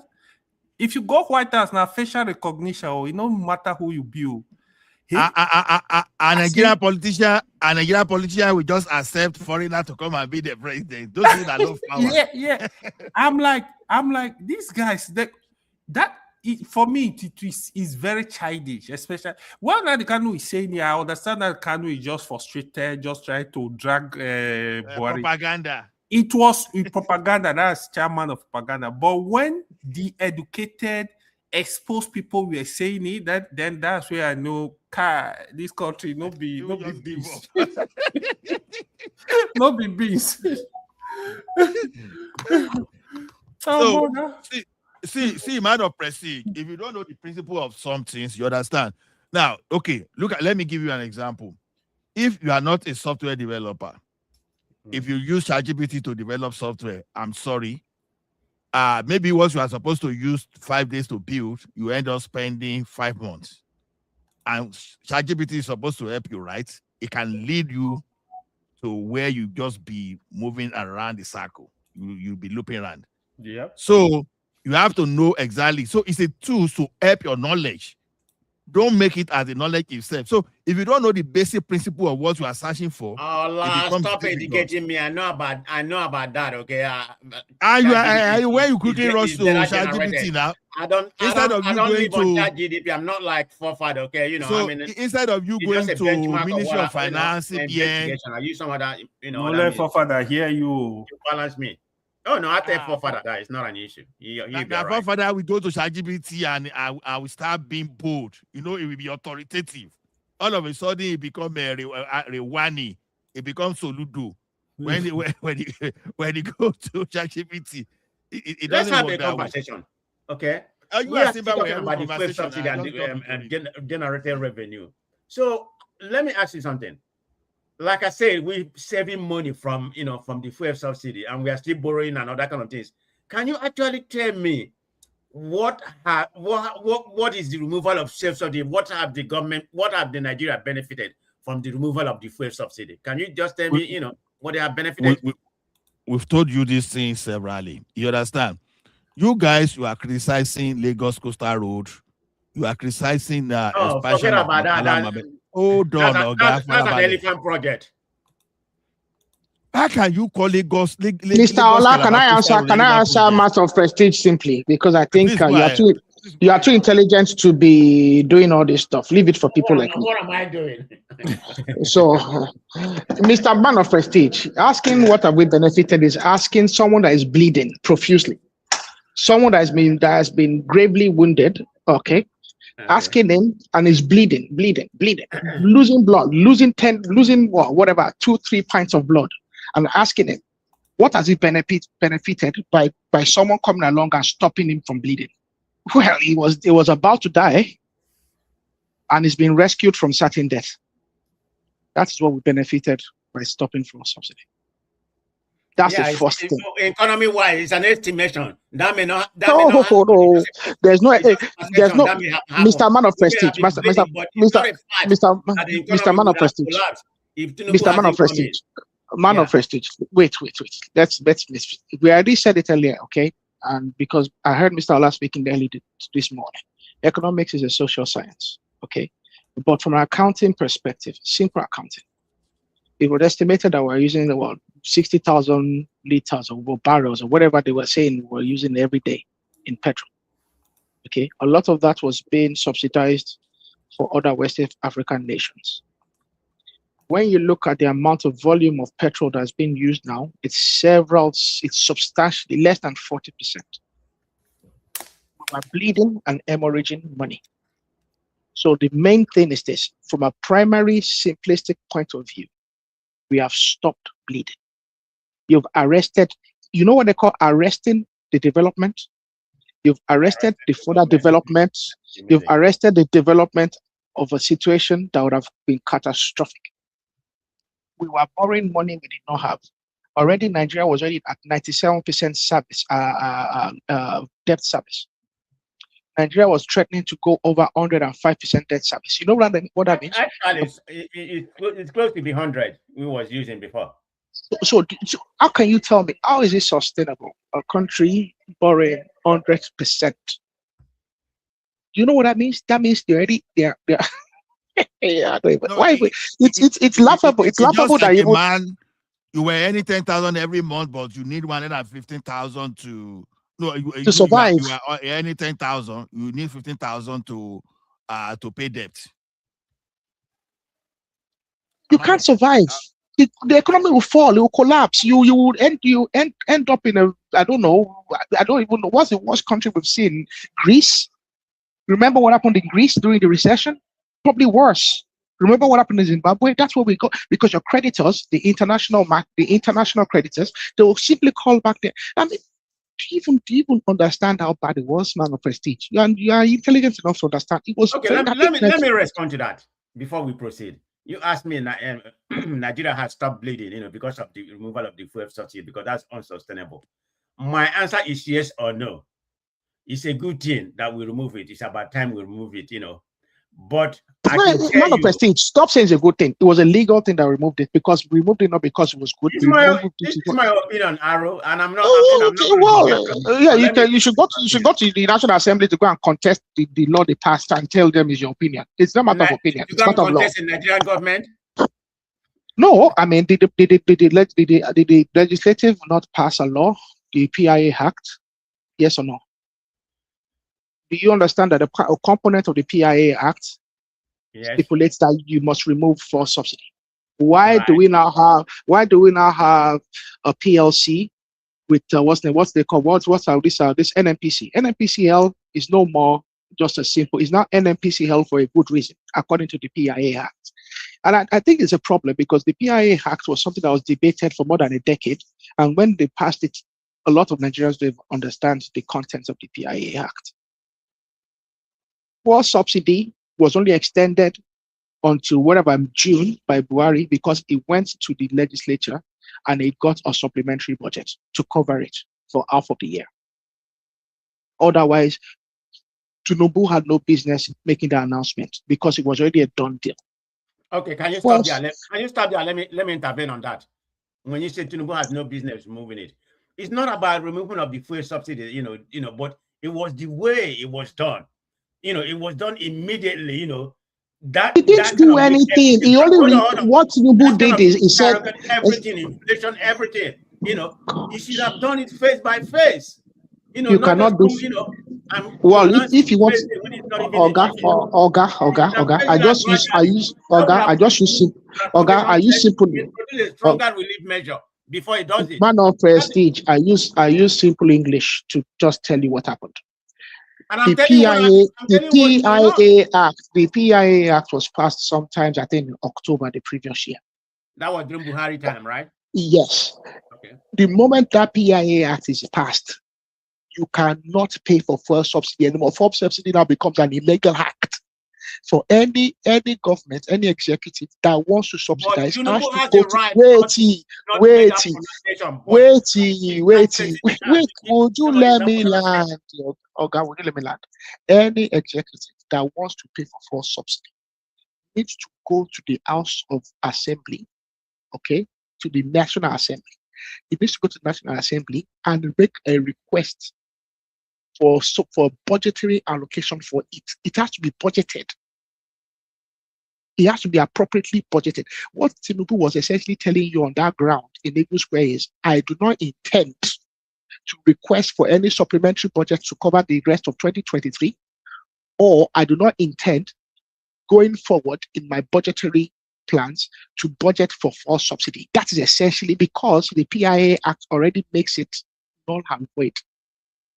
Do we understand the simple idea of it? I don't even think that most of us understand. We understand the concept behind it, but that's not so if you understand the concept, why are you arguing about? Hold on. That's not the language Tinubu use. It doesn't matter what language he uses. He's a politician. You are being economical with the fact, okay? Tinubu just came out and said subsidy is gone, just to show that he's bravery, like he's a tough. Was it gone? Oga, was it gone? Was it gone or not? It was gone. PIA Act had been passed. It was gone. It was gone. So if someone is telling you it's gone, nobody knew about it. What about nobody knew about it? Sorry, let me come in. Man of Prestige. Before Tinubu got there, do you agree that subsidy was already gone, literally? Before he got there. Do I agree that subsidy was already gone before he got in there? Yes, before he got there. Was it implemented before he got in there? I thought Tinubu is the one that made the announcement and implemented, but it was something that was written, that was proposed. He was gone. Buhari, man of Prestige. Let me explain to him. Let me explain to you, man of Prestige. In December 2022, Buhari sent that woman, that Farouk woman, to go to National Assembly and present a supplementary budget to provide for fuel subsidy to cover January to June. So subsidy was already gone. However, Buhari went to the National Assembly to request for special consideration. Look at the word special consideration to cover fuel subsidy for the period of January till June 2023. So subsidy was already gone. Tinubu did not need to do anything. It was gone. It's gone. Forget about it. So don't let us discuss something that was already a done deal. Let us move on. There's other things to discuss. I don't know. I mean, that's what you say, you know. And I mean, those need to be fact checked. You know, maybe man of Prestige. The National Assembly is everything that you say here. Man of Prestige. This is public knowledge. I'm not telling you. Hold on. When I know you're a patron of this government, and you expect me to take everything you say. You don't need to take what I said. You know, the National Assembly actually have a website, okay? You can go to the National Assembly website and look at the supplementary budget that was passed in December 2022. I'm not saying it because I'm saying it's National. I don't own the National Assembly. We all own it. It's a property of every single Nigerian. You send representatives from every single constituency goes there. So don't tell me. I'm not saying what I didn't pluck it out of the Okay, Aro, I think somebody wants to talk. Yeah, Mr. Man of Prestige, look at it from this angle again. That word subsidy, is it really bad to subsidize anything in an economy? For me, it is not bad. But however, in Nigeria case, there was a big virus that was hitting that subsidies, and that was corruption, embezzlement, looting, to the extent they were even importing water to Nigeria, and yet the government will subsidize it. Now, since they have removed that subsidies and they are not willing to tackle that big virus, are you now telling me all that policies and everything that the government is trying to do, whether that same virus is not moving along with them? Remember, they said Gwari refinery is going to start producing after spending huge amount of money. And at the end, the other guy, I can't remember his name, was the one that said, look, this thing is not going to work at all. Imagine the amount of money every president will be pumping there. In the name, we want to revive refinery and get more fuel. So the situation we find ourselves in Nigeria is a situation of embezzlement. And now people are now addicted to it because nobody is questioning them. Whether they subsidize, I keep on saying I am not a fan of whether they remove subsidies or they place subsidies, because the people who are in charge of economy that introduced those subsidies, they were also doing it with a good faith to boost Nigeria economy. Those who choose to remove it, I also believe Either because they become so tired of it, there is nothing, it's not something they can continue. They have reached a point where it can no longer hold at all. That's why they agree. If the money were to be there, they will still continue to use it to loot. Why Nigerians are believing that we are buying fuel very cheap. This is just my submission. The factor that really killed those subsidies is corruption. Look at this EU, for example. I keep on using it as an example. The whole EU, they came up with their brain to subsidize agriculture. And at the end, they were all these guys from Romania, Bulgaria, Poland, all this East Bloc. It was even Turkey. It was a big problem for them. Because this is a different country coming together. But all they do is to tackle that corruption. It was so open, obvious. They have to start putting measures in place, system in place to check people. And now we are enjoying it in Europe. What they produce as a people, at least it's okay and it's still moving. And all of them, there's no quarrel because there's checks and balance. Nigeria should embrace those kind of things. We can't continue with the whole system. It is not going to work. You can't fight everybody because you are a president. If you come to electricity, you want, even the EFCC, will they tell us that before they moved that 4.something billion, because people had hell that they were not aware, then what are they doing? How do you transfer those money? So it boiled down. The wickedness is becoming so obvious. First of all, if we are criticizing president, I am not doubting that, but you take it to your own people. Take it to your governor, your local government chairman. Imagine a government introduce a policy, and unfortunately for him, he discovered that these policies have very serious challenges. Hunger everywhere. The man choose to import rice and say, governor, go and share for that person that is unable to eat. A governor is a well-paid person in every state. Instead of them to give to that poor of the poorest among them, your governor of your own tribe decided to steal those rice. You can see the heart of wickedness in the heart of our people. Let us be honest. For me, I don't see these guys like we cannot. I know they are bad, but we must tell them that if they want to help us, all this throwing money to security, everything is getting worse. People are sabotaging security in Nigeria, and they always demand for more money. We don't have a Midwest. We don't Midwest. Have that security you just mentioned. See, we were saying something here yesterday. You were there, right? Okay. You see that security you see. That you see, so we've never seen anything though. We've never seen the consequences. So you see, the northern Nigeria will be the major Nigeria in the future because those guys, you see, this electricity by the time a Dangote fills it, you understand, supply is 20,000 megawatts. You can be rest assured that 90% of his products, of his output, will go to the southwest. Southwest will develop. And the North will still be doing their shenanigans. You know, they want to, anyway, I'm always careful because of my friends. If we have just give me seconds. Just give me some seconds.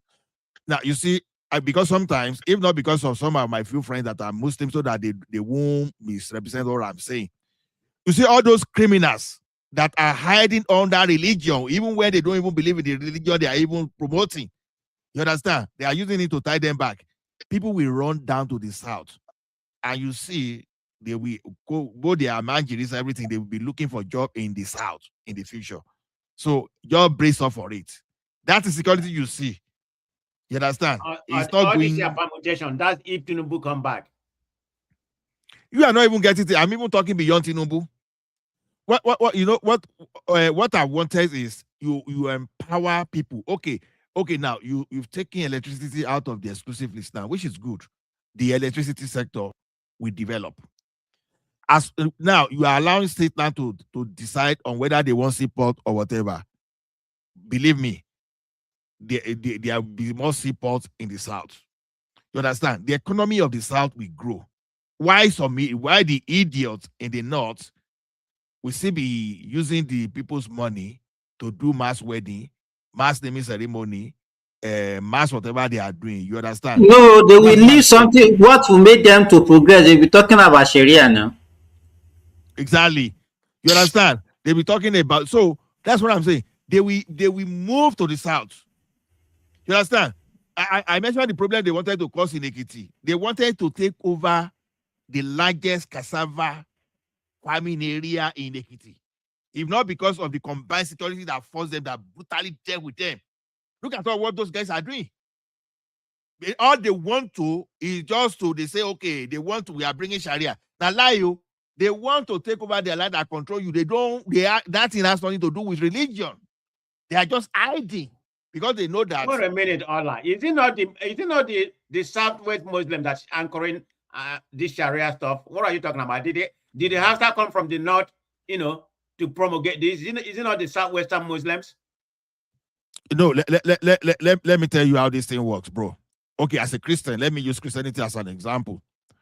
Today, except for some of us, you understand, you cannot use scripture to manipulate me, because I have access to the same scripture you are using. You understand? I'm mature enough to understand the principle of Christianity. So, some pastors today, they can tell you that, hey, your life will be tight if you do not pay tithe, and people will start shaking. You understand? You understand? And a person like me, you cannot tell me like that. You are just wasting your time. In fact, as a matter of life, I will just tell you, say, back to the sender immediately. Back to sender when you say, tell me something, because I know you are lying. In the New Testament, for example, apostles, none of them, all disciples of Jesus Christ, none of them pay tithe. You understand? So, and they did not even ask for it from anybody. Exactly. So, but that is what some people use as business today. You understand? That's what some people use as business. They be manipulating people. So they see it. Some people sold their car, and by the time they will realize, they don't get aeroplane. Now, lie. God did not create this world to serve that way. God created this world for you to be productive.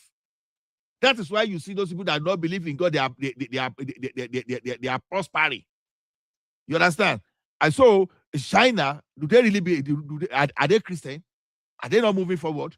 Even the United States of America, we are even talking about how many of them, when you are talking of real Christianity, how many of them are that Christian that we say?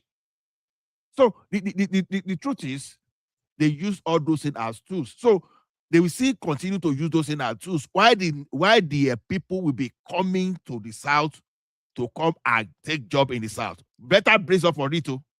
It's going to happen. No, the southern part of the country will develop, and those guys, they will still join the Sahel people. They still want Sharia. They still want their country. Yes, sir. The movement from north to south is actually happening already. It's actually happening. No, I'm just telling you that we've not seen anything. There's going to be an explosion of that movement. To be frankly speaking, if there is anything like stable electricity in the West, ordinary 5 years, the population of people that will come there will be more than you that call yourself Yoruba. Oh, yeah. Go and mark my word. That's exactly what I'm saying. That is exactly what I'm saying. And that is what is happening generally in the entire southern part of Nigeria. We are leaving our space, traveling. I want to travel. If you go there, this one tells I want to move. I don't tire for this country. Why they are calling in every day? Because let me tell you one thing. Whether we like it or not today, you understand, Ogun State is going to be one big industrial hub, and the thing will extend to Oyo State. You understand?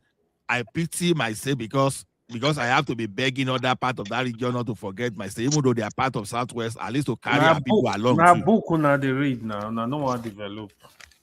Why? Should I'm from Ekiti. You understand? That see, every Yoruba people they sabibu. See that Akintola caused that thing. You see, Ekiti. Is it Akintola or Wolowo? No, Akintola caused that thing, and I caused that issue. Say, now from that Ekiti, they will be hearing Professor Atiuru, Professor Aluko. Yes, now. Say now. Is he from Ekiti, Akintola? No, it's from that time there was nothing like Ekiti, it was Ogun. Ondo State. No, it's not even where they cut Ekiti come out? No. Where they cut Ekiti come out? Ondo they cut Ekiti. So now Ondo they give that thing to during their days. Hold on, Midwest. It was Western region. but they know the tribe that they normally hear their name. So it was actually mocking, all those kind of not really mocking. What this figure of speech in literature? It was just using something like that. Say now so bad name they go they hear, and their professor, you will be hearing Professor Aluko. You know Aluko na bad name. Professor Atioro, Professor this and all those stuff.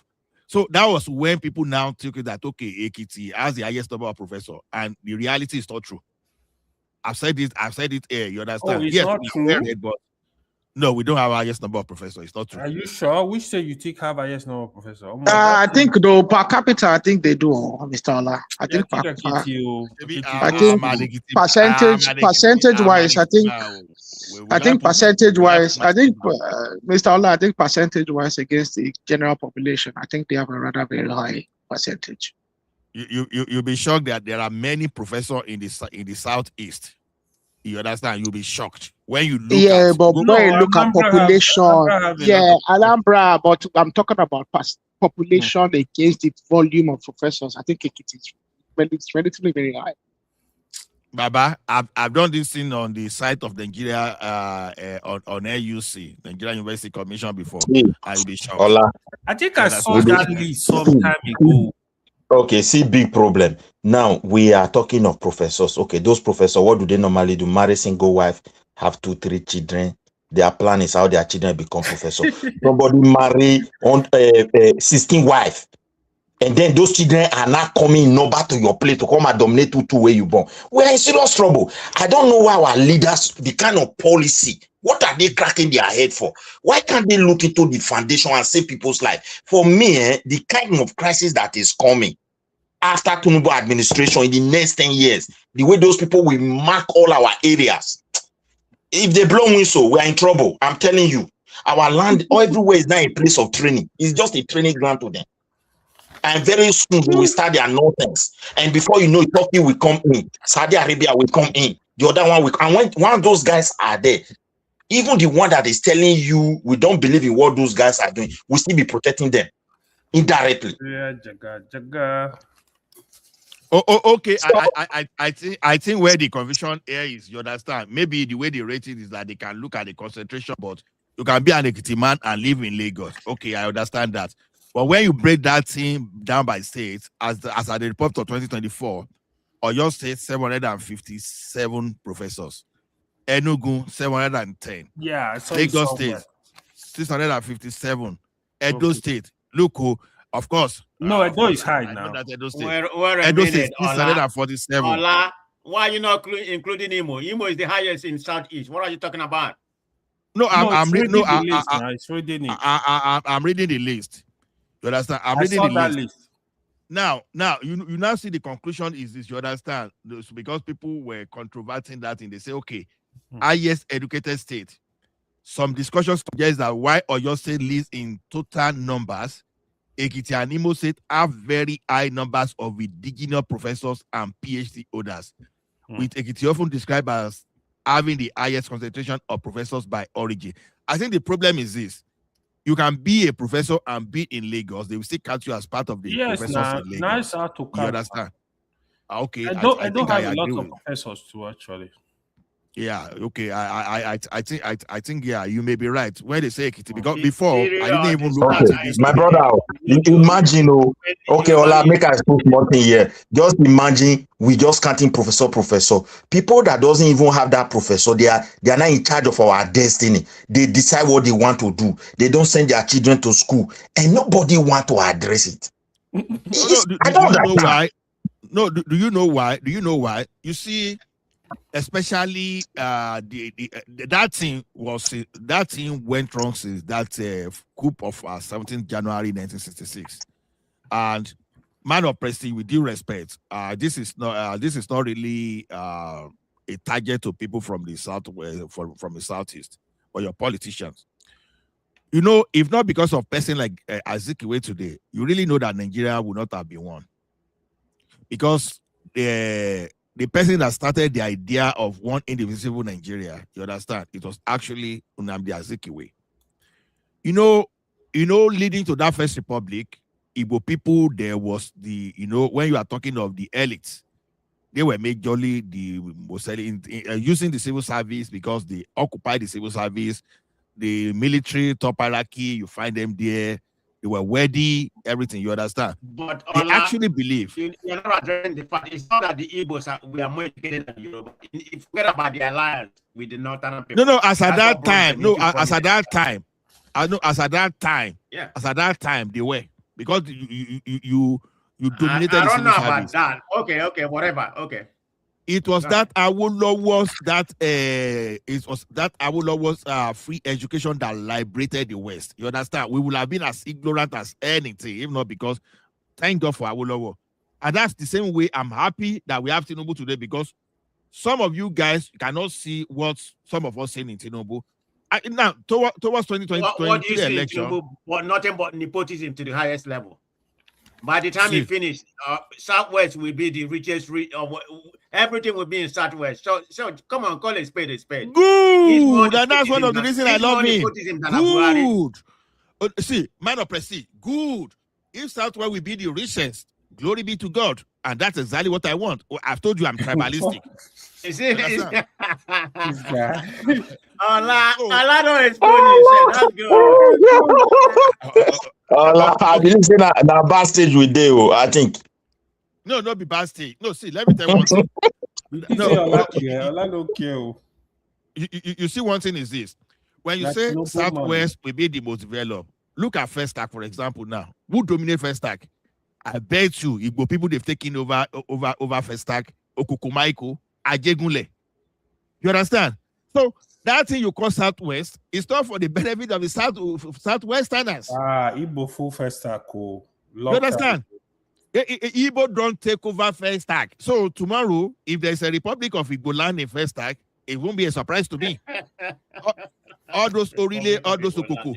No, the thing is this. You see, man of prestige. Yoruba will never have problem with Igbo if you are not telling Yoruba people that place is no man's land. They don't care. Come on, don't do that. Yoruba don't have problem. Hold on, Yoruba don't have problem. I live in Lagos. Yoruba, up to today, Yoruba don't have problem with Igbo. Is the elite or some people who are using it for political purpose. It's the politician. That's what I'm saying. That's the way I look at it. You understand? Like okay, for example, now Igbo in my family now, my uncle got married to Igbo person. Now will I chase my Ola, you can be doing what you can go and join them. I have problem with them. I wanted to say I have. Simba. Okay, hold on. Let's have uncomfortable conversation. Simba, tell me what problem you have with Igbo. Simba, I wanted to say you people should keep deceiving yourself. Let Simba tell me the problem he has. Go ahead, Simba. Number one problem, you people talk like microphone. You people are very loud. I want to hear from Simba because Simba hasn't said that before. Where my own is dicey. Where my own is dicey is this. Where my own is dicey is this. We have Igbo wives in my family. You understand? So it's dicey for me. You understand? So the thing is, the thing is this. If you are in Lagos, you don't go and tell any Yoruba man or any Lagosian that Lagos is no man's land. Immediately you talk, Yoruba, they can accommodate. But immediately you mention that statement like this, you are starting unnecessary trouble. Ola, that rep in Oshodi Solo. Exactly. Look at what he did. It was the interview on TBC. Do you know what that stupid guy was saying? He said it's because the Yorubas don't apply. That's why I didn't give them. Apply for what? Can you imagine that? Hold on, Remy. You was talking about the other day, but I just went out because I have something to do. What is going on? What is that subject about? If you don't mind, just a few seconds and tell me what happened. He's a rep. He won under Labour Party in Oshodi Solo. Okay. Constituency. So he was doing his constituency project. So I think he enrolled over almost 500 people to go on abroad for short training. And he now discovered that 85% of the people that he enrolled are Igbos. Because him say he's an Igbo man. So what is the makeup of his constituency? In Oshodi Solo. Yeah. You know where Oshodi Solo is? Yeah, but I don't go there now. So in Oshodi Solo local government, 85% of people living in that area are Igbo. Is that what you are saying? In Lagos State. Okay, I don't know. I'm just Don't be asking. clever by half now. I don't know. I'm just asking. I just want to know. How is that possible in the Yoruba state? No, that was wrong. Let's call it spade a spade. So we are not talking about local constituency. We're talking about federal constituency. Man of prestige, you know why we have problem in Nigeria? Tribalism is real. We were once an ethnic nationality. Midwest, tribalism, they were idea. That they abroad here, SF.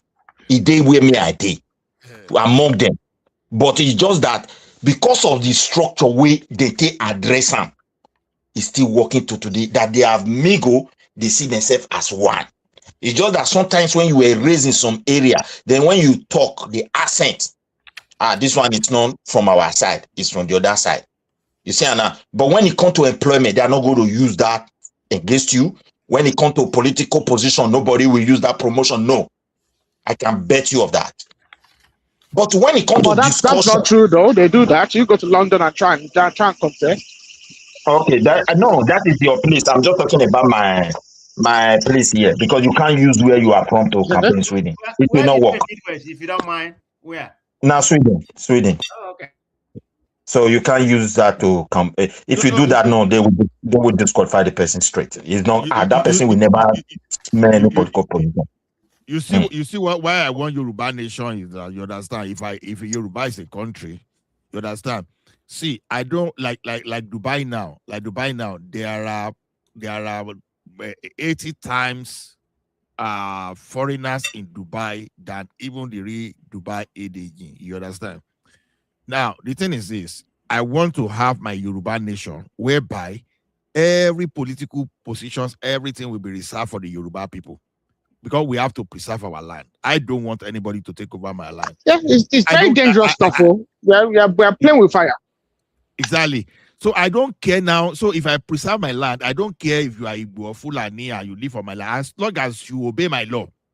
So if I have my Yoruba nation and you know what you're preaching? You are preaching internal xenophobia. That's exactly what you're preaching right now. Call it what you want. Call it what you want. Call it what you want. Which kind of grammar? Which kind of grammar is that? Man of prestige. Man of prestige, even though you and I, we are holding a citizenship of North America, you understand? Can we now go to the indigenous people and start telling that and start bragging and start telling them unprintable things just to show them that we are legally? But how many percentage of people do that?